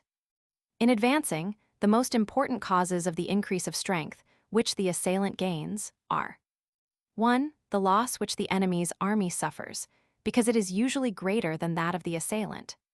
2. The loss which the enemy suffers in inert military means, such as magazines, depots, bridges, etc., and which the assailant does not share with him. 3. That from the moment the assailant enters the enemy's territory, there is a loss of provinces to the defense, consequently of the sources of new military forces. 4. That the advancing army gains a portion of those resources, in other words, gains the advantage of living at the expense of the enemy. 5. The loss of internal organization and of the regular action of everything on the side of the enemy. 6. That the allies of the enemy secede from him, and others join the conqueror. 7. Lastly, the discouragement of the enemy who lets the arms, in some measure, drop out of his hands. The causes of decrease of strength in an army advancing are: 1. That it is compelled to lay siege to the enemy's fortresses, to blockade them or observe them, or that the enemy, who did the same before the victory, in his retreat draws in these corps on his main body.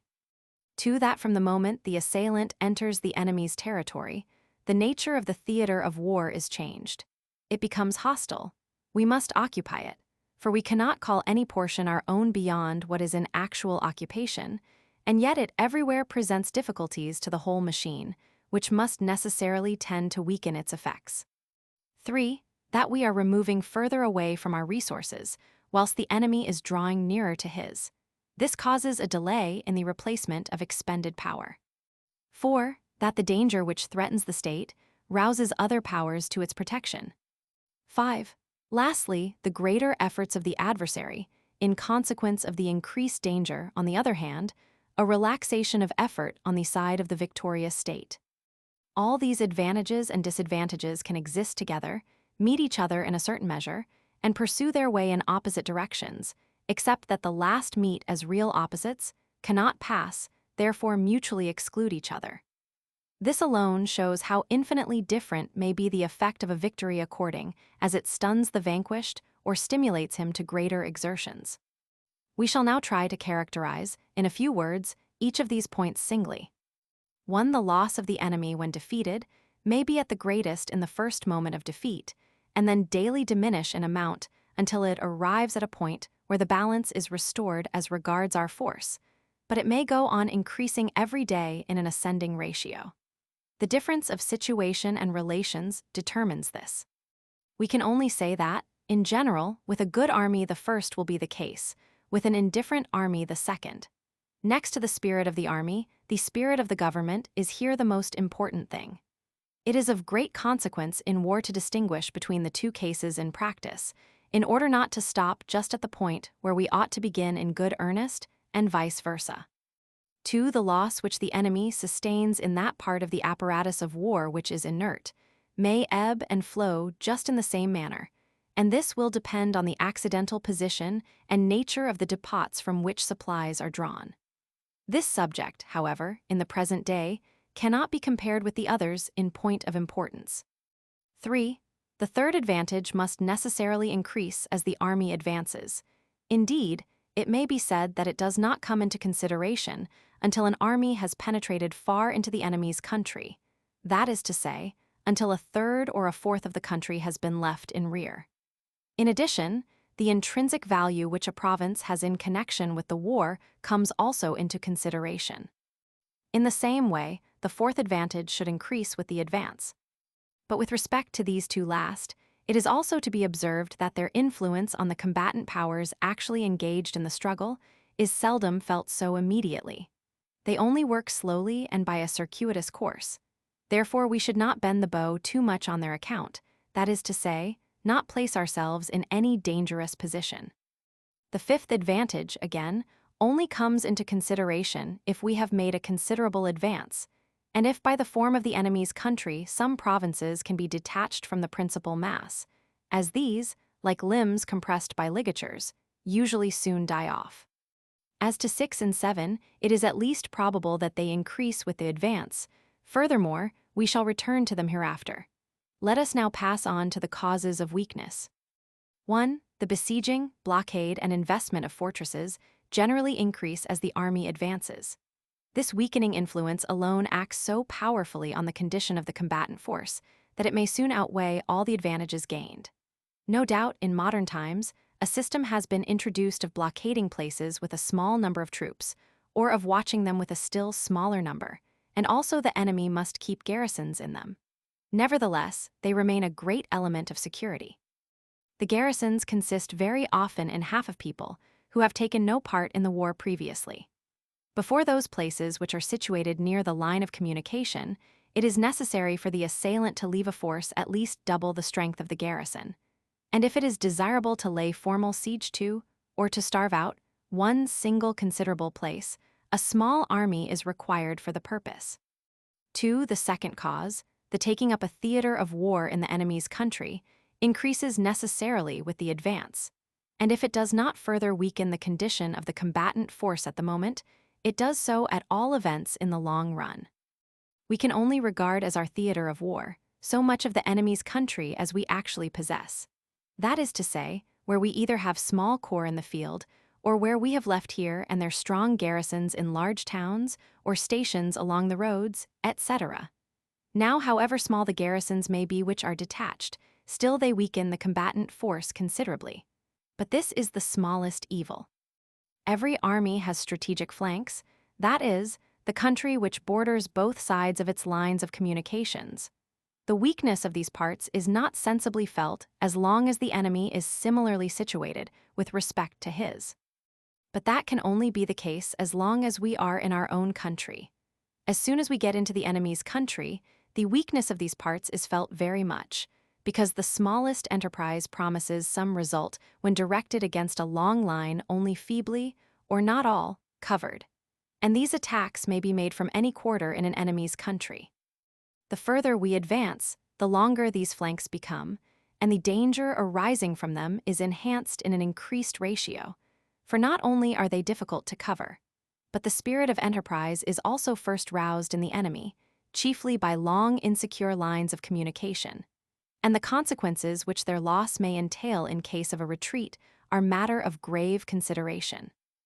All this contributes to place a fresh load on an advancing army at every step of its progress, so that if it has not commenced with a more than ordinary superiority, it will feel itself always more and more cramped in its plans, gradually weakened in its impulsive force, and at last in a state of uncertainty and anxiety as to its situation. 3. The third cause, the distance from the source from which the incessantly diminishing combatant force is to be just as incessantly filled up, increases with the advance. A conquering army is like the light of a lamp in this respect. The more the oil which feeds it sinks in the reservoir and recedes from the focus of light, the smaller the light becomes, until at length it is quite extinguished.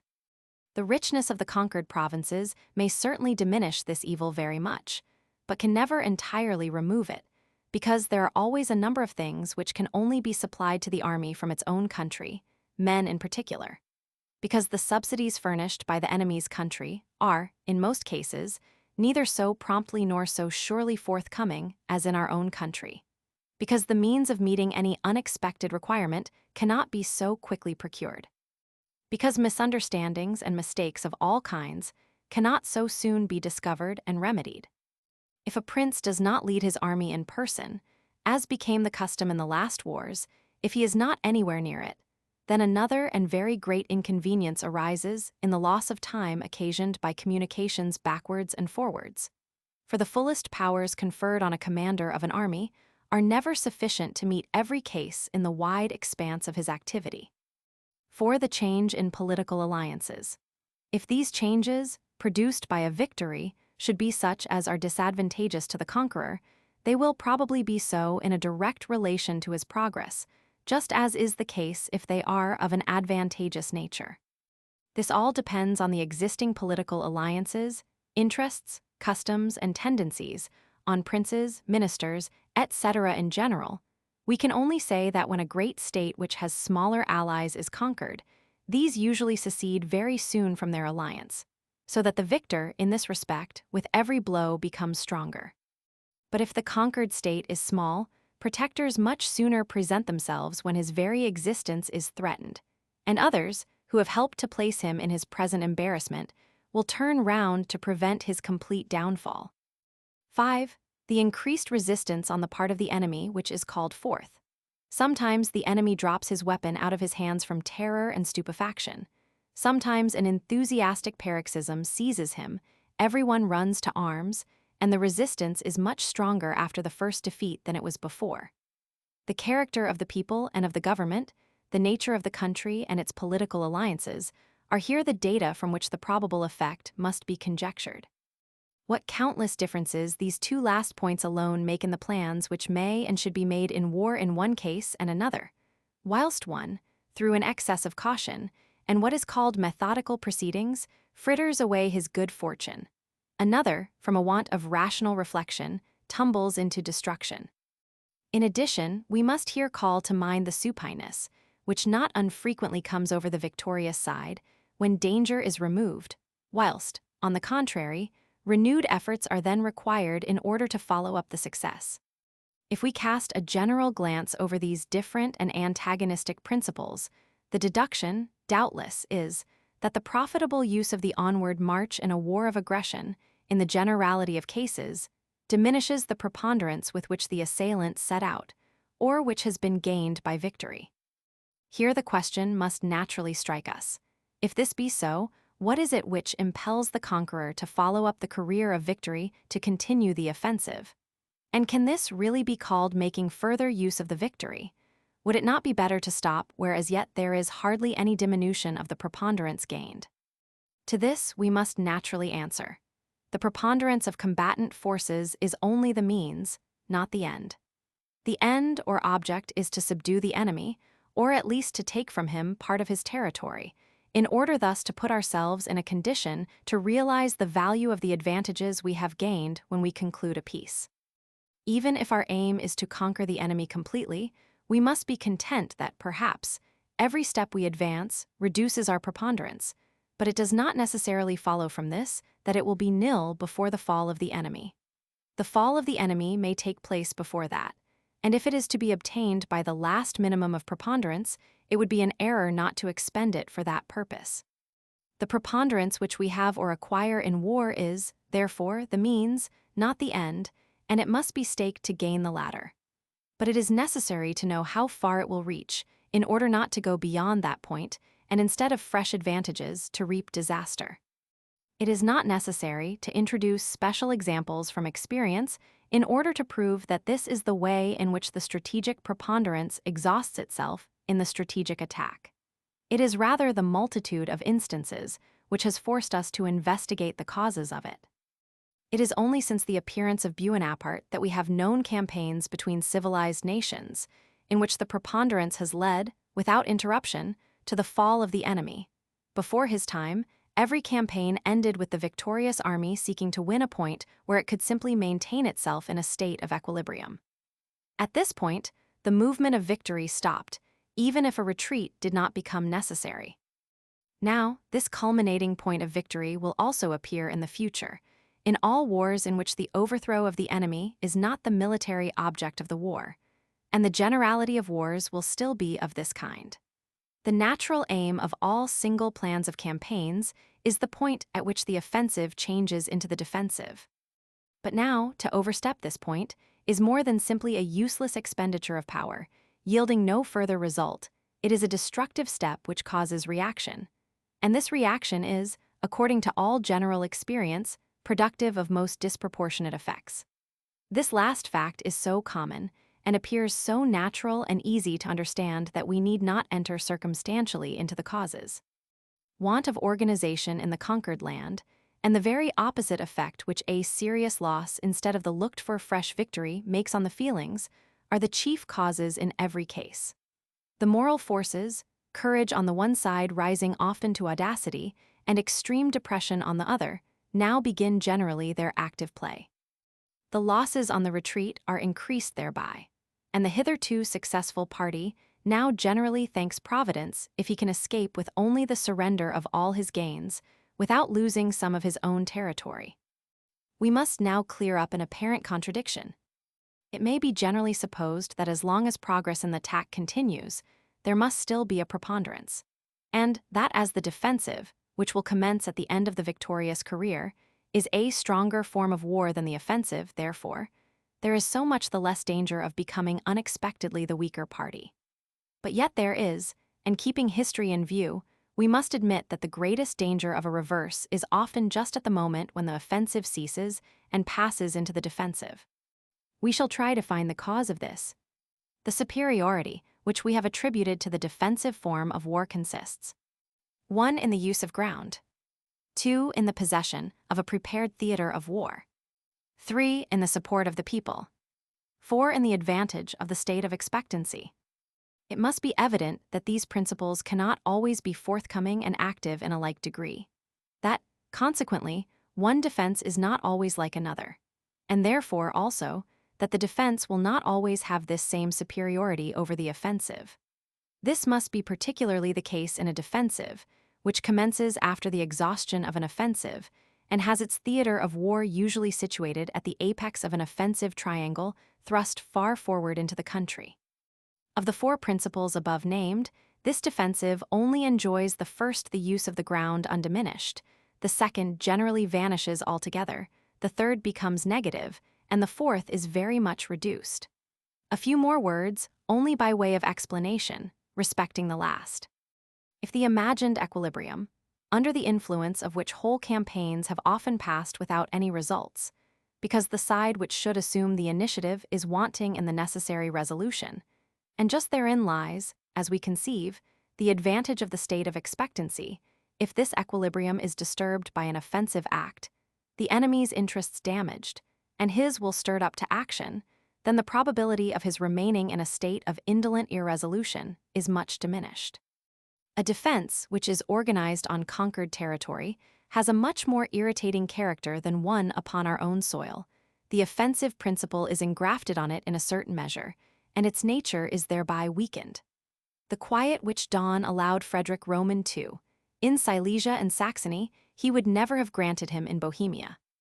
Thus it is clear that the defensive, which is interwoven or mixed up with an offensive undertaking, is weakened in all its chief principles, and therefore will no longer have the preponderance which belongs to it originally. As no defensive campaign is composed of purely defensive elements, so likewise no offensive campaign is made up entirely of offensive elements, because, besides the short intervals in every campaign, in which both armies are on the defensive, every attack which does not lead to a peace must necessarily end in a defensive. In this manner, it is the defensive itself which contributes to the weakening of the offensive. This is so far from being an idle subtlety, that on the contrary, we consider it a chief disadvantage of the attack that we are afterwards reduced through it to a very disadvantageous defensive. And this explains how the difference which originally exists between the strength of the offensive and defensive forms in war is gradually reduced. We shall now show how it may completely disappear, and the advantage for a short time may change into the reverse.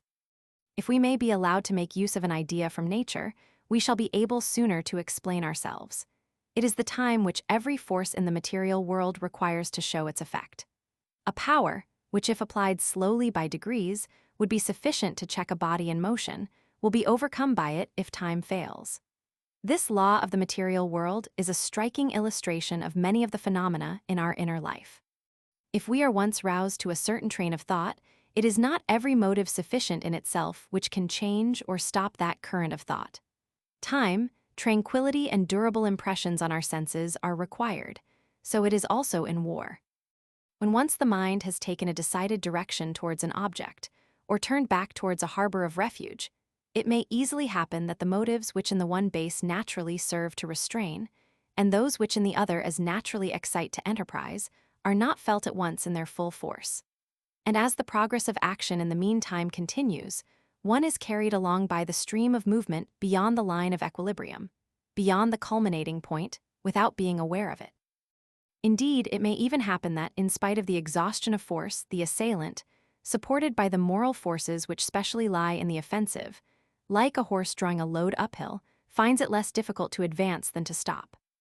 By this, we believe, we have now shown, without contradiction in itself, how the assailant may pass that point, where if he had stopped at the right moment, he might still, through the defensive, have had a result, that is equilibrium.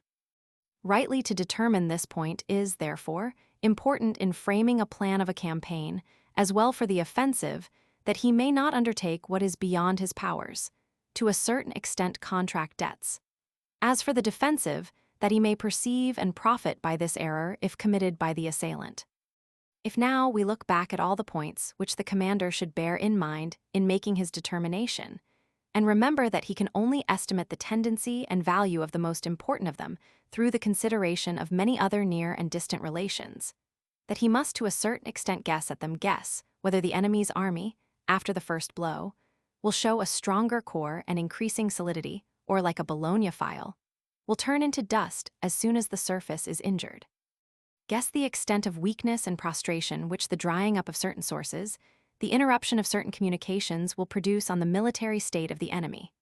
Guess whether the enemy, from the burning pain of the blow which has been dealt him, will collapse powerless, or whether, like a wounded bull, he will rise to a state of fury.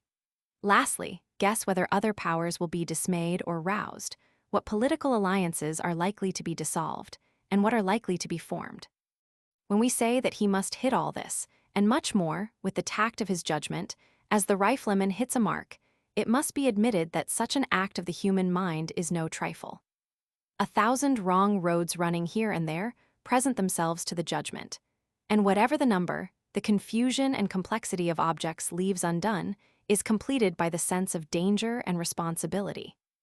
Thus it happens that the majority of generals prefer to fall short of the mark rather than to approach too close. And thus it happens that a fine courage and great spirit of enterprise often go beyond the point, and therefore also fail to hit the mark. Only he that does great things with small means has made a successful hit.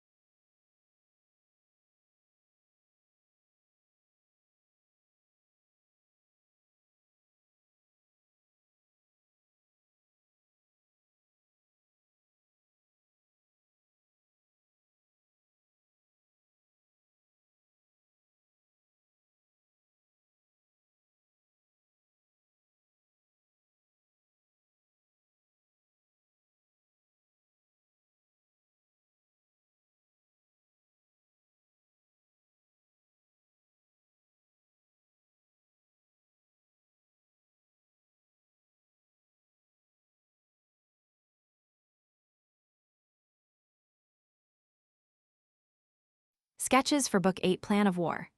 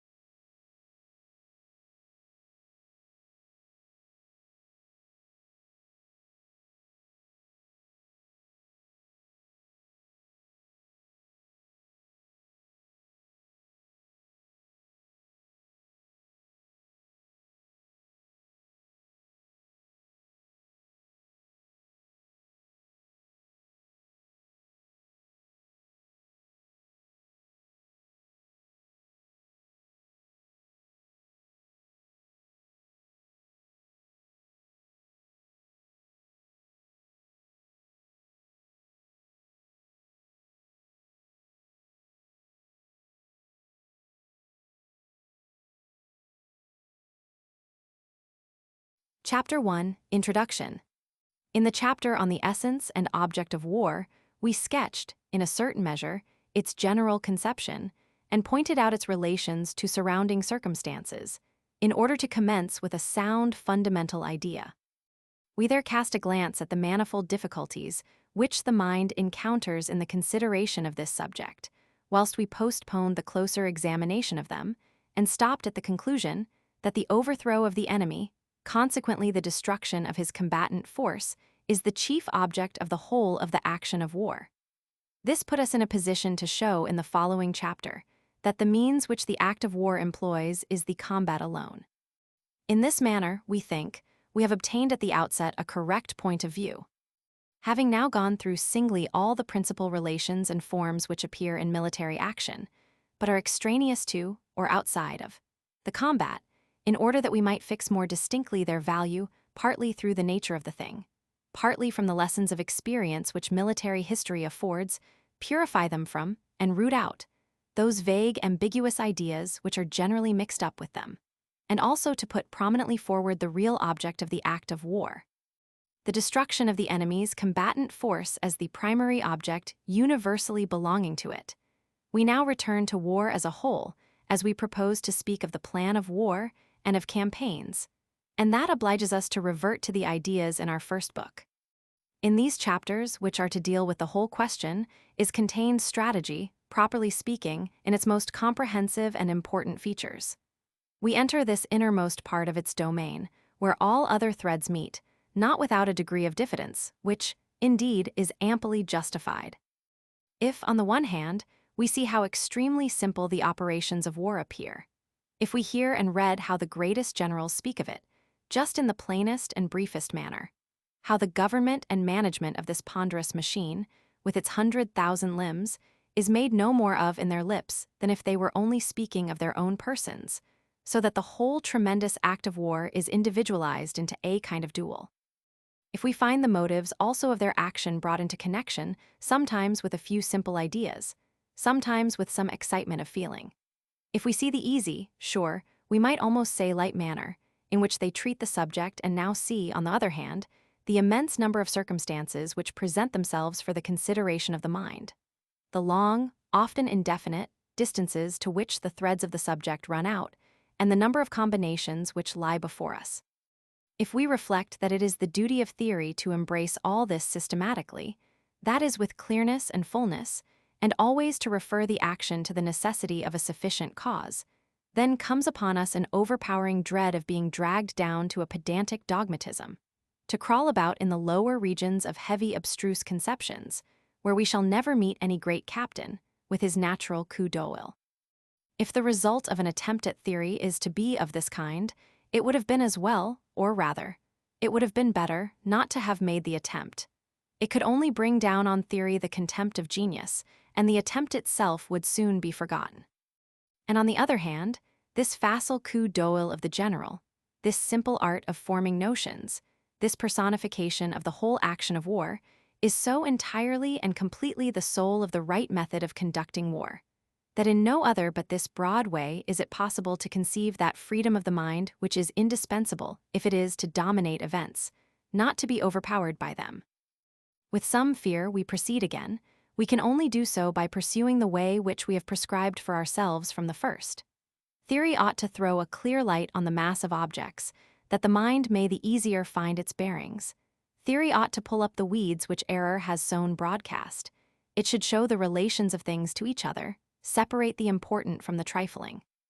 Where ideas resolve themselves spontaneously into such a core of truth as is called principle, when they of themselves keep such a line as forms a rule, theory should indicate the same. Whatever the mind seizes, the rays of light which are awakened in it by this exploration amongst the fundamental notions of things, that is the assistance which theory affords the mind. Theory can give no formulas with which to solve problems. It cannot confine the mind's course to the narrow line of necessity by principles set up on both sides. It lets the mind take a look at the mass of objects and their relations, and then allows it to go free to the higher regions of action, there to act according to the measure of its natural forces, with the energy of the whole of those forces combined, and to grasp the true and the right, as one single clear idea, which shooting forth from under the united pressure of all these forces would seem to be rather a product of feeling than of reflection.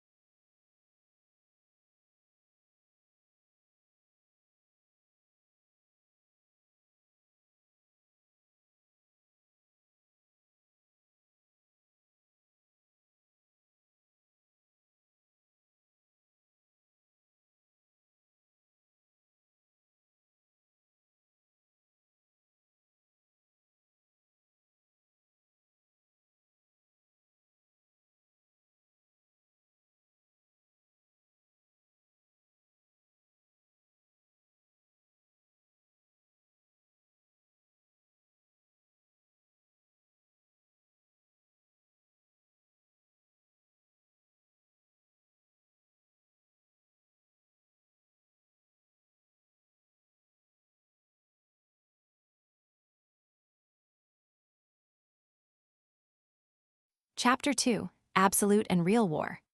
The plan of the war comprehends the whole military act. Through it, that act becomes a whole, which must have one final determinate object, in which all particular objects must become absorbed.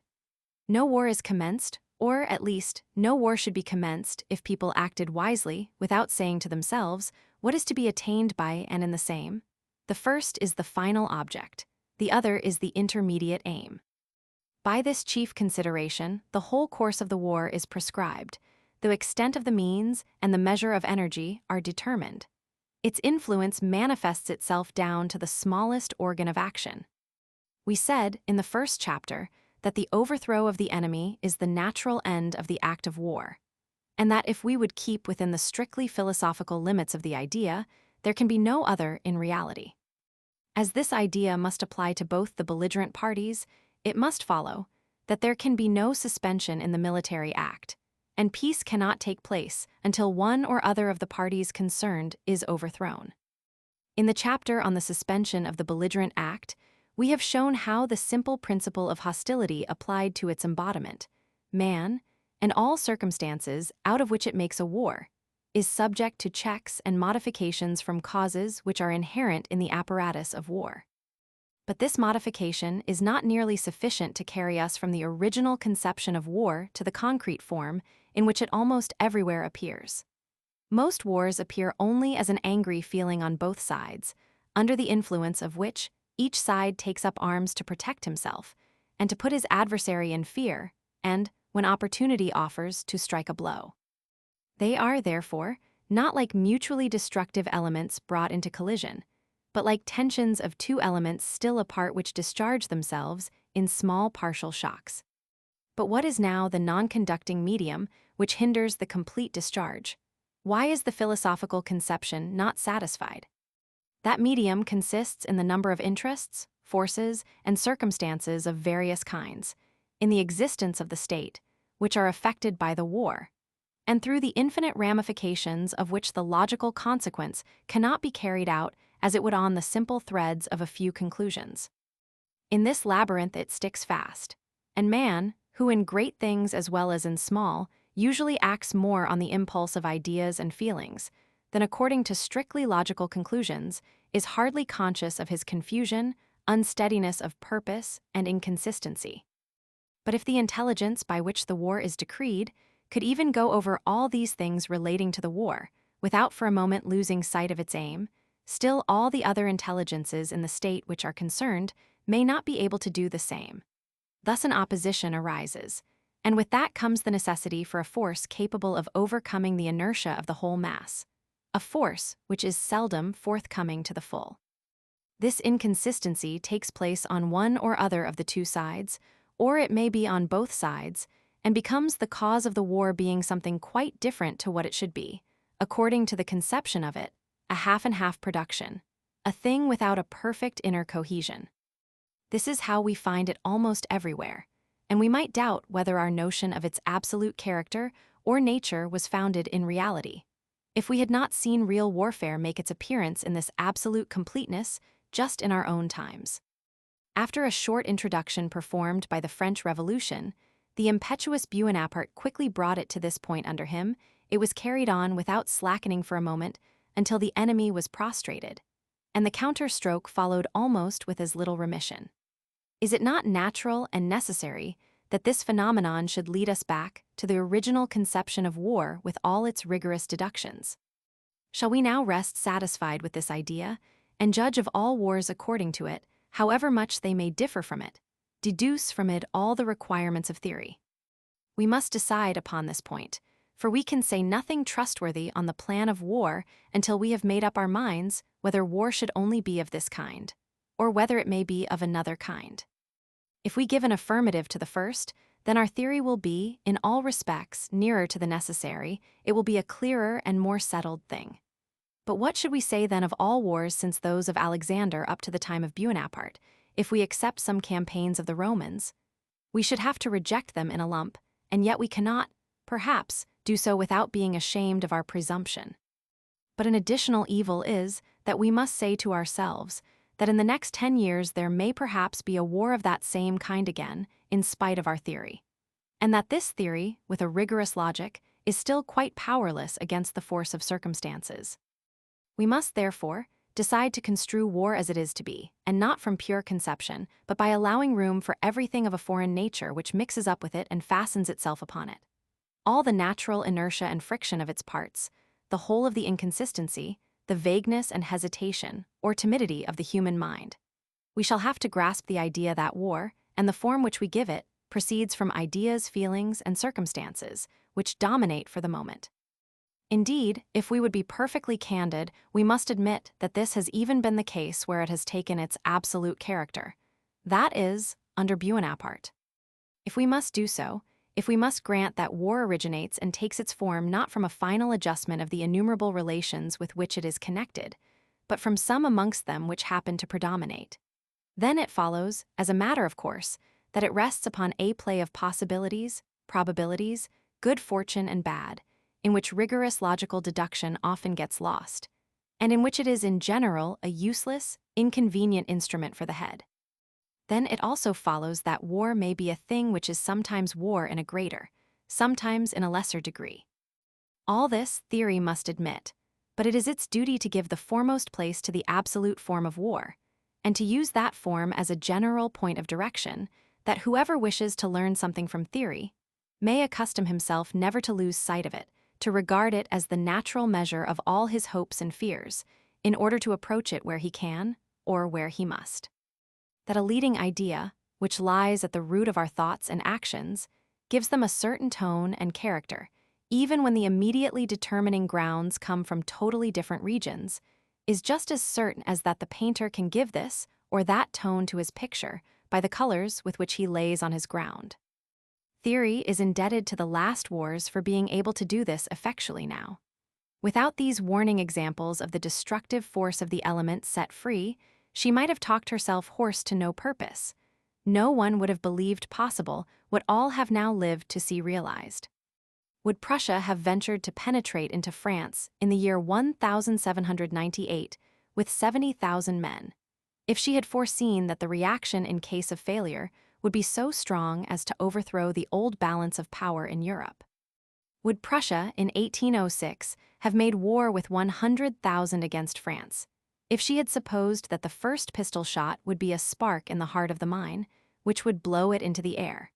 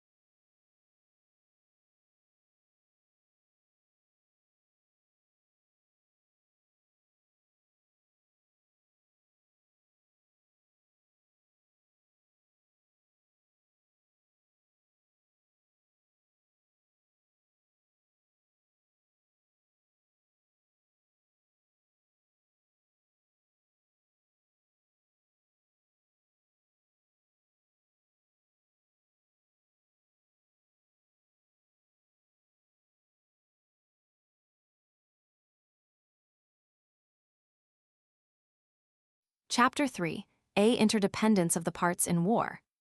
According as we have in view the absolute form of war, or one of the real forms deviating more or less from it, so likewise different notions of its result will arise. In the absolute form, where everything is the effect of its natural and necessary cause, one thing follows another in rapid succession.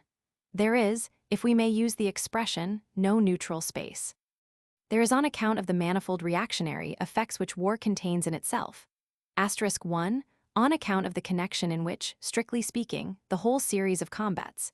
*2 follow one after another, on account of the culminating point which every victory has, beyond which losses and defeats commence. *3, on account of all these natural relations of war there is, I say, only one result, to wit, the final result. Until it takes place nothing is decided, nothing won, nothing lost. Here we may say indeed, the end crowns the work. In this view, therefore, war is an indivisible whole, the parts of which, the subordinate results, have no value except in their relation to this whole.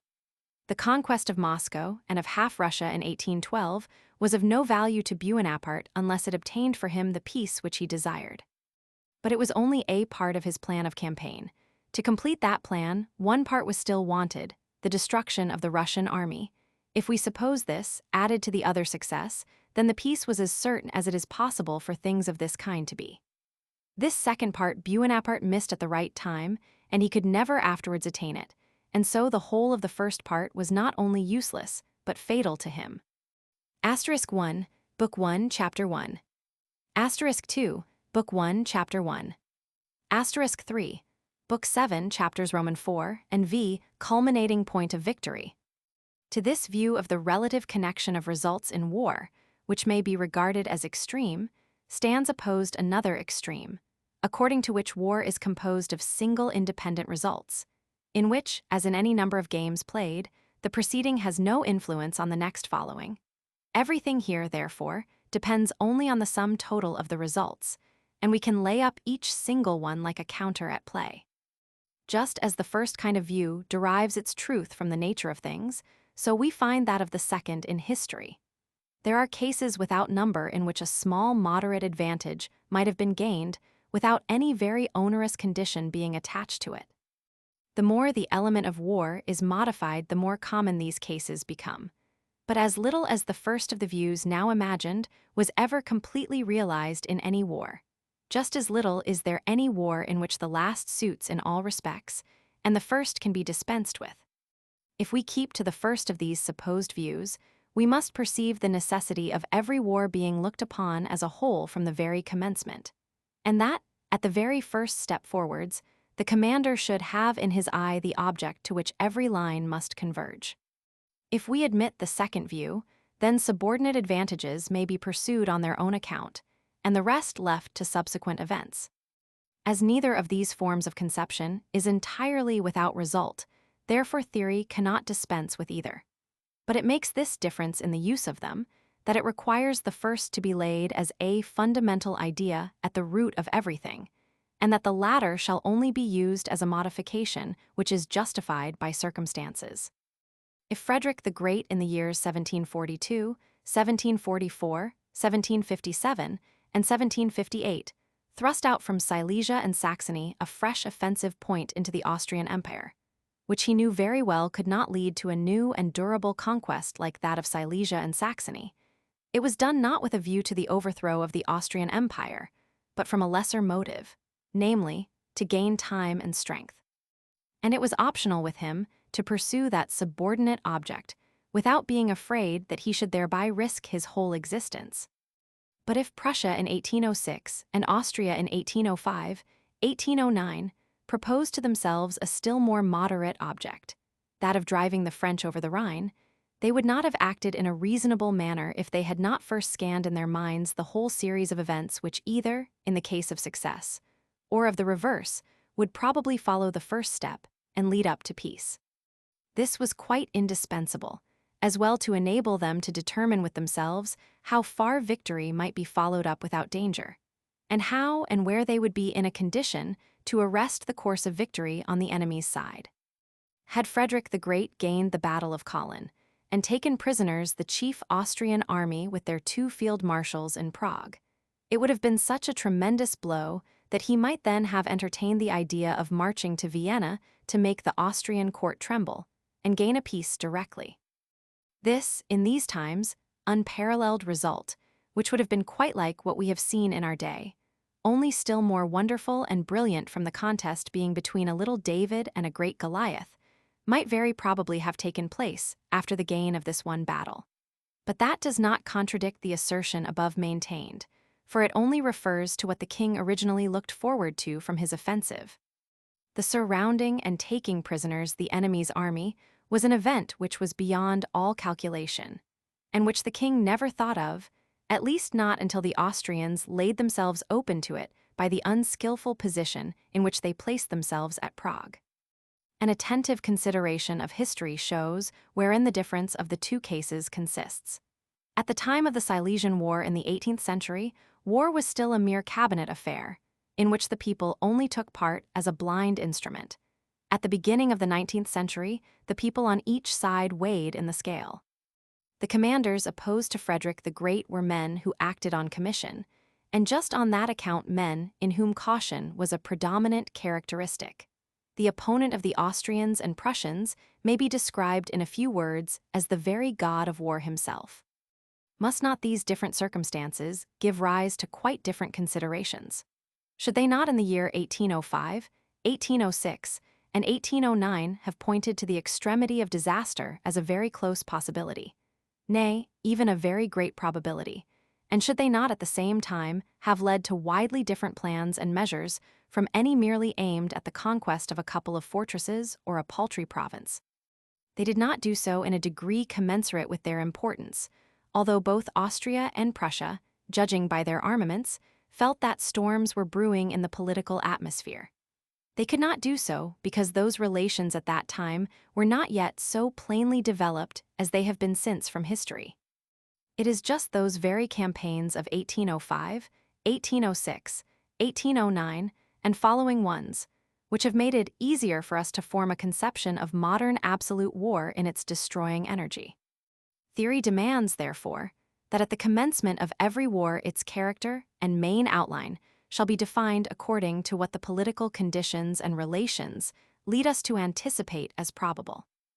The more that according to this probability its character approaches the form of absolute war, the more its outline embraces the mass of the belligerent states and draws them into the vortex. So much the more complete will be the relation of events to one another and the whole. But so much the more necessary it will also be not to take the first step without thinking what may be the last.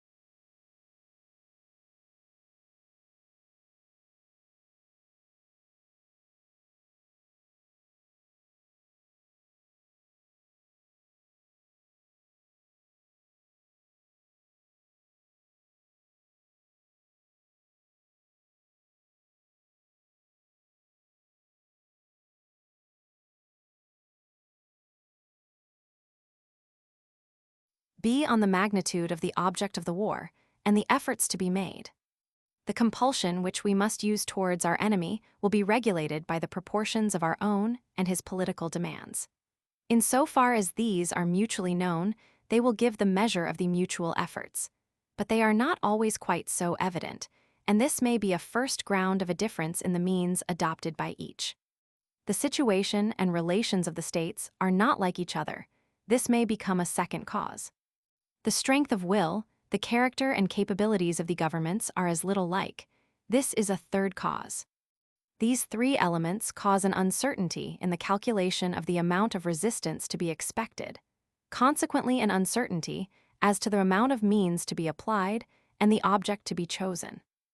As in war, the want of sufficient exertion may result not only in failure, but in positive harm. Therefore, the two sides respectively seek to outstrip each other, which produces a reciprocal action.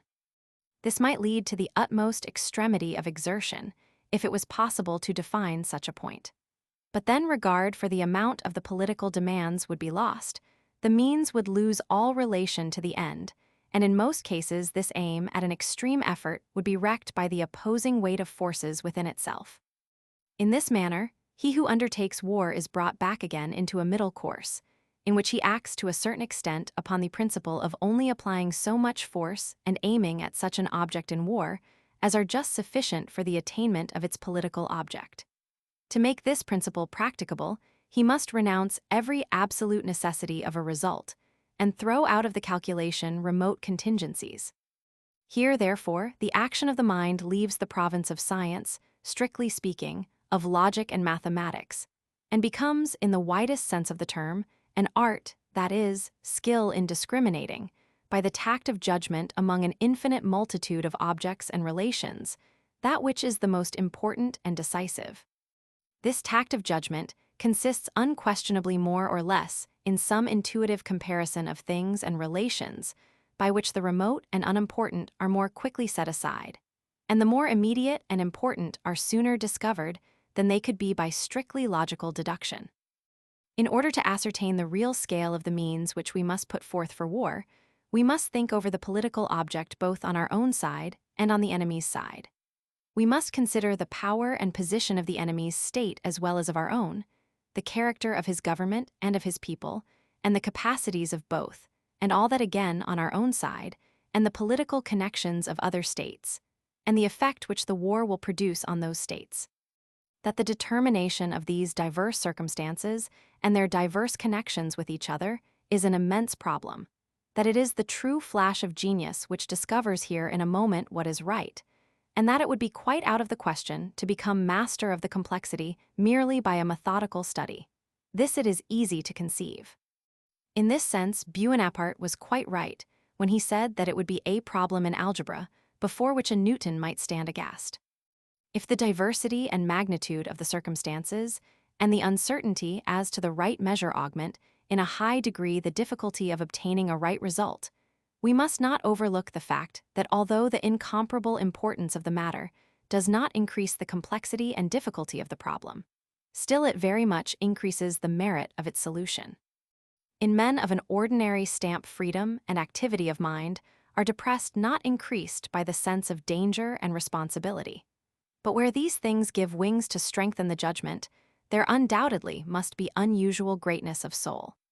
First of all, therefore, we must admit that the judgment on an approaching war, on the end to which it should be directed, and on the means which are required, can only be formed after a full consideration of the whole of the circumstances in connection with it, with which therefore must also be combined the most individual traits of the moment.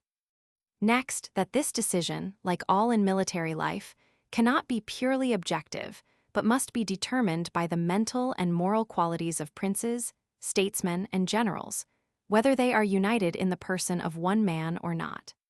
The subject becomes general and more fit to be treated of in the abstract if we look at the general relations in which states have been placed by circumstances at different times.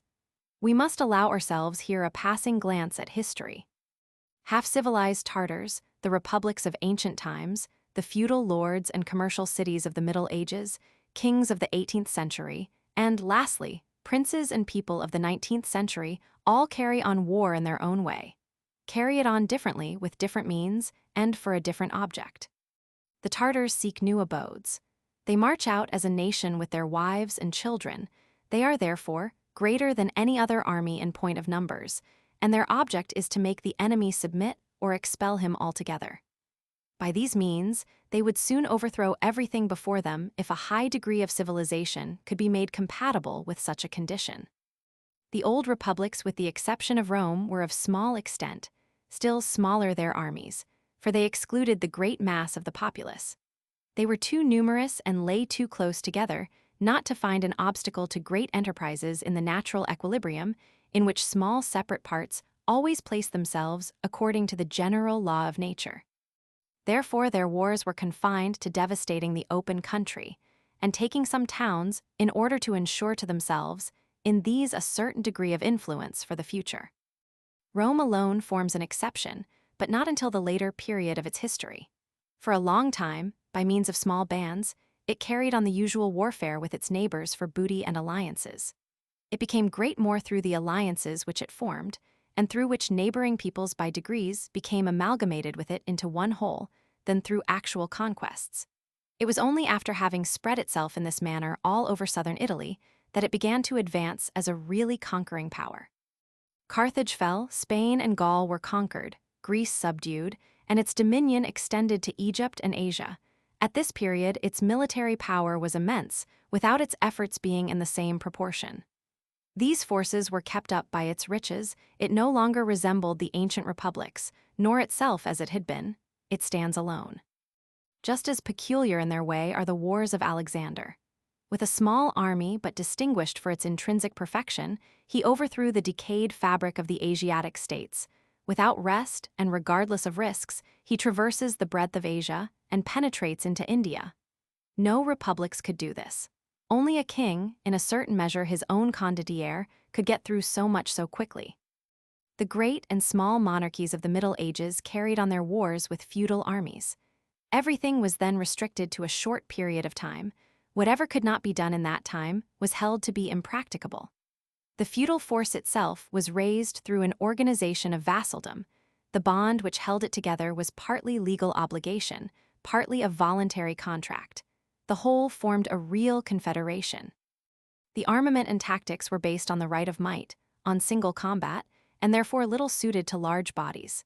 In fact, at no period has the union of states been so weak and the individual citizens so independent.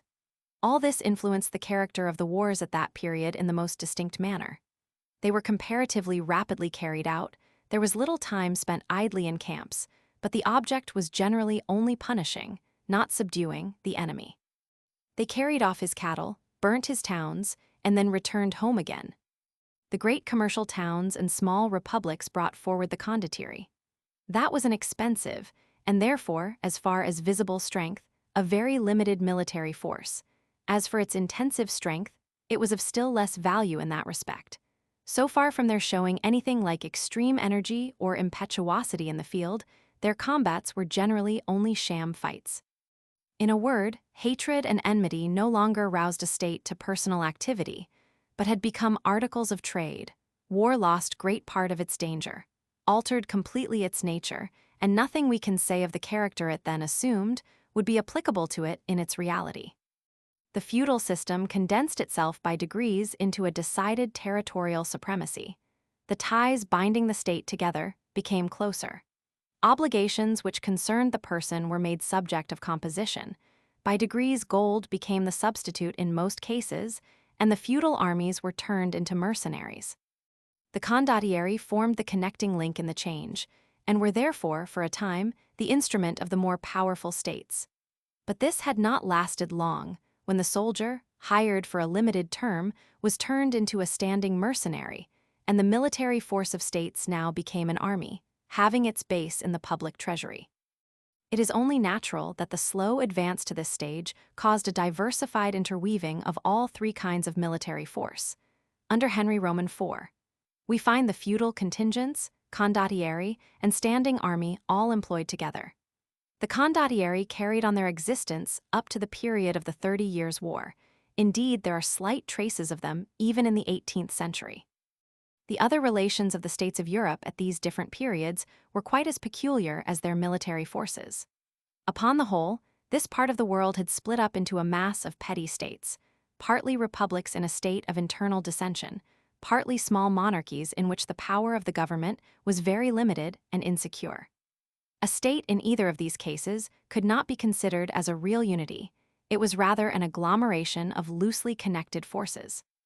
Neither, therefore, Could such a state be considered an intelligent being, acting in accordance with simple logical rules?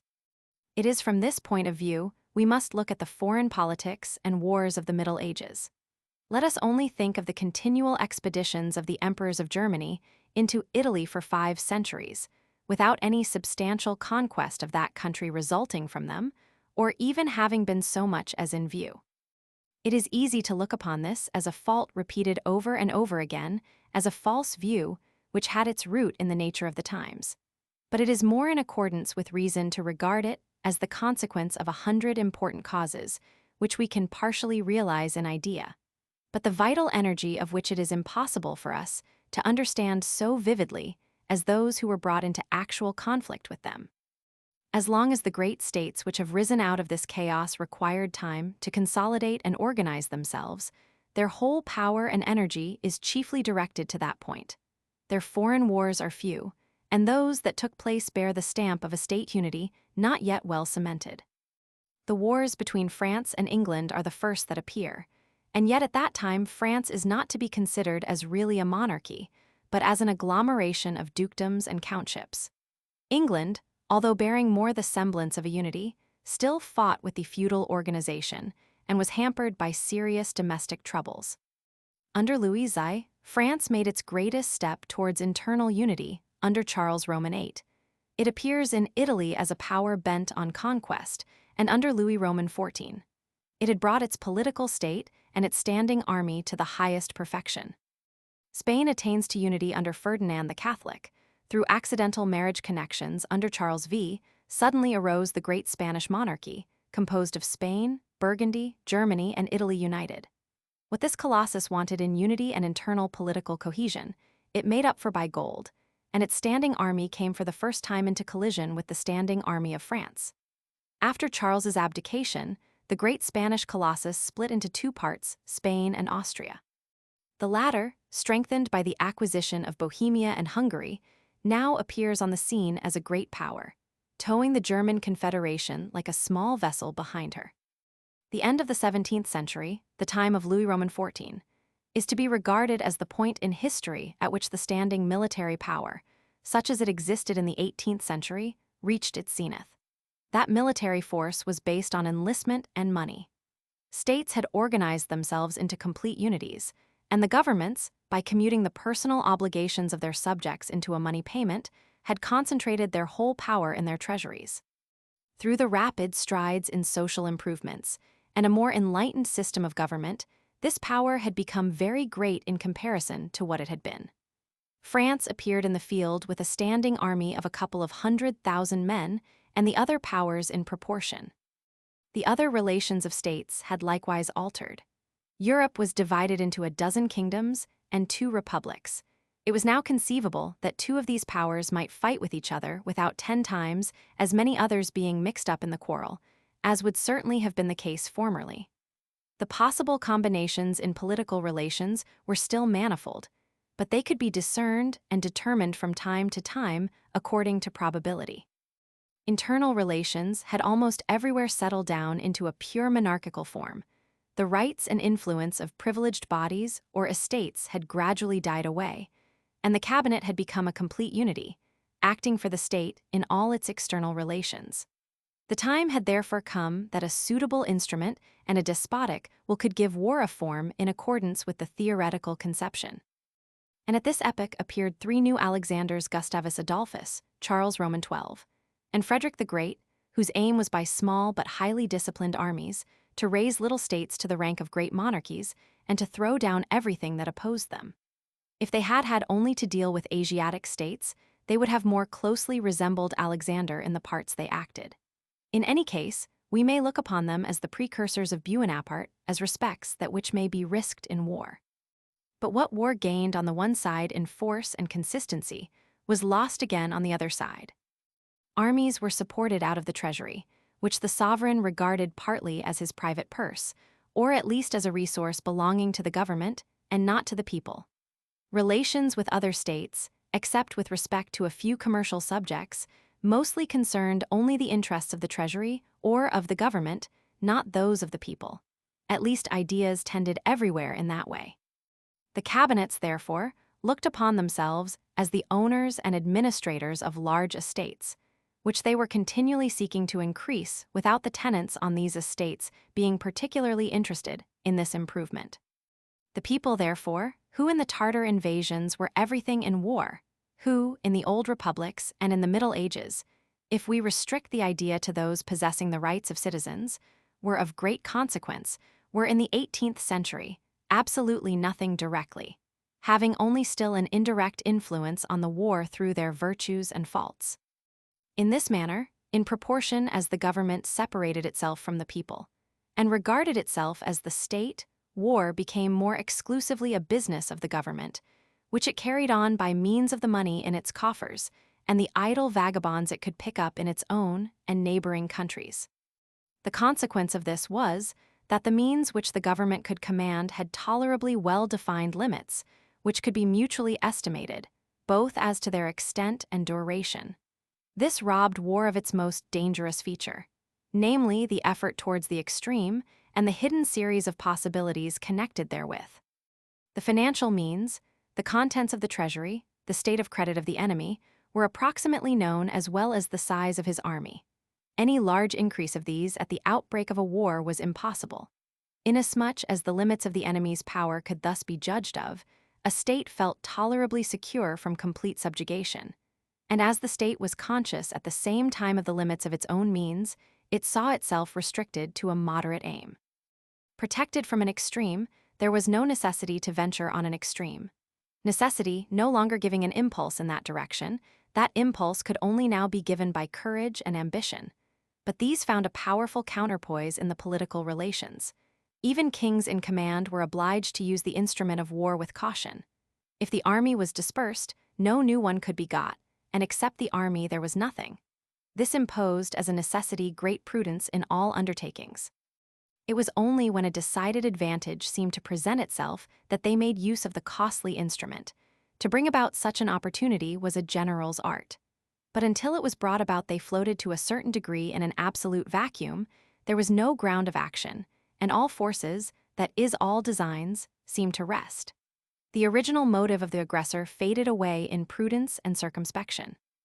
Thus war, in reality, became a regular game, in which time and chance shuffled the cards, but in its signification it was only diplomacy somewhat intensified, a more vigorous way of negotiating, in which battles and sieges were substituted for diplomatic notes. To obtain some moderate advantage in order to make use of it in negotiations for peace was the aim even of the most ambitious. This restricted, shriveled-up form of war proceeded, as we have said, from the narrow basis on which it was supported. But that excellent generals and kings, like Gustavus Adolphus, Charles Roman XII, and Frederick the Great, at the head of armies just as excellent, could not gain more prominence in the general mass of phenomena that even these men were obliged to be contented to remain at the ordinary level of moderate results, is to be attributed to the balance of power in Europe. Now that states had become greater, and their centers further apart from each other, what had formerly been done through direct, perfectly natural interests, proximity, contact, family connections, personal friendship, to prevent any one single state among the number from becoming suddenly great was effected by a higher cultivation of the art of diplomacy. Political interests, attractions, and repulsions developed into a very refined system, so that a cannon shot could not be fired in Europe without all the cabinets having some interest in the occurrence. A new Alexander must therefore try the use of a good pen as well as his good sword, and yet he never went very far with his conquests. But although Louis Roman XIV had in view to overthrow the balance of power in Europe, and at the end of the 17th century had already got to such a point as to trouble himself little about the general feeling of animosity, he carried on war just as it had heretofore been conducted, for while his army was certainly that of the greatest and richest monarch in Europe, in its nature it was just like others. Plundering and devastating the enemy's country, which play such an important part with Tartars, with ancient nations, and even in the Middle Ages, were no longer in accordance with the spirit of the age. They were justly looked upon as unnecessary barbarity, which might easily be retaliated, and which did more injury to the enemy's subjects than the enemy's government, therefore, produced no effect beyond throwing the nation back many stages in all that relates to peaceful arts and civilization. War, therefore, confined itself more and more both as regards means and end to the army itself. The army, with its fortresses and some prepared positions, constituted a state in a state, within which the element of war slowly consumed itself. All Europe rejoiced at its taking this direction, and held it to be the necessary consequence of the spirit of progress. Although there lay in this an error, inasmuch as the progress of the human mind can never lead to what is absurd, can never make 5 out of twice 2, as we have already said, and must again repeat, still upon the whole this change had a beneficial effect for the people. Only it is not to be denied that it had a tendency to make war still more an affair of the state, and to separate it still more from the interests of the people. The plan of a war on the part of the state, assuming the offensive in those times, consisted generally in the conquest of one or other of the enemy's provinces. The plan of the defender was to prevent this. The particular plan of campaign was to take one or other of the enemy's fortresses, or to prevent one of our own from being taken. It was only when a battle became unavoidable for this purpose that it was sought for and fought. Whoever fought a battle without this unavoidable necessity, from mere innate desire of gaining a victory, was reckoned a general with too much daring. Generally, the campaign passed over with one siege, or if it was a very active one, with 2 sieges and winter quarters, which were regarded as a necessity, and during which the faulty arrangements of the one could never be taken advantage of by the other, and in which the mutual relations of the 2 parties almost entirely ceased, formed a distinct limit to the activity which was considered to belong to one campaign. If the forces opposed were too much on an equality, or if the aggressor was decidedly the weaker of the 2, then neither battle nor siege took place, and the whole of the operations of the campaign pivoted on the maintenance of certain positions and magazines, and the regular exhaustion of particular districts of country. As long as war was universally conducted in this manner, and the natural limits of its force were so close and obvious, so far from anything absurd being perceived in it, all was considered to be in the most regular order.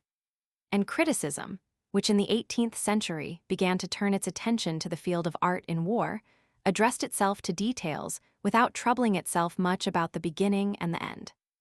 Thus there was eminence and perfection of every kind, and even Field Marshal Daun, to whom it was chiefly owing that Frederick the Great completely attained his object, and that Maria Theresa completely failed in hers, notwithstanding that could still pass for a great general. Only now and again a more penetrating judgment made its appearance, that is, sound common sense acknowledged that with superior numbers something positive should be attained or war is badly conducted, whatever art may be displayed. Thus matters stood when the French Revolution broke out. Austria and Prussia tried their diplomatic art of war. This very soon proved insufficient. Whilst, according to the usual way of seeing things, all hopes were placed on a very limited military force in 1793, such a force as no one had any conception of made its appearance. War had suddenly become again an affair of the people, and that of a people numbering 30 millions, every one of whom regarded himself as a citizen of the state. Without entering here into the details of circumstances with which this great phenomenon was attended, we shall confine ourselves to the results which interest us at present. By this participation of the people in the war instead of a cabinet and an army, a whole nation with its natural weight came into the scale. Henceforward, the means available, the efforts which might be called forth, had no longer any definite limits. The energy with which the war itself might be conducted had no longer any counterpoise, and consequently the danger for the adversary had risen to the extreme. If the whole war of the Revolution passed over without all this making itself felt in its full force and becoming quite evident, if the generals of the Revolution did not persistently press on to the final extreme and did not overthrow the monarchies in Europe, if the German armies now and again had the opportunity of resisting with success and checking for a time the torrent of victory, the cause lay in reality in that technical incompleteness with which the French had to contend, which showed itself first amongst the common soldiers, then in the generals, lastly, at the time of the Directory, in the government itself. After all this was perfected by the hand of Buonaparte, this military power, based on the strength of the whole nation, marched over Europe, smashing everything in pieces so surely and certainly that where it only encountered the old-fashioned armies, the result was not doubtful for a moment. A reaction, however, awoke in due time. In Spain, the war became of itself an affair of the people. In Austria, in the year 1809, the government commenced extraordinary efforts, by means of reserves and landwehr, which were nearer to the true object, and far surpassed in degree what this state had hitherto conceived possible. In Russia, in 1812, the example of Spain and Austria was taken as a pattern. The enormous dimensions of that empire on the one hand allowed the preparations, although too long deferred, still to produce effect, and on the other hand intensified the effect produced. The result was brilliant. In Germany, Prussia rose up the first, made the war a national cause, and without either money or credit, and with a population reduced one half, took the field with an army twice as strong as that of 1806. The rest of Germany followed the example of Prussia sooner or later, and Austria, although less energetic than in 1809, still also came forward with more than its usual strength. Thus it was that Germany and Russia in the years 1813 and 1814, including all who took an active part in, or were absorbed in these two campaigns, appeared against France with about 1 million of men. Under these circumstances, the energy thrown into the conduct of the war was quite different, and although not quite on a level with that of the French, although at some points timidity was still to be observed, the course of the campaigns, upon the whole, may be said to have been in the new, not in the old, style. In 8 months the theatre of war was removed from the Oder to the Seine. Proud Paris had to bow its head for the first time, and the redoubtable Buonaparte lay fettered on the ground. Therefore, since the time of Buonaparte, war, through being first on one side, then again on the other, an affair of the whole nation, has assumed quite a new nature. Or rather, it has approached much nearer to its real nature, to its absolute perfection.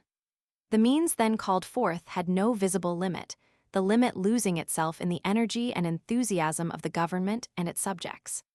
By the extent of the means, and the wide field of possible results, as well as by the powerful excitement of feeling which prevailed, energy in the conduct of war was immensely increased. The object of its action was the downfall of the foe, and not until the enemy lay powerless on the ground was it supposed to be possible to stop or to come to any understanding with respect to the mutual objects of the contest. Thus, therefore, the element of war, freed from all conventional restrictions, broke loose, with all its natural force. The cause was the participation of the people in this great affair of state, and this participation arose partly from the effects of the French Revolution on the internal affairs of countries, partly from the threatening attitude of the French towards all nations. Now, whether this will be the case always in future, whether all wars hereafter in Europe will be carried on with the whole power of the states, and, consequently, will only take place on account of great interests closely affecting the people, or whether a separation of the interests of the government from those of the people will gradually again arise, would be a difficult point to settle, and, least of all, shall we take upon us to settle it. But every one will agree with us that bounds, which to a certain extent existed only in an unconsciousness of what is possible, when once thrown down, are not easily built up again, and that, at least, whenever great interests are in dispute, mutual hostility will discharge itself in the same manner as it has done in our times. We here bring our historical survey to a close, for it was not our design to give at a gallop some of the principles on which war has been carried on in each age, but only to show how each period has had its own peculiar forms of war, its own restrictive conditions, and its own prejudices. Each period would, therefore, also keep its own theory of war, even if everywhere, in early times as well as in later, the task had been undertaken of working out a theory on philosophical principles. The events in each age must, therefore, be judged of in connection with the peculiarities of the time, and only he who, less through an anxious study of minute details than through an accurate glance at the whole, can transfer himself into each particular age, is fit to understand and appreciate its generals. But this conduct of war, conditioned by the peculiar relations of states and of the military force employed, must still always contain in itself something more general, or rather something quite general, with which, above everything, theory is concerned. The latest period of past time, in which war reached its absolute strength, contains most of what is of general application and necessary. But it is just as improbable that wars henceforth will all have this grand character, as that the wide barriers which have been opened to them will ever be completely closed again. Therefore, by a theory which only dwells upon this absolute war, all cases in which external influences alter the nature of war would be excluded or condemned as false. This cannot be the object of theory, which ought to be the science of war, not under ideal but under real circumstances. Theory, therefore, whilst casting a searching, discriminating, and classifying glance at objects, should always have in view the manifold diversity of causes from which war may proceed, and should, therefore, so trace out its great features as to leave room for what is required by the exigencies of time and the moment. Accordingly, we must add that the object which everyone who undertakes war proposes to himself, and the means which he calls forth, are determined entirely according to the particular details of his position, and on that very account they will also bear in themselves the character of the time and of the general relations. Lastly, that they are always subject to the general conclusions to be deduced from the nature of war.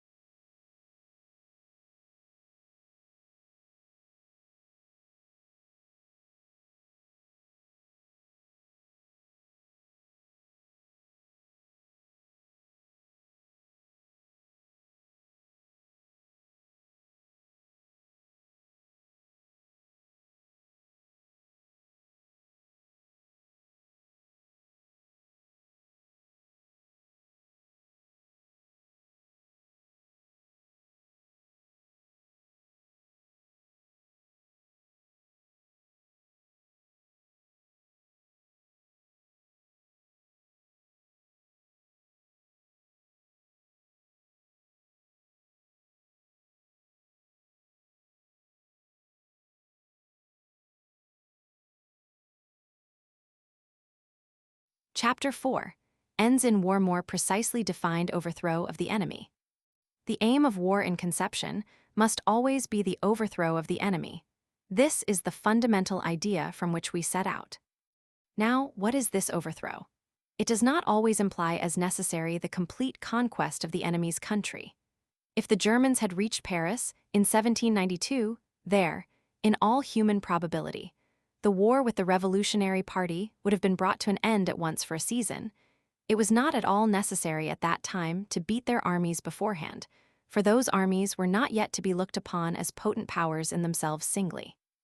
On the other hand, in 1814, the Allies would not have gained everything by taking Paris if Buonaparte had still remained at the head of a considerable army. But as his army had nearly melted away, therefore, also in the year 1814 and 1815, the taking of Paris decided all.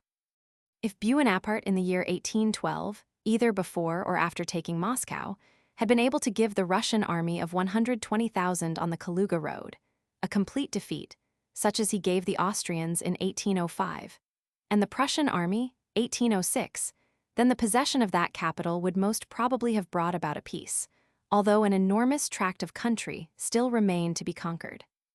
In the year 1805, it was the Battle of Austerlitz that was decisive, and therefore the previous possession of Vienna and two-thirds of the Austrian states was not of sufficient weight to gain for Buonaparte a peace.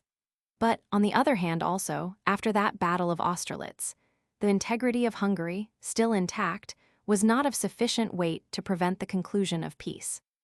In the Russian campaign, the complete defeat of the Russian army was the last blow required.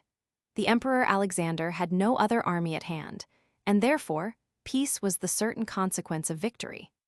If the Russian army had been on the Danube along with the Austrian and had shared in its defeat, then probably the conquest of Vienna would not have been necessary, and peace would have been concluded in Linz.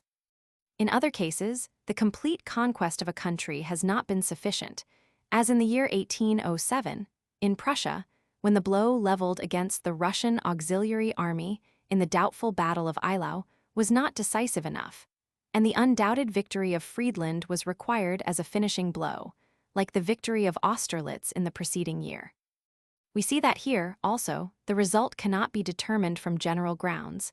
The individual causes, which no one knows who is not on the spot, and many of a moral nature which are never heard of, even the smallest traits and accidents, which only appear in history as anecdotes, are often decisive. All that theory can here say is as follows: that the great point is to keep the overruling relations of both parties in view.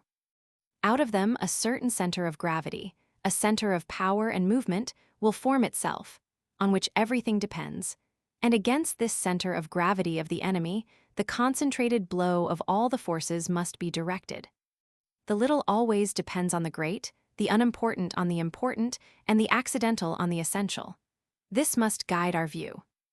Alexander had his center of gravity in his army, so had Gustavus Adolphus, Charles Roman XII, and Frederick the Great, and the career of any one of them would soon have been brought to a close by the destruction of his army. In states torn by internal dissensions, this center generally lies in the capital. In small states dependent on greater ones, it lies generally in the army of these allies. In a confederacy, it lies in the unity of interests. In a national insurrection, in the person of the chief leader, and in public opinion. Against these points the blow must be directed.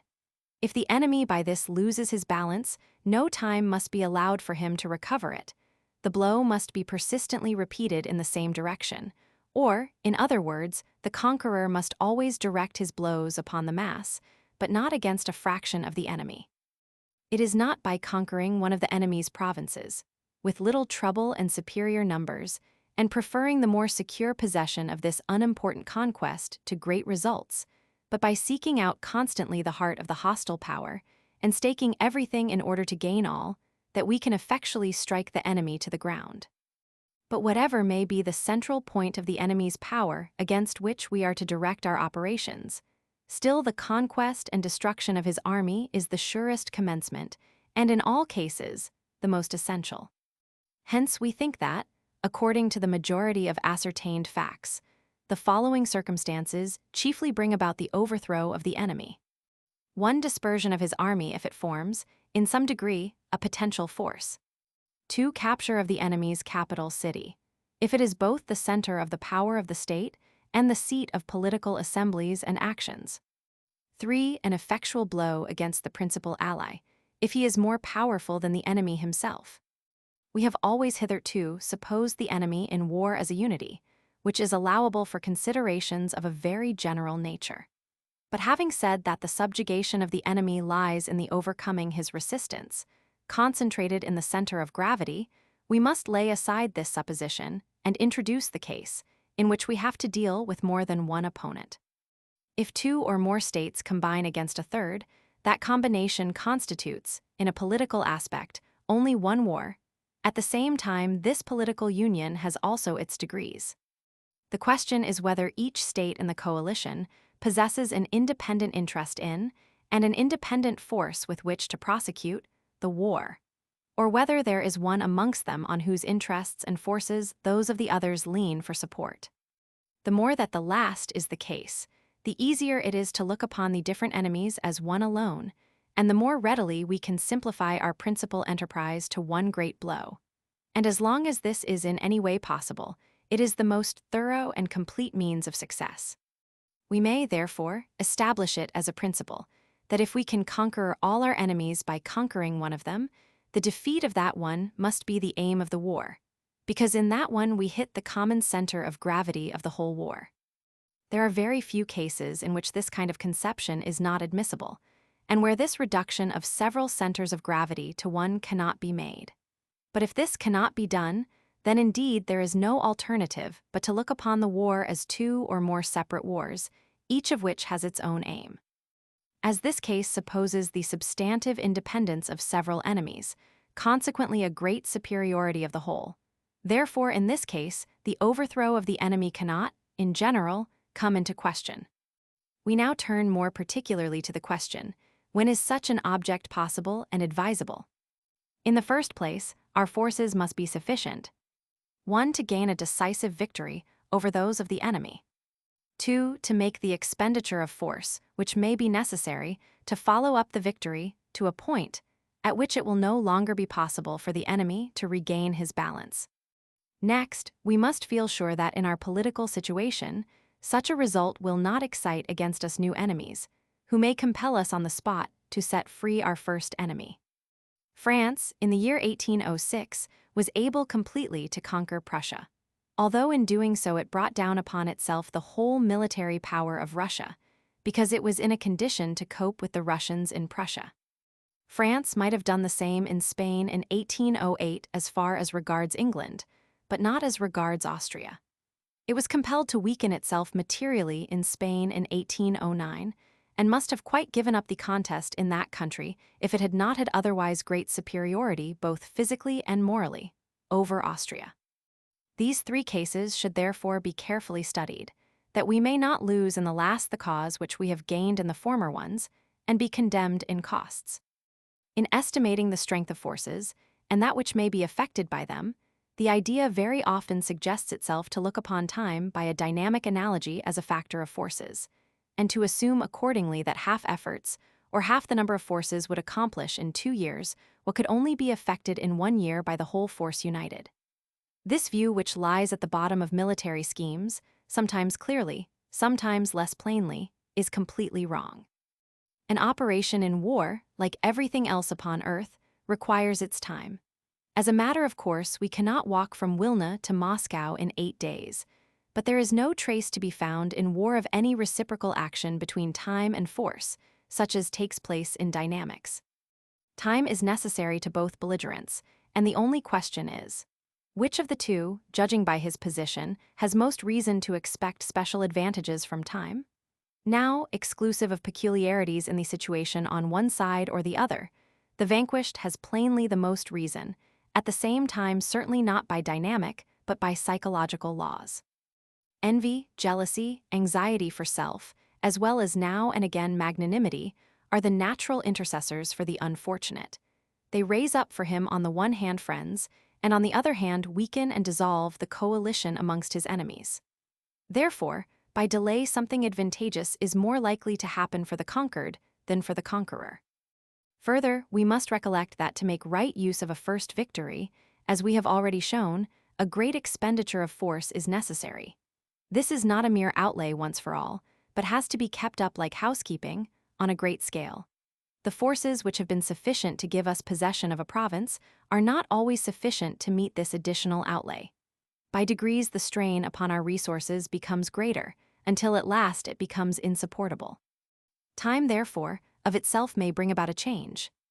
Could the contributions which Buonaparte levied from the Russians and Poles, in money and in other ways, in 1812, have procured the hundreds of thousands of men that he must have sent to Moscow in order to retain his position there?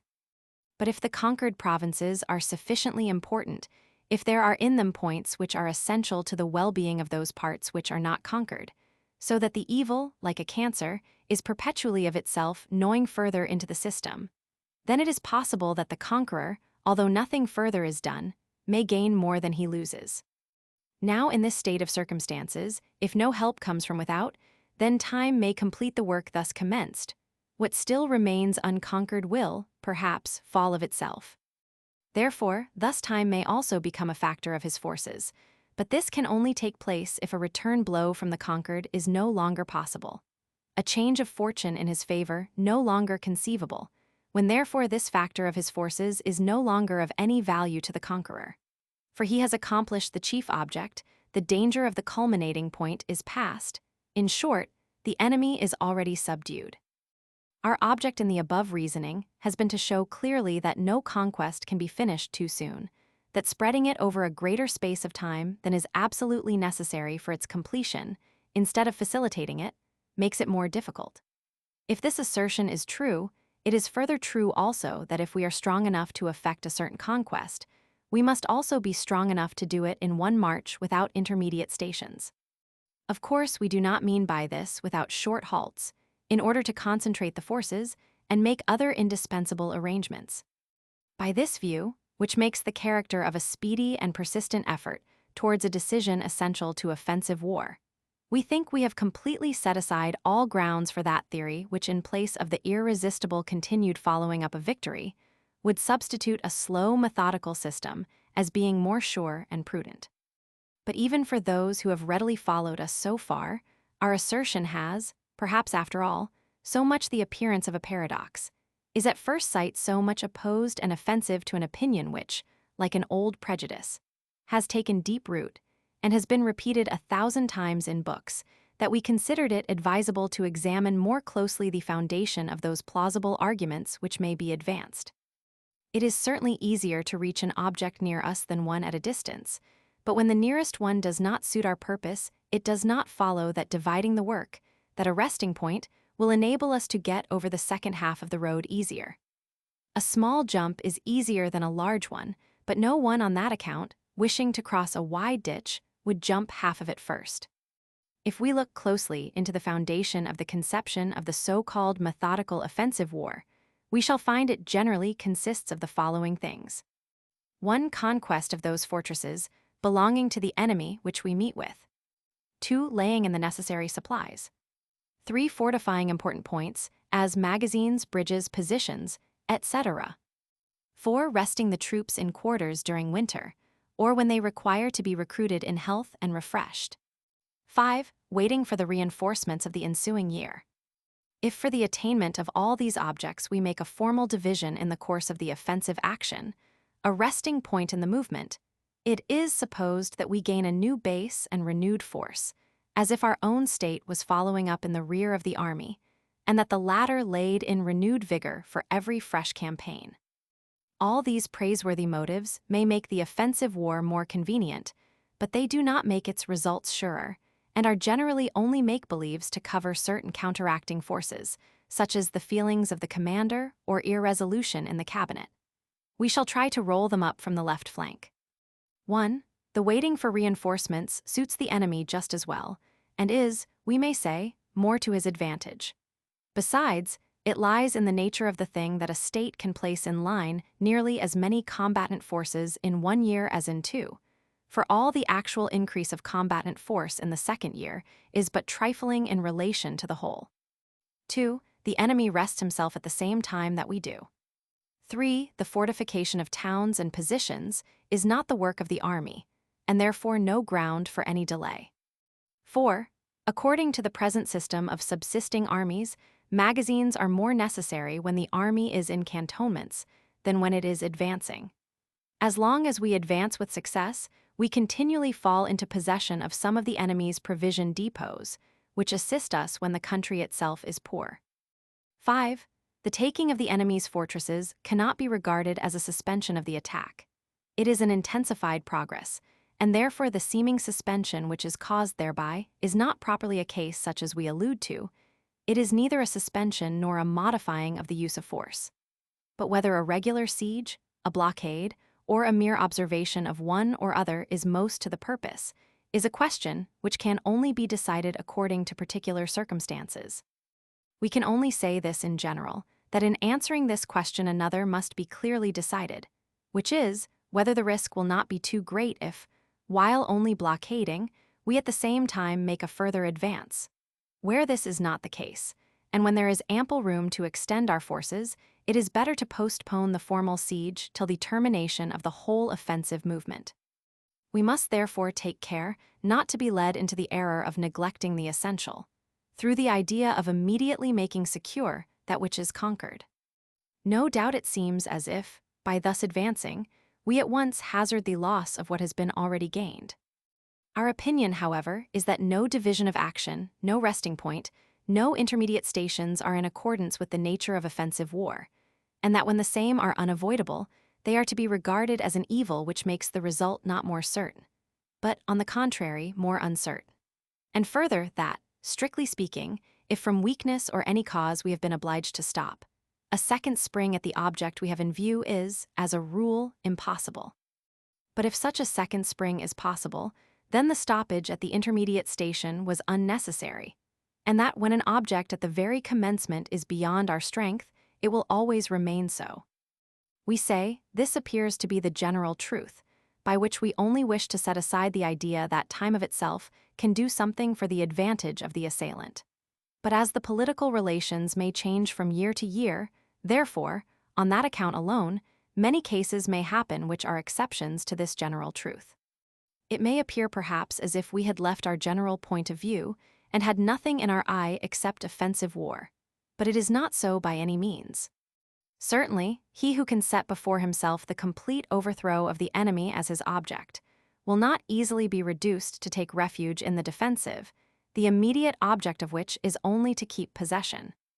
But as we stand by the declaration throughout, that a defensive without any positive principle is a contradiction in strategy as well as in tactics, and therefore always come back to the fact that every defensive, according to its strength, will seek to change to the attack as soon as it has exhausted the advantages of the defensive.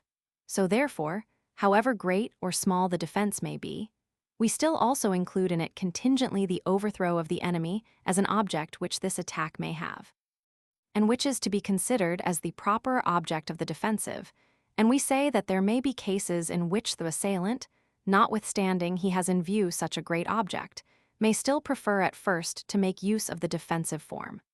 That this idea is founded in reality is easily shown by the campaign of 1812. The Emperor Alexander, in engaging in the war, did not perhaps think of ruining his enemy completely, as was done in the sequel. But is there anything which makes such an idea impossible? And yet, if so, would it not still remain very natural that the Russians began the war on the defensive?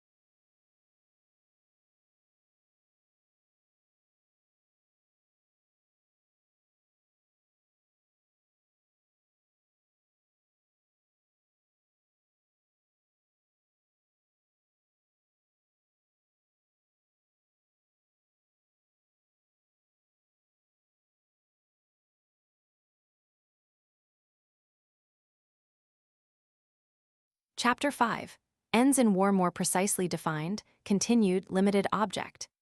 In the preceding chapter, we have said that, under the expression overthrow of the enemy, we understand the real absolute aim of the act of war.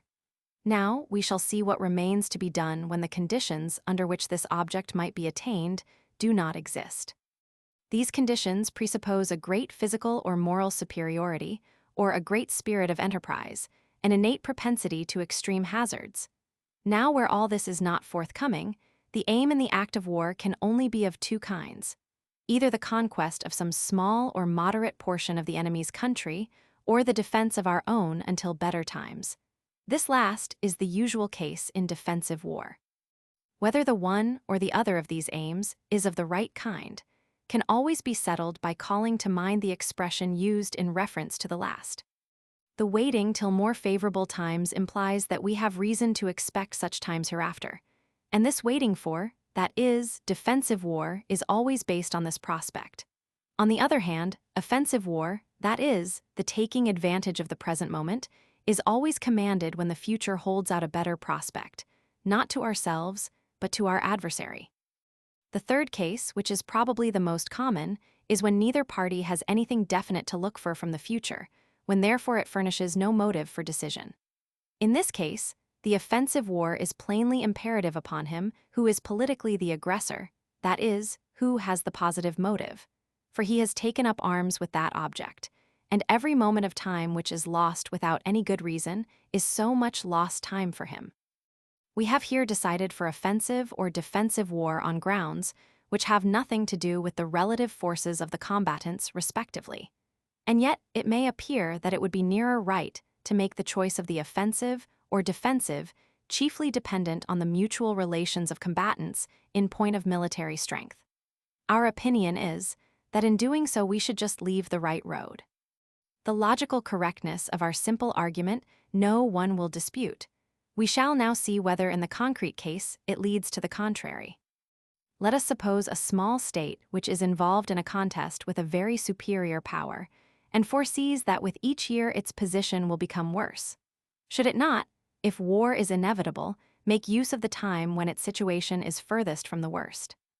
Then it must attack, not because the attack in itself ensures any advantages, it will rather increase the disparity of forces, but because this state is under the necessity of either bringing the matter completely to an issue before the worst time arrives, or of gaining, at least, in the meantime, some advantages which it may hereafter turn to account. This theory cannot appear absurd.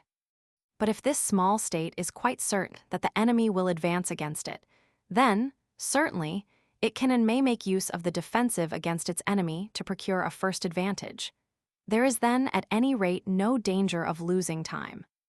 If, again, we suppose a small state engaged in war with a greater, and that the future has no influence on their decisions, still, if the small state is politically the assailant, we demand of it also that it should go forward to its object. If it has had the audacity to propose to itself a positive end in the face of superior numbers, then it must also act, that is, attack the foe, if the latter does not save it the trouble. Waiting would be an absurdity, unless at the moment of execution it has altered its political resolution, a case which very frequently occurs and contributes in no small degree to give wars an indefinite character. These considerations on the limited object apply to its connection both with offensive war and defensive war. We shall consider both in separate chapters. But we shall first turn our attention to another phase. Hitherto, we have deduced the modifications in the object of war solely from intrinsic reasons. The nature of the political view, or design, we have only taken into consideration in so far as it is or is not directed at something positive. Everything else in the political design is in reality something extraneous to war. But in the second chapter of the first book, End and Means in War, we have already admitted that the nature of the political object, the extent of our own or the enemy's demand, and our whole political relation practically have a most decisive influence on the conduct of the war, and we shall therefore devote the following chapter to that subject specially.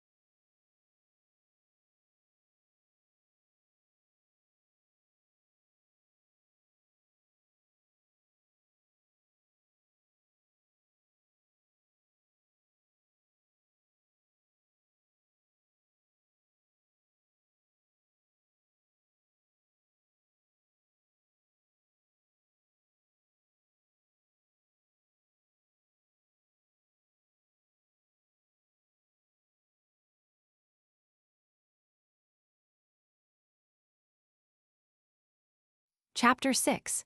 Influence of the political object on the military object. We never find that a state joining in the cause of another state takes it up with the same earnestness as its own. An auxiliary army of moderate strength is sent. If it is not successful, then the ally looks upon the affair as in a manner ended and tries to get out of it on the cheapest terms possible. In European politics, it has been usual for states to pledge themselves to mutual assistance by an alliance offensive and defensive, not so far that the one takes part in the interests and quarrels of the other, but only so far as to promise one another beforehand the assistance of a fixed, generally very moderate, contingent of troops, without regard to the object of the war, or the scale on which it is about to be carried on by the principals. In a treaty of alliance of this kind, the ally does not look upon himself as engaged with the enemy in a war properly speaking, which should necessarily begin with a declaration of war and end with a treaty of peace. Still, this idea also is nowhere fixed with any distinctness, and usage varies one way and another. The thing would have a kind of consistency, and it would be less embarrassing to the theory of war if this promised contingent of 10, 20, or 30,000 men was handed over entirely to the state engaged in war, so that it could be used as required. It might then be regarded as a subsidized force. But the usual practice is widely different. Generally, the auxiliary force has its own commander, who depends only on his own government, and to whom they prescribe an object such as best suits the shilly-shally measures they have in view. But even if two states go to war with a third, they do not always both look in like measure upon this common enemy as one that they must destroy or be destroyed by themselves. The business is often settled like a commercial transaction. Each, according to the amount of the risk he incurs or the advantage to be expected, takes shares in the concern to the extent of 30,000 or 40,000 men, and acts as if he could not lose more than the amount of his investment. Not only is this the point of view taken when a state comes to the assistance of another in a cause in which it has in a manner little concern, but even when both allies have a common and very considerable interest at stake, nothing can be done except under diplomatic reservation, and the contracting parties usually only agree to furnish a small stipulated contingent in order to employ the rest of the forces according to the special ends to which policy may happen to lead them. This way of regarding wars entered into by reason of alliances was quite general, and was only obliged to give place to the natural way in quite modern times, when the extremity of danger drove men's minds into the natural direction, as in the wars against Buonaparte, and when the most boundless power compelled them to it, as under Buonaparte. It was an abnormal thing, an anomaly, for war and peace are ideas which in their foundation can have no gradations. Nevertheless, it was no mere diplomatic offspring which the reason could look down upon, but deeply rooted in the natural limitedness and weakness of human nature. Lastly, even in wars carried on without allies, the political cause of a war has a great influence on the method in which it is conducted. If we only require from the enemy a small sacrifice, then we content ourselves with aiming at a small equivalent by the war, and we expect to attain that by moderate efforts. The enemy reasons in very much the same way. Now, if one or the other finds that he has erred in his reckoning that in place of being slightly superior to the enemy, as he supposed, he is, if anything, rather weaker, still, at that moment, money and all other means, as well as sufficient moral impulse for greater exertions, are very often deficient. In such a case, he just does what is called the best he can. Hopes better things in the future, although he has not the slightest foundation for such hope, and the war, in the meantime, drags itself feebly along, like a body worn out with sickness. Thus it comes to pass that the reciprocal action, the rivalry, the violence and impetuosity of war lose themselves in the stagnation of weak motives, and that both parties move with a certain kind of security in very circumscribed spheres. If this influence of the political object is once permitted, as it then must be, there is no longer any limit, and we must be pleased to come down to such warfare as consists in a mere threatening of the enemy and in negotiating. That the theory of war, if it is to be and to continue a philosophical study, finds itself here in a difficulty is clear. All that is essentially inherent in the conception of war seems to fly from it, and it is in danger of being left without any point of support. But the natural outlet soon shows itself. According as a modifying principle gains influence over the act of war, or rather, the weaker the motives to action become, the more the action will glide into a passive resistance, the less eventful it will become, and the less it will require guiding principles. All military art then changes itself into mere prudence, the principal object of which will be to prevent the trembling balance from suddenly turning to our disadvantage, and the half-war from changing into a complete one.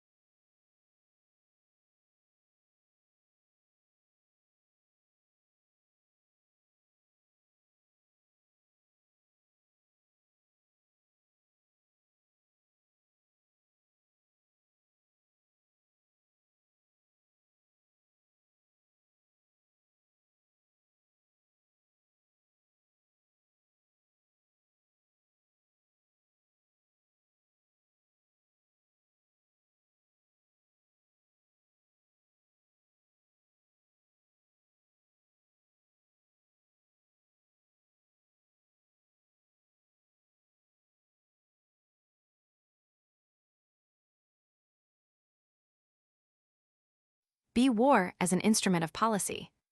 Having made the requisite examination on both sides of that state of antagonism, in which the nature of war stands with relation to other interests of men individually, and of the bond of society, in order not to neglect any of the opposing elements, an antagonism which is founded in our own nature, and which, therefore, no philosophy can unravel, we shall now look for that unity into which, in practical life, these antagonistic elements combine themselves by partly neutralizing each other.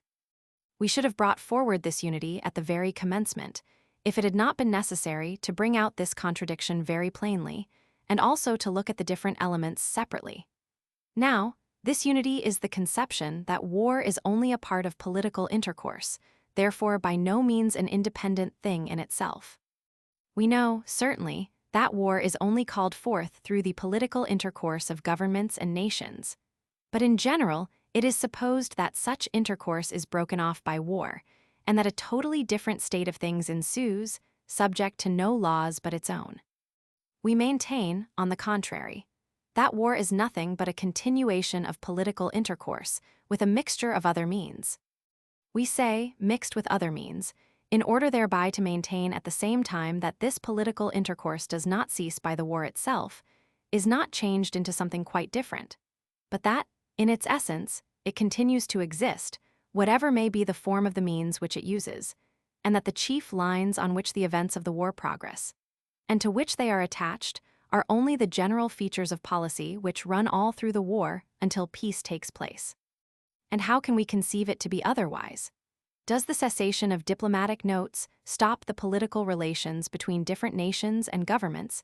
Is not war merely another kind of writing and language for political thoughts? It has certainly a grammar of its own, but its logic is not peculiar to itself. Accordingly, war can never be separated from political intercourse. And if, in the consideration of the matter, this is done in any way, all the threads of the different relations are, to a certain extent, broken, and we have before us a senseless thing without an object. This kind of idea would be indispensable even if war was perfect war, the perfectly unbridled element of hostility, for all the circumstances on which it rests, and which determine its leading features, viz., our own power, the enemy's power, allies on both sides, the characteristics of the people and their governments respectively, etc., as enumerated in the first chapter of the first book. Are they not of a political nature? And are they not so intimately connected with the whole political intercourse that it is impossible to separate them? But this view is doubly indispensable if we reflect that real war is no such consistent effort tending to an extreme, as it should be according to the abstract idea, but a half-and-half thing, a contradiction in itself. That, as such, it cannot follow its own laws, but must be looked upon as a part of another whole, and this whole is policy. Policy, in making use of war, avoids all those rigorous conclusions which proceed from its nature. It troubles itself little about final possibilities, confining its attention to immediate probabilities. If much uncertainty in the whole action ensues therefrom, if it thereby becomes a sort of game, the policy of each cabinet places its confidence in the belief that in this game it will surpass its neighbor in skill and sharp-sightedness. Thus policy makes out of the all-overpowering element of war a mere instrument, changes the tremendous battle-sword, which should be lifted with both hands and the whole power of the body to strike once for all, into a light, handy weapon, which is even sometimes nothing more than a rapier to exchange thrusts and feints and parries. Thus the contradictions in which man, naturally timid, becomes involved by war may be solved, if we choose to accept this as a solution. If war belongs to policy, it will naturally take its character from thence. If policy is grand and powerful, so will also be the war, and this may be carried to the point at which war attains to its absolute form. In this way of viewing the subject, therefore, we need not shut out of sight the absolute form of war, we rather keep it continually in view in the background. Only through this kind of view, war recovers unity.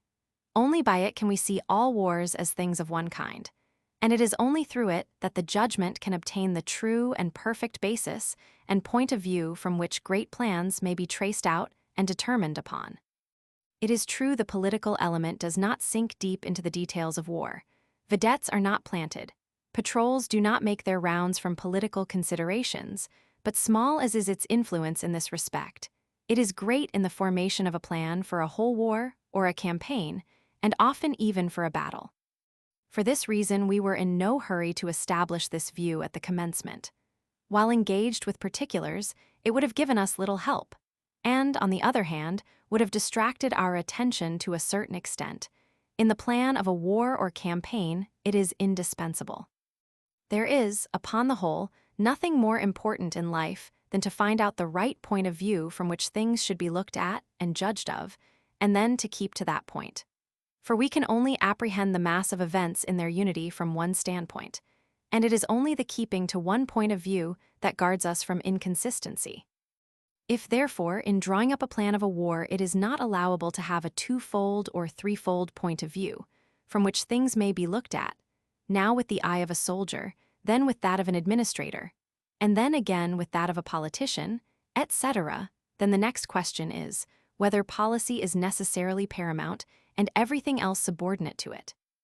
That policy unites in itself and reconciles all the interests of internal administrations, even those of humanity, and whatever else are rational subjects of consideration, is presupposed, for it is nothing in itself, except a mere representative and exponent of all these interests towards other states. That policy may take a false direction, and may promote unfairly the ambitious ends, the private interests, the vanity of rulers, does not concern us here. For, under no circumstances can the art of war be regarded as its preceptor, and we can only look at policy here as the representative of the interests generally of the whole community. The only question, therefore, is whether in framing plans for a war the political point of view should give way to the purely military. If such a point is conceivable, that is to say, should disappear altogether or subordinate itself to it, or whether the political is to remain the ruling point of view and the military to be considered subordinate to it. That the political point of view should end completely when war begins is only conceivable in contests which are wars of life and death from pure hatred. As wars are in reality, they are, as we before said, only the expressions or manifestations of policy itself. The subordination of the political point of view to the military would be contrary to common sense, for policy has declared the war. It is the intelligent faculty, war only the instrument, and not the reverse. The subordination of the military point of view to the political is, therefore, the only thing which is possible.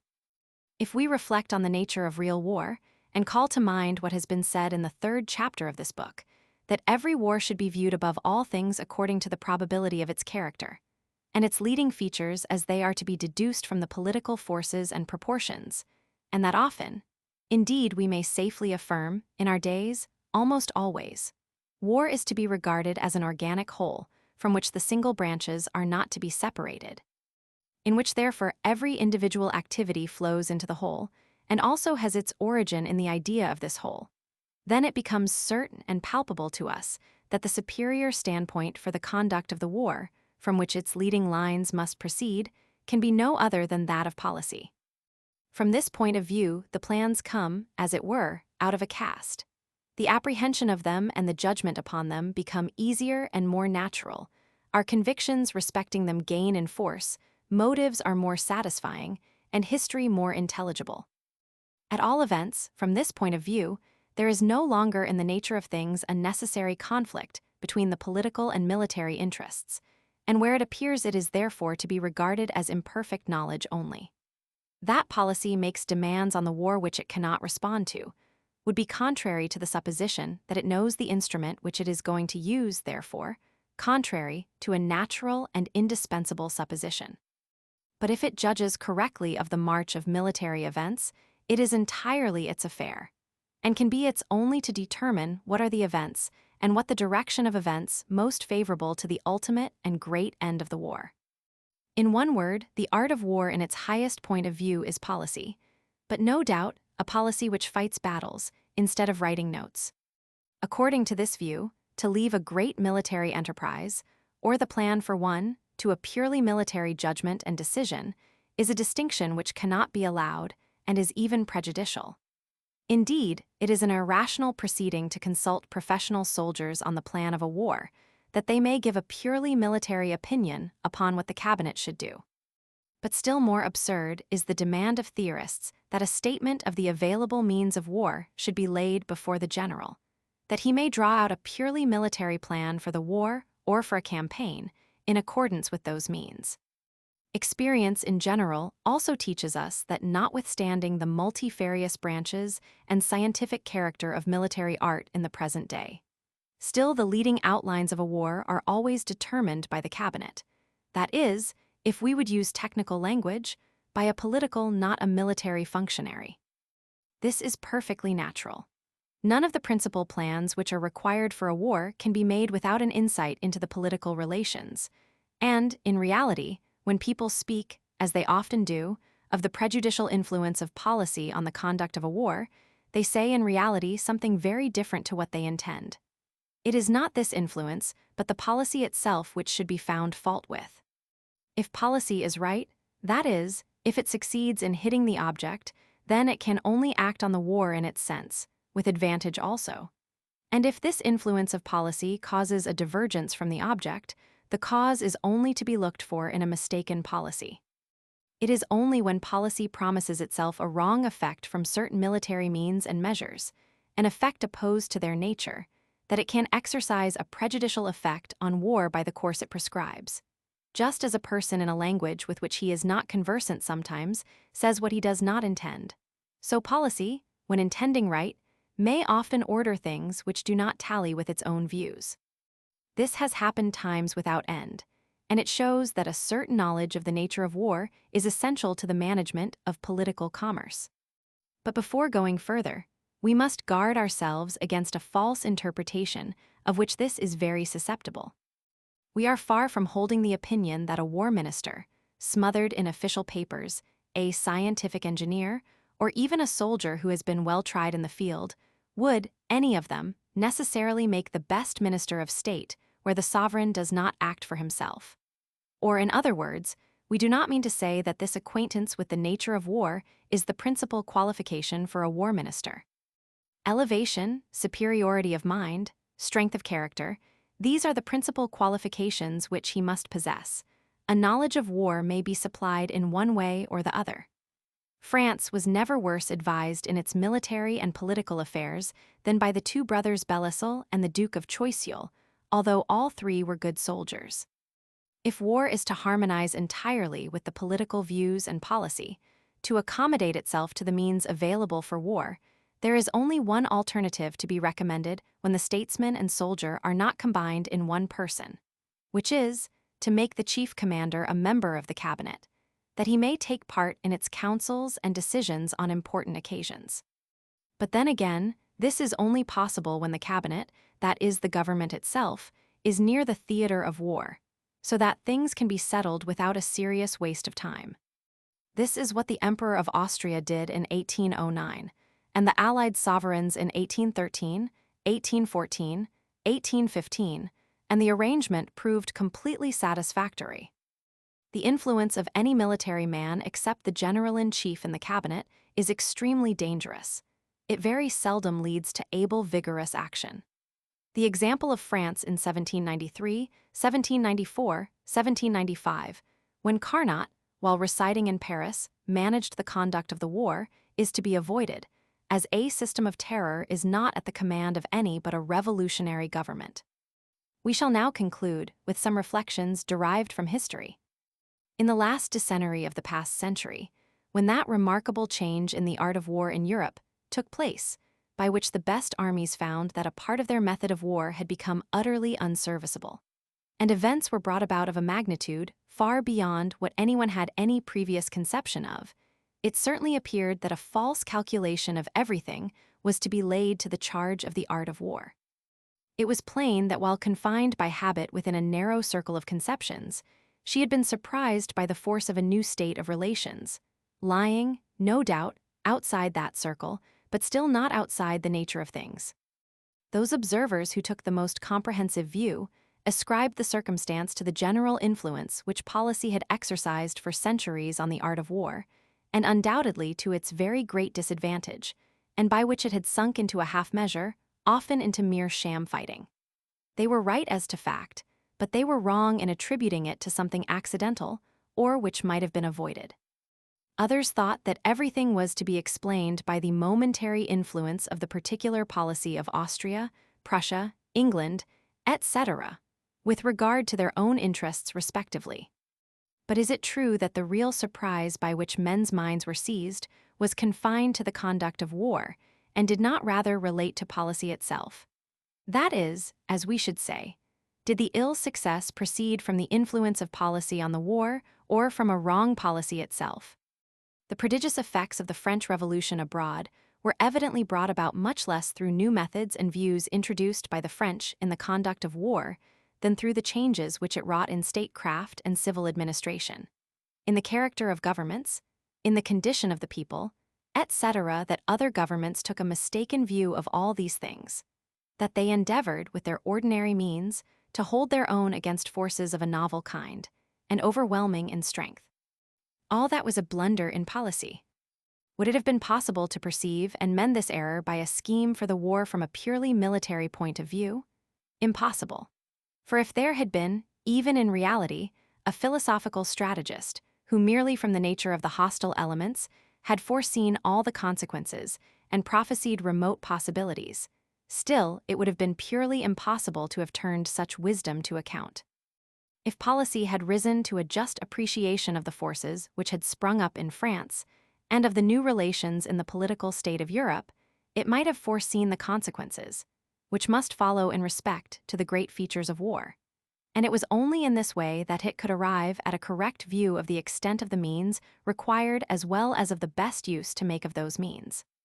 We may therefore say that the 20 years, victories of the Revolution are chiefly to be ascribed to the erroneous policy of the governments by which it was opposed.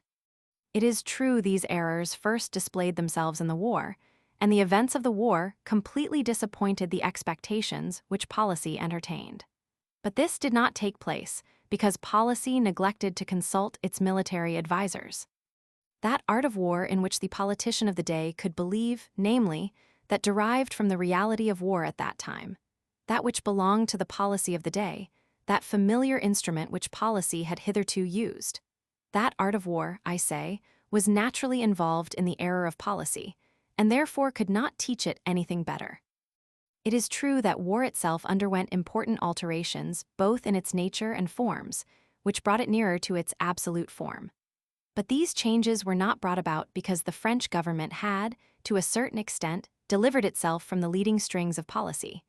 They arose from an altered policy, produced by the French Revolution, not only in France, but over the rest of Europe as well. This policy had called forth other means and other powers, by which it became possible to conduct war with a degree of energy which could not have been thought of otherwise. Therefore, the actual changes in the art of war are a consequence of alterations in policy, and, so far from being an argument for the possible separation of the two, they are, on the contrary, very strong evidence of the intimacy of their connection. Therefore, once more, war is an instrument of policy. It must necessarily bear its character, it must measure with its scale. The conduct of war, in its great features, is therefore policy itself, which takes up the sword in place of the pen, but does not on that account cease to think according to its own laws.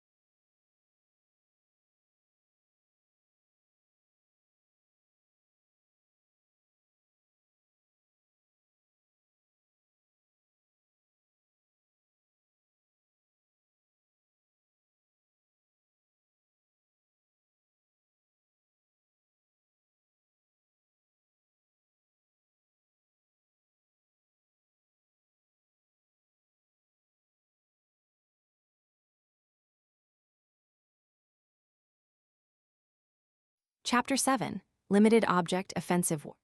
Even if the complete overthrow of the enemy cannot be the object, there may still be one which is directly positive, and this positive object can be nothing else than the conquest of a part of the enemy's country. The use of such a conquest is this, that we weaken the enemy's resources generally, therefore, of course, his military power, while we increase our own. That we therefore carry on the war, to a certain extent, at his expense. Further in this way, that in negotiations for peace, the possession of the enemy's provinces may be regarded as net gain, because we can either keep them or exchange them for other advantages. This view of a conquest of the enemy's provinces is very natural, and would be open to no objection if it were not that the defensive attitude, which must succeed the offensive, may often cause uneasiness. In the chapter on the culminating point of victory, we have sufficiently explained the manner in which such an offensive weakens the combatant force, and that it may be succeeded by a situation causing anxiety as to the future. This weakening of our combatant force by the conquest of part of the enemy's territory has its degrees, and these depend chiefly on the geographical position of this portion of territory. The more it is an annex of our own country, being contiguous to or embraced by it, the more it is in the direction of our principal force, by so much the less will it weaken our combatant force. In the 7 Years' War, Saxony was a natural complement of the Prussian theater of war, and Frederick the Great's army, instead of being weakened, was strengthened by the possession of that province, because it lies nearer to Silesia than to the Mark, and at the same time covers the latter. Even in 1740 and 1741, after Frederick the Great had once conquered Silesia, it did not weaken his army in the field, because, owing to its form and situation as well as the contour of its frontier line, it only presented a narrow point to the Austrians, as long as they were not masters of Saxony. And besides that, this small point of contact also lay in the direction of the chief operations of the contending forces.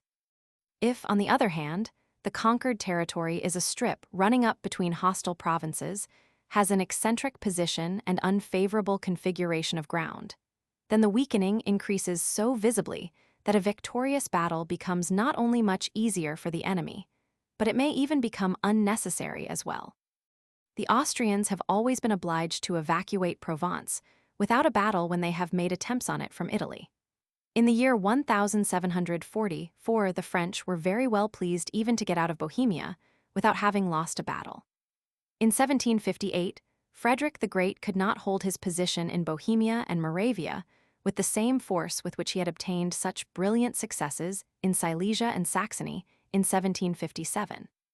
Examples of armies not being able to keep possession of conquered territory solely because their combatant force was so much weakened thereby are so common that it does not appear necessary to quote any more of them. Therefore, the question whether we should aim at such an object depends on whether we can expect to hold possession of the conquest, or whether a temporary occupation, invasion, diversion would repay the expenditure of force required, especially whether we have not to apprehend such a vigorous counterstroke as will completely destroy the balance of forces. In the chapter on the culmination point, we have treated of the consideration due to this question in each particular case. There is just one point which we have still to add. An offensive of this kind will not always compensate us for what we lose upon other points. Whilst we are engaged in making a partial conquest, the enemy may be doing the same at other points, and if our enterprise does not greatly preponderate in importance, then it will not compel the enemy to give up his. It is, therefore, a question for serious consideration whether we may not lose more than we gain in a case of this description. Even if we suppose 2 provinces, one on each side, to be of equal value, we shall always lose more by the one which the enemy takes from us than we can gain by the one we take, because a number of our forces become to a certain extent like faux fries, non-effective. But as the same takes place on the enemy's side also, one would suppose that in reality there is no ground to attach more importance to the maintenance of what is our own than to the conquest. But yet there is. The maintenance of our own territory is always a matter which more deeply concerns us, and the suffering inflicted on our own state cannot be outweighed nor, to a certain extent, neutralized by what we gain in return, unless the latter promises a high percentage, that is much greater.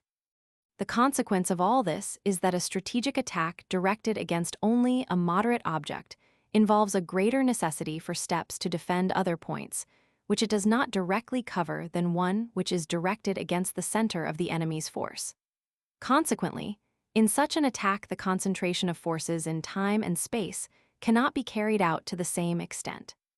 In order that it may take place, at least as regards time, it becomes necessary for the advance to be made offensively from every point possible, and at the same moment exactly, and therefore this attack loses the other advantage of being able to make shift with a much smaller force by acting on the defensive at particular points. In this way, the effect of aiming at a minor object is to bring all things more to a level. The whole act of the war cannot now be concentrated into one principal affair which can be governed according to leading points of view. It is more dispersed. The friction becomes greater everywhere, and there is everywhere more room for chance. This is the natural tendency of the thing. The commander's weighed down by it finds himself more and more neutralized. The more he is conscious of his own powers, the greater his resources subjectively, and his power objectively, so much the more he will seek to liberate himself from this tendency in order to give to some one point a preponderating importance, even if that should only be possible by running greater risks.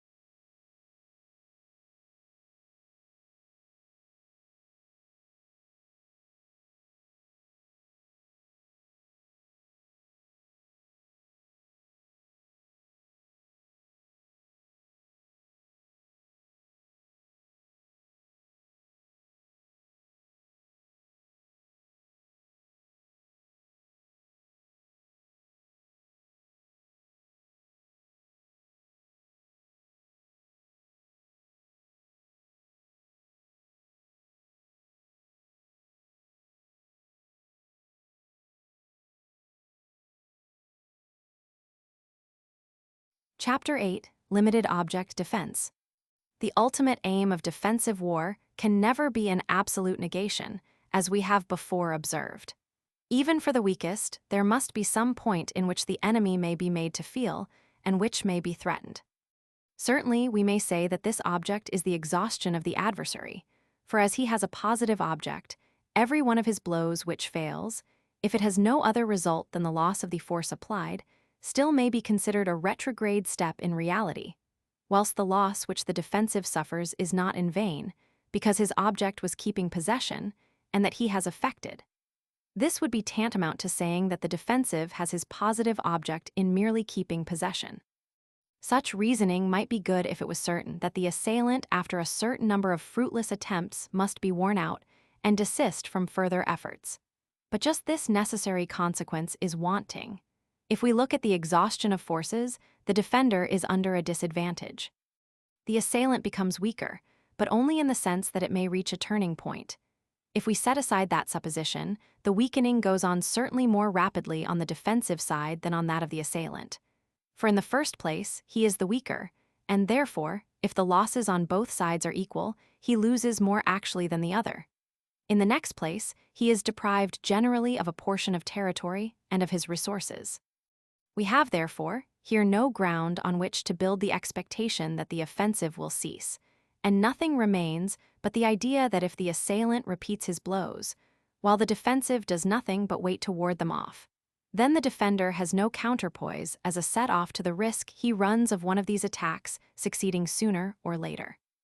Although in reality the exhaustion, or rather the weakening of the stronger, has brought about a peace in many instances that is to be attributed to the indecision which is so general in war, but cannot be imagined philosophically as the general and ultimate object of any defensive war whatever. There is, therefore, no alternative but that the defense should find its object in the idea of the waiting for, which is besides its real character. This idea in itself includes that of an alteration of circumstances, of an improvement of the situation, which, therefore, when it cannot be brought about by internal means, that is, by defensive pure in itself, can only be expected through assistance coming from without. Now, this improvement from without can proceed from nothing else than a change in political relations. Either new alliances spring up in favor of the defender, or old ones directed against him fall to pieces. Here, then, is the object for the defender, in case his weakness does not permit him to think of any important counterstroke. But this is not the nature of every defensive war, according to the conception which we have given of its form. According to that conception, it is the stronger form of war, and on account of that strength, it can also be applied when a counterstroke more or less important is designed. These two cases must be kept distinct from the very first, as they have an influence on the defense. In the first case, the defender's object is to keep possession of his own country intact as long as possible, because in that way he gains most time, and gaining time is the only way to attain his object. The positive object which he can in most cases attain, and which will give him an opportunity of carrying out his object in the negotiations for peace, he cannot yet include in his plan for the war. In this state of strategic passiveness, the advantages which the defender can gain at certain points consist in merely repelling partial attacks. The preponderance gained at those points he tries to make of service to him at others, for he is generally hard-pressed at all points. If he has not the opportunity of doing this, then there often only accrues to him the small advantage that the enemy will leave him at rest for a time. If the defender is not altogether too weak, small offensive operations directed less towards permanent possession than a temporary advantage to cover losses, which may be sustained afterwards, invasions, diversions, or enterprises against a single fortress, may have a place in this defensive system without altering its object or essence. But in the second case, in which a positive object is already grafted upon the defensive, the greater the counterstroke that is warranted by circumstances, the more the defensive imports into itself of positive character. In other words, the more the defense has been adopted voluntarily. In order to make the first blow surer, the bolder may be the snares which the defender lays for his opponent. The boldest, and if it succeeds, the most effectual, is the retreat into the interior of the country. And this means is then at the same time that which differs most widely from the other system. Let us only think of the difference between the position in which Frederick the Great was placed in the 7 Years' War and that of Russia in 1812. When the war began, Frederick, through his advanced state of preparation for war, had a kind of superiority. This gave him the advantage of being able to make himself master of Saxony, which was besides such a natural complement of his theater of war, that the possession of it did not diminish, but increased, his combatant force.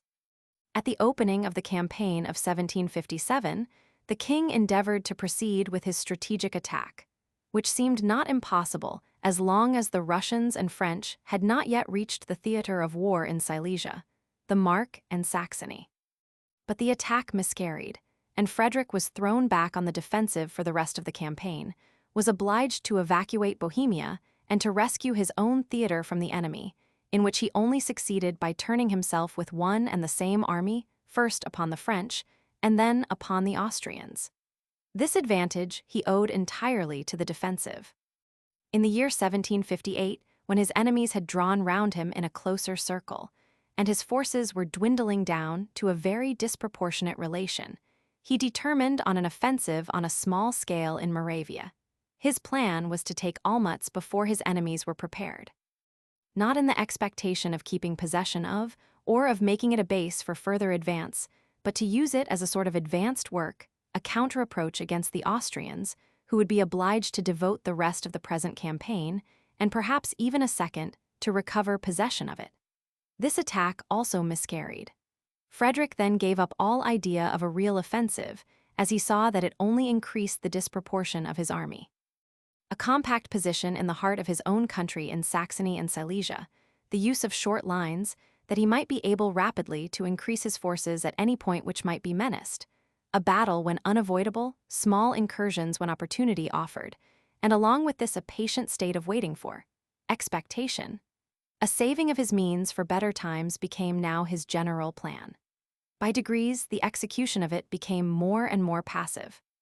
As he saw that even a victory cost him too much, therefore he tried to manage at still less expense. Everything depended on gaining time and on keeping what he had got. He therefore became more tenacious of yielding any ground and did not hesitate to adopt a perfect cordon system. The positions of Prince Henry in Saxony, as well as those of the king in the Silesian mountains, may be so termed. In his letters to the Marquis d'Argens, he manifests the impatience with which he looks forward to winter quarters, and the satisfaction he felt at being able to take them up again without having suffered any serious loss. Whoever blames Frederick for this, and looks upon it as a sign that his spirit had sunk, would, we think, pass judgment without much reflection. If the entrenched camp at Bunzelwitz, the positions taken up by Prince Henry in Saxony, and by the king in the Silesian mountains, do not appear to us now as measures on which a general should place his dependence in a last extremity, because a Buonaparte would soon have thrust his sword through such tactical cobwebs, we must not forget that times have changed, that war has become a totally different thing, is quickened with new energies, and that therefore positions might have been excellent at that time, although they are not so now, and that in addition to all, the character of the enemy deserves attention. Against the army of the German states, against Daun and Butelin, it might have been the height of wisdom to employ means which Frederick would have despised if used against himself. The result justified this view. In the state of patient expectation, Frederick attained his object, and got round difficulties in a collision with which his forces would have been dashed to pieces. The relation in point of numbers between the Russian and French armies, opposed to each other at the opening of the campaign in 1812, was still more unfavorable to the former than that between Frederick and his enemies in the 7 Years' War. But the Russians looked forward to being joined by large reinforcements in the course of the campaign. All Europe was in secret hostility to Buonaparte. His power had been screwed up to the highest point. A devouring war occupied him in Spain, and the vast extent of Russia allowed of pushing the exhaustion of the enemy's military means to the utmost extremity by a retreat over 100 miles of country. Under circumstances on this grand scale, a tremendous counterstroke was not only to be expected if the French enterprise failed, and how could it succeed if the Russian emperor would not make peace, or his subjects did not rise in insurrection? But this counterstroke might also end in the complete destruction of the enemy. The most profound sagacity could, therefore, not have devised a better plan of campaign than that which the Russians followed on the spur of the moment. That this was not the opinion at the time, and that such a view would then have been looked upon as preposterous, is no reason for our now denying it to be the right one. If we are to learn from history, we must look upon things which have actually happened as also possible in the future, and that the series of great events which succeeded the march upon Moscow is not a succession of mere accidents everyone will grant who can claim to give an opinion on such subjects. If it had been possible for the Russians, with great efforts to defend their frontier, it is certainly probable that in such case also the French power would have sunk, and that they would have at last suffered a reverse of fortune. But the reaction then would certainly not have been so violent and decisive. By sufferings and sacrifices, which certainly in any other country would have been greater, and in most would have been impossible, Russia purchased this enormous success. Thus, a great positive success can never be obtained except through positive measures, planned not with a view to a mere state of waiting for, but with a view to a decision. In short, even on the defensive, there is no great gain to be won except by a great stake.